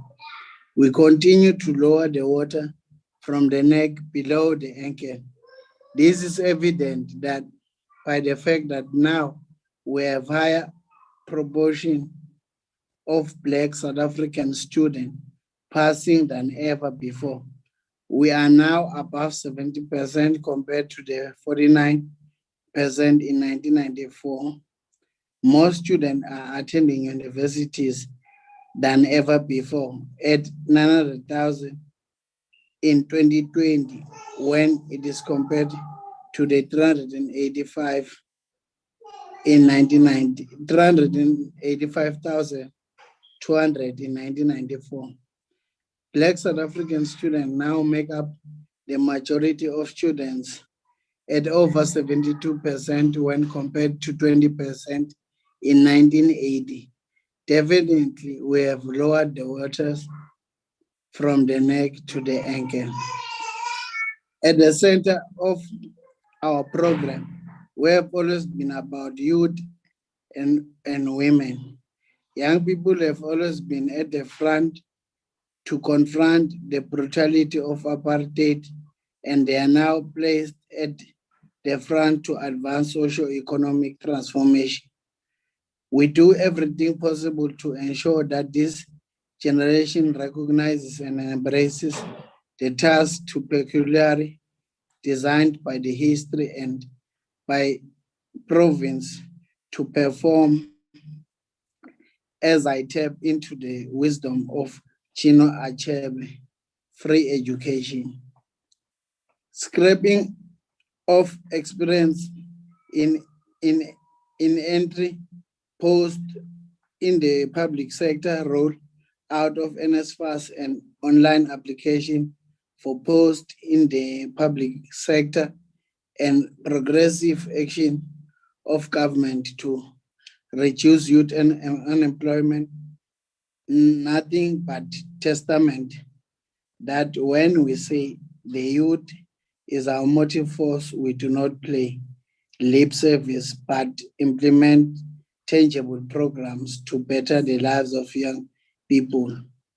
While we continue to struggle with youth unemployment, we continue to pin our hopes in the decisive implementation of the South African Economic Reconstruction and Recovery Plan. We will reach consensus that the water refused to be lowered to the ankle as we battle unemployment. Just before COVID-19 hit us as a globe, our youth unemployment was at staggering 70% and further increased to 74%. This is coupled with the painful reality that 41.7% of our youth are not in employment. Education and training, which will exacerbate the problem. It is important that we deal with this matter while the National Assembly has just finalized the shortlisting of candidates of the NIDA. We hope that the board will revitalize the National Youth Development Agency to be a catalyst of change, particularly coordinate all social partners to mostly deal with youth that is not in employment, education, and training. We must continue our efforts to aggressive implementation of our various policies and legislation to curb youth income, poverty, youth marginalization in the labor market. We must do this inspired by President O.R. Tambo, who taught us that a nation's success depends also on its ability to encourage, harness, and incorporate into its endeavors the creativity, daring, and energy of the youth. We must encourage our youth to participate in agriculture. We appreciate our program of Fortune 40, which is implemented by the Mpumalanga government of luring young youth into agriculture. We must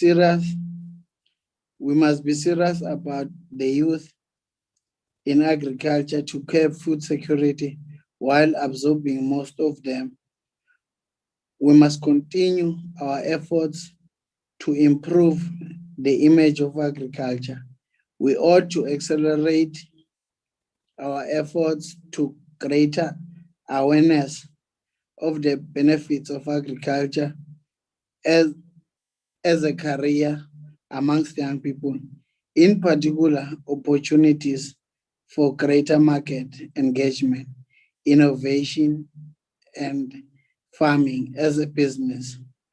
We once again implore the example as set out by the Mpumalanga government of establishing a fresh produce market to facilitate youth entry to the agriculture market, which needs to be de-racialized and made fashionable to the youth. Our efforts to get youth in agriculture must continue to facilitate access to land and credit.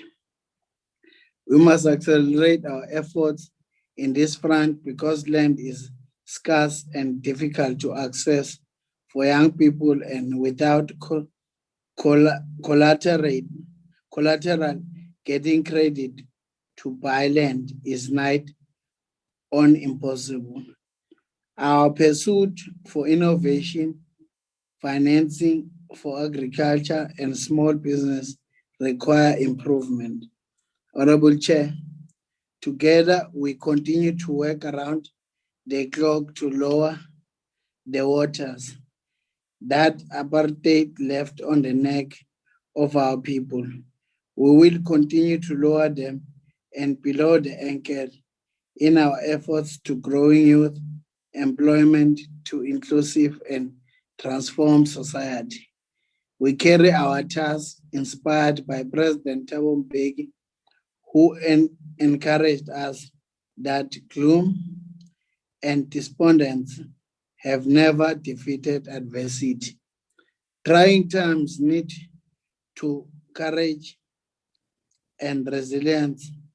Our strength as a people is not tested during the best times.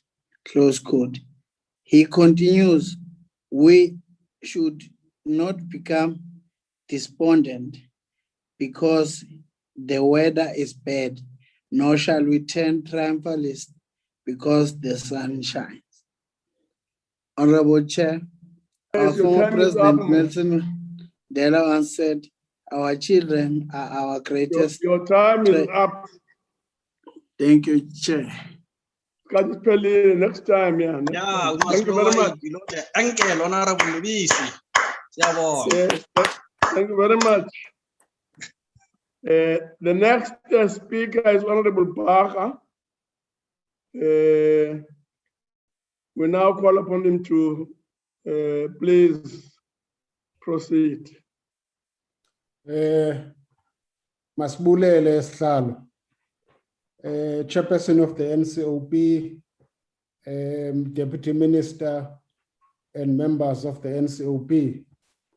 I think that this debate takes place at a very, very good time, because I think that there's a need for us to put together ideas as to how we rescue the nation as we are confronted with youth unemployment.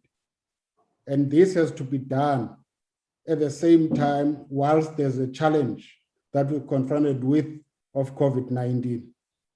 According to Stats SA Chairperson, the official unemployment rate among youth 15 to 34 years stands at 46.3% in the first quarter of 2021.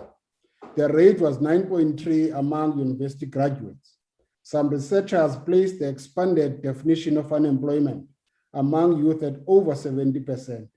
Worryingly, the statistician general confirmed that of the 10.3 million young people aged between 15 and 24, 3.3 million are not in employment, education, or training. It is clear that both government and the private sector have not done enough to empower our young people.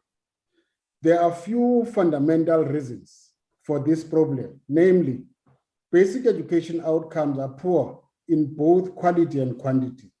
For an example, only 44% of grade 10s enrolled in 2018 wrote and passed matric in 2020, which created a system dropouts who are not catered for by the post-school system. Secondly, access to higher education for those who pass matric is very limited.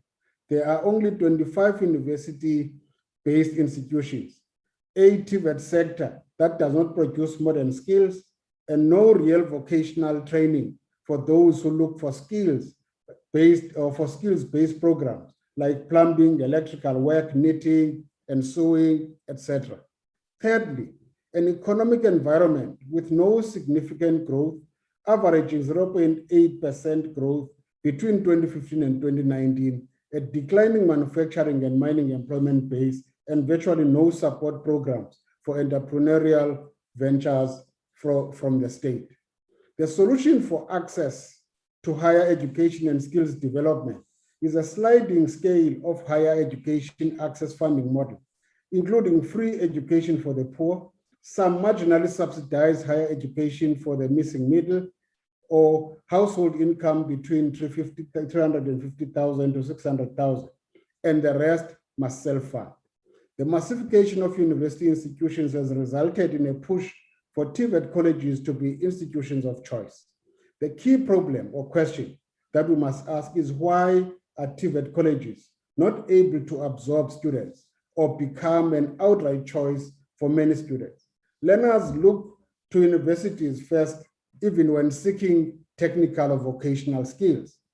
Part of the problem is that as a country have not invested enough in these colleges.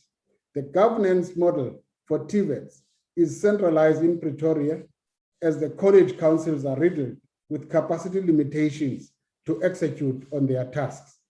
There's a high turnover of staff and learners in some of these colleges, creating institutional instability.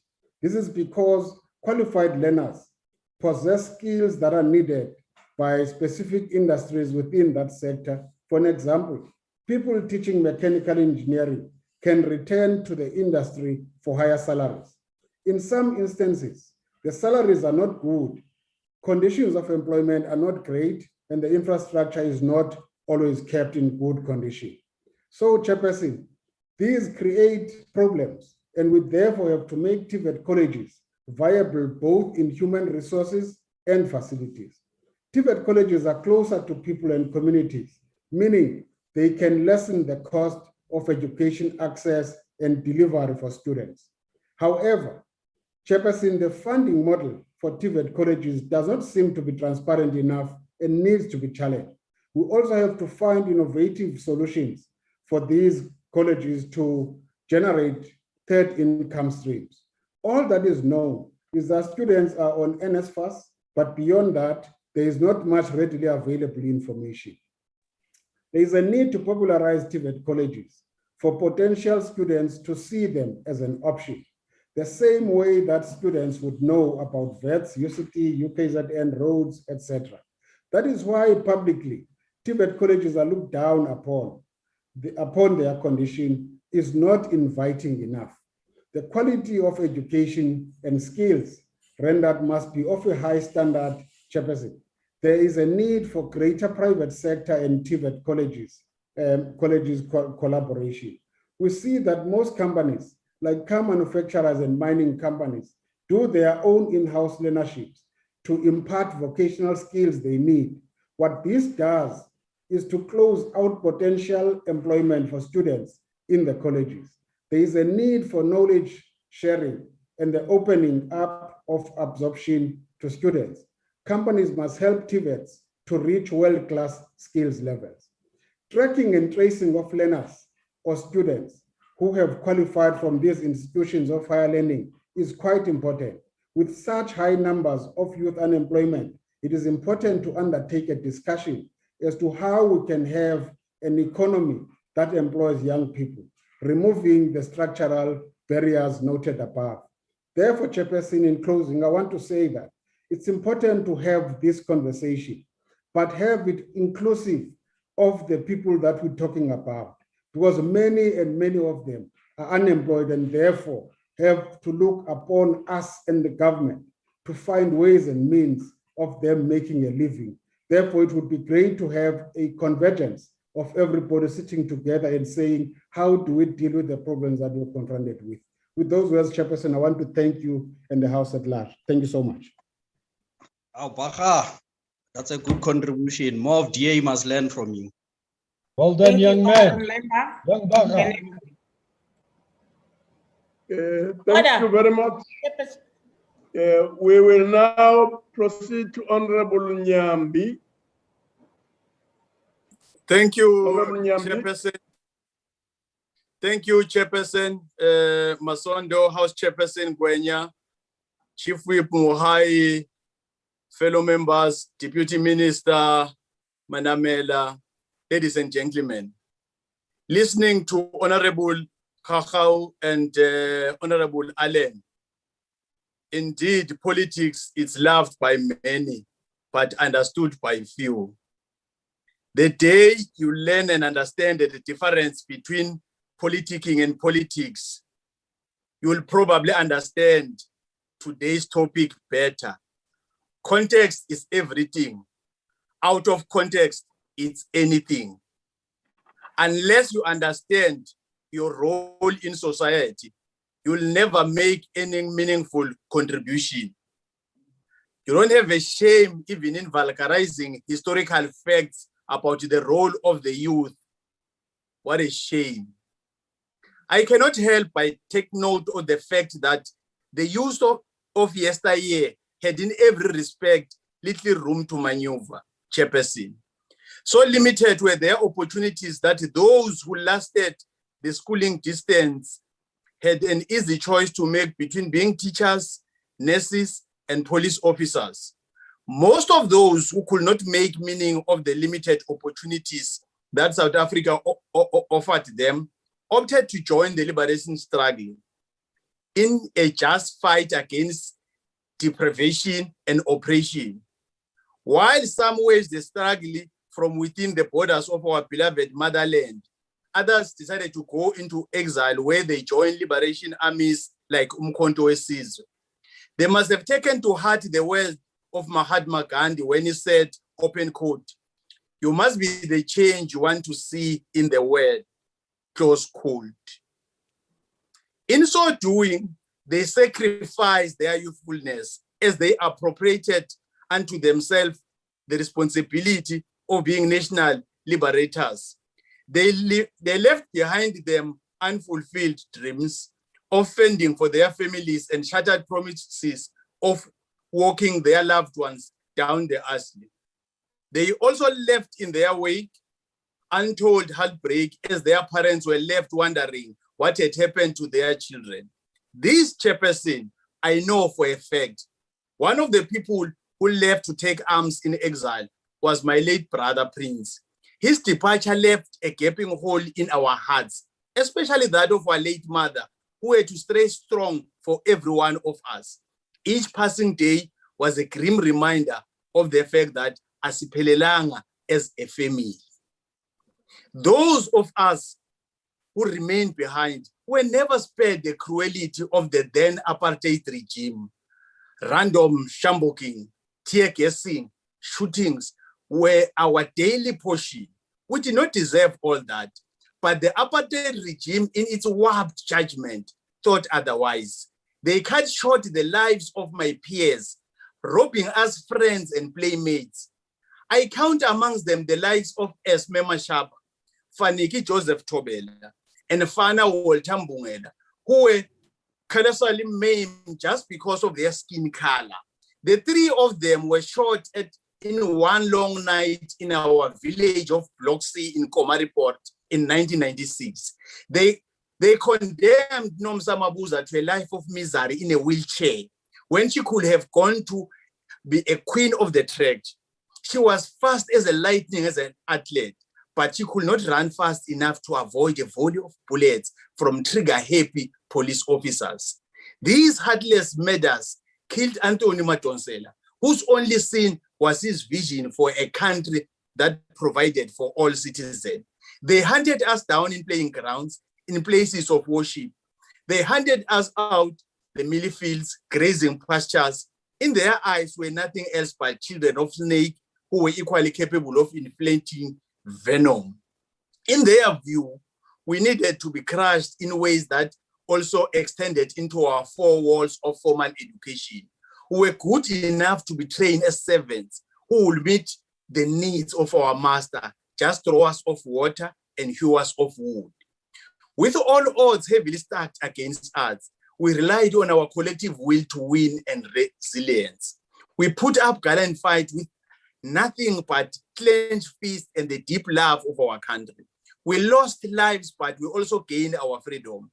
Along with Solomon Kalusha Mahlangu, we wish to thank all those who paid the ultimate sacrifice, from earlier generations to the youth of 1976 through to 1986, we remain eternally indebted.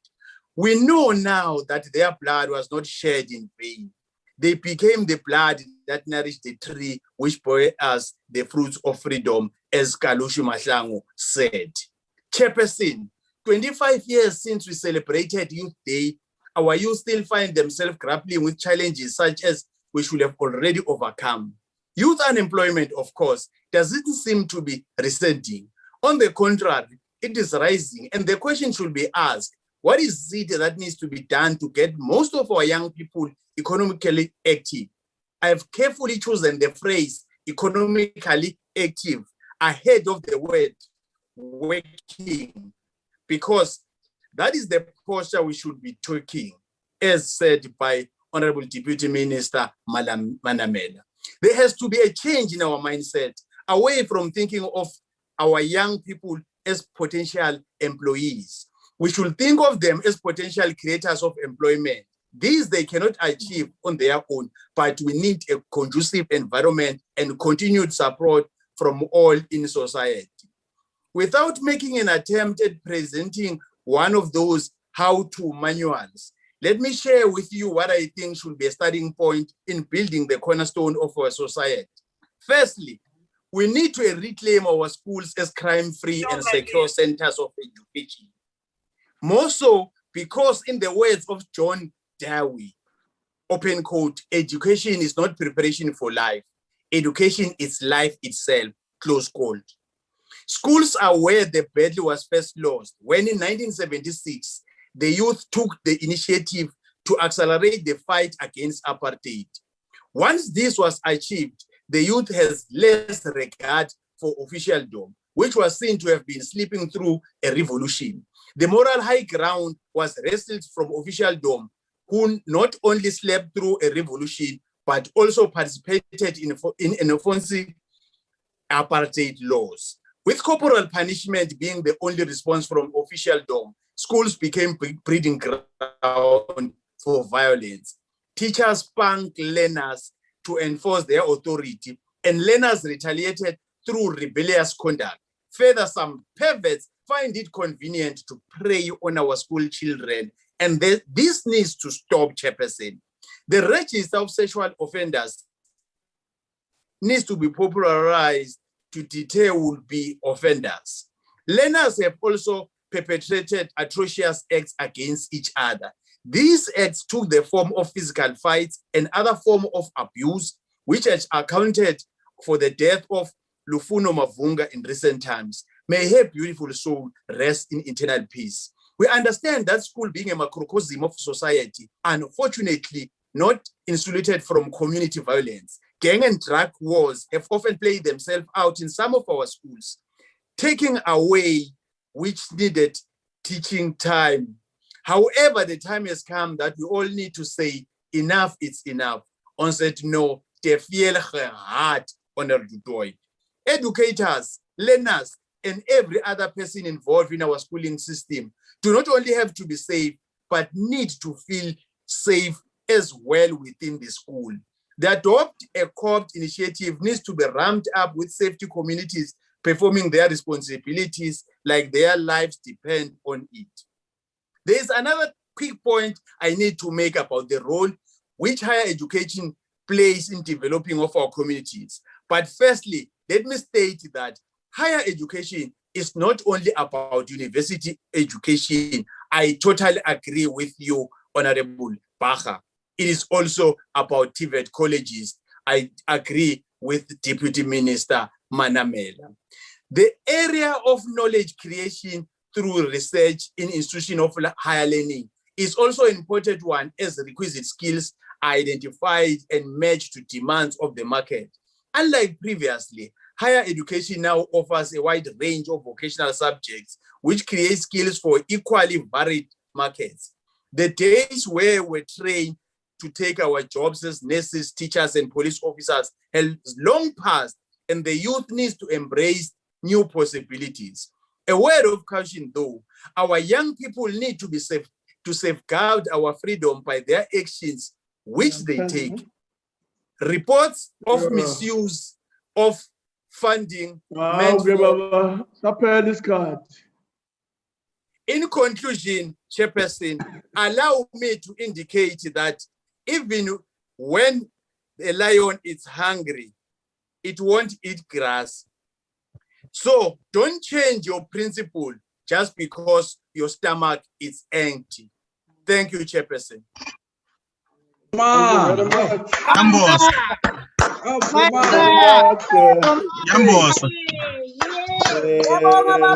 Chairperson.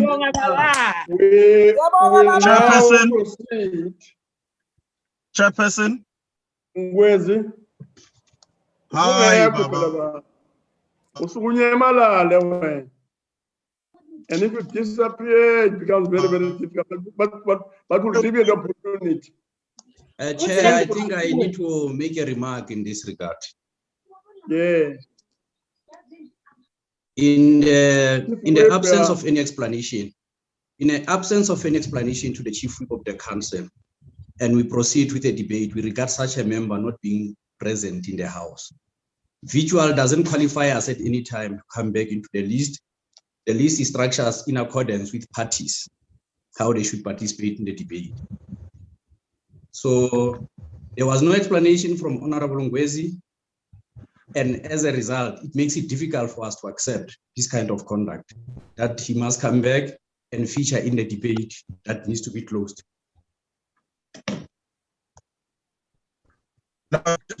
Please address you. I'm sure ukuthi ke lento kunyamalala baba ayikho. Isifake ngxakini. Please address you, Chair. Kodwa ke nxa ukuthi ke lokudaba esikhuluma ngalo kubaluleke kangaka ngizakuyeka nje ngokunika imizuzwana embalwa. So please proceed, but yeah, something needs to change in the way you do things, but okay. No, thank you very much, Honorable Chair. With due respect, it's this issue of the load shedding, really. And I was indicating that there is no electricity here in Olondi, where I am. So I've been struggling, you know. I'm sorry, Chairperson and the Chief Whip, and Date Mohai. Thanks. Please, Kuba Baba, Kuba. Please proceed. Ngwezi.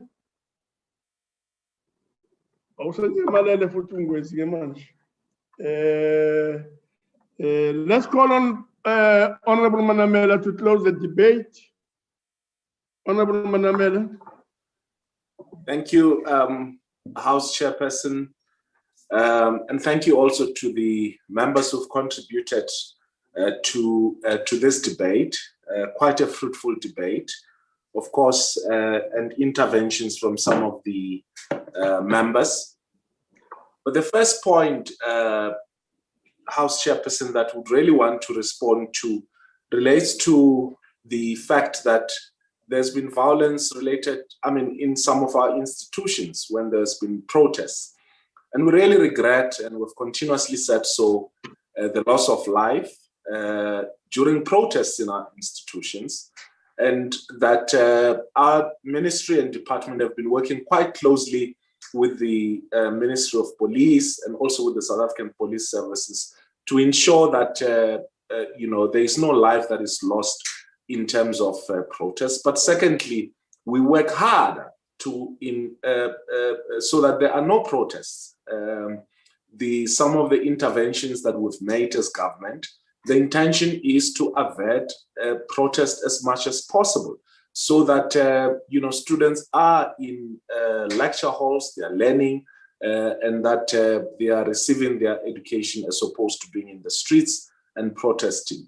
But linked to this is the fact that in as much as our constitution and our country respect the rights of everyone to protest, I think it's important, House Chairperson, that we indicate that, we have to encourage protest that is responsible. We've seen since 2016 the loss of property to the value of close to 850 million rand in our universities. And this is money that an investment that should have gone into the future of the education of our country, and which has really gone to waste. And I sympathize with some of the points that honorable members have raised as it relates to some of the students who have been arrested as a result of destruction to property. And I think that as a society, we need to take a stance against the destruction of property during protests, just as government should be held accountable where there are challenges as it relates to access to education. Secondly, I think one of the honorable members from the Western Cape, from the DA, was probably in a wrong debate, was ranting on and on about ESCOM, the buying of mops and toilet papers, double-ply toilet papers. I think the honorable member was crying at a wrong funeral. We are here trying to engage with the serious issues and challenges that affects our education system. And I think the honorable member should have brought the right speech to this particular debate. But be that as it may, we think that, to try and suggest that the provision of fee-free higher education in South Africa, the suggestion that that's merely a socialist dream, is but, nonsensical, and that it shouldn't be accepted.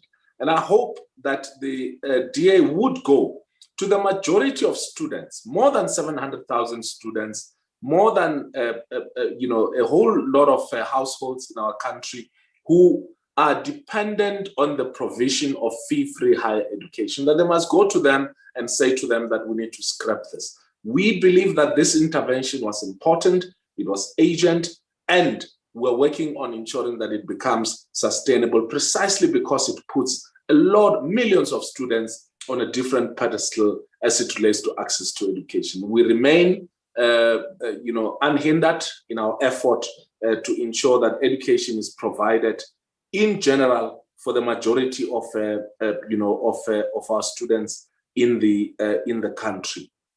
Now, there's also been a whole range of points raised around the whole question of long-term employment vis-a-vis the question of internships. In many instances, employers insist that students, graduates, should have some experiential training, and internship programs which are provided through our CETAs provides that opportunity for students to gain this experience. And we've seen a lot of young people graduating and then getting experiential training and then becoming, getting into full-time employment. And I think it's something that we will continue to strengthen. Yes, there's been some weaknesses, but we believe that it is a system that has been working. And broadly around the question of unemployment in general and youth unemployment in particular, these are structural issues that our government has committed itself to address. They are not merely issues of policy. And I think to live under the delusion that we can implement some policy devices and like a magic wand, we will create employment, that will not happen. And that is why our commitment, particularly with the economic recovery plan that was announced by the president late last year, the intention is to deal with the structural inequalities that exist in our society, issues around economic ownership, broad economic ownership, and the commitments that should be made in order to deal with these structural inequalities. And, as long as we pay lip service to this issue and reduce it to a mere policy issue, I don't think that we will be able to make the necessary impact that needs to be made. Yes, I accept some of the points that have been made as it relates to the fourth industrial revolution and the need for us to have both policy focus and implementation as it relates to this. But we should also look at the advent of the fourth industrial revolution as motivation for us in the modernization of our public education system and ensure that we can position as leaders in these critical fields of human endeavor. So the fourth industrial revolution is also, in our view, an opportunity to build a culture of grassroots innovation that could be linked to our institutions of higher learning. The honorable member from the Freedom Front spoke quite extensively about a whole range of issues, particularly addressing young people not to be daunted by fear. And I must tell him that young people in this country do not have fear. It is those young people who fought tirelessly, some of them who lost their lives, to bring about the freedom with which we enjoy today. And I think that, for the honorable member to, also go on and on about some of the points that he's been raising, which I believe are quite unimaginative and do not even contribute into this discussion, and are merely intended to protect the few who have continuously benefited post-apartheid, should actually be dismissed with the contempt it deserves. In the overall, we take some of the valid points that have been raised, and we remain consistent, we remain focused, and we believe that through education, quality post-school education and training, we will be able to live up to the legacy of the youth of June 16, 1976, the ideals which they fought for, the dreams which they had at the time. And in that way, we believe we can be able to build a better country for all of us. Thank you very much, House Chairperson. Thank you very much, Honorable Minister. Yes. Honorable Delegate, that concludes the business of the day.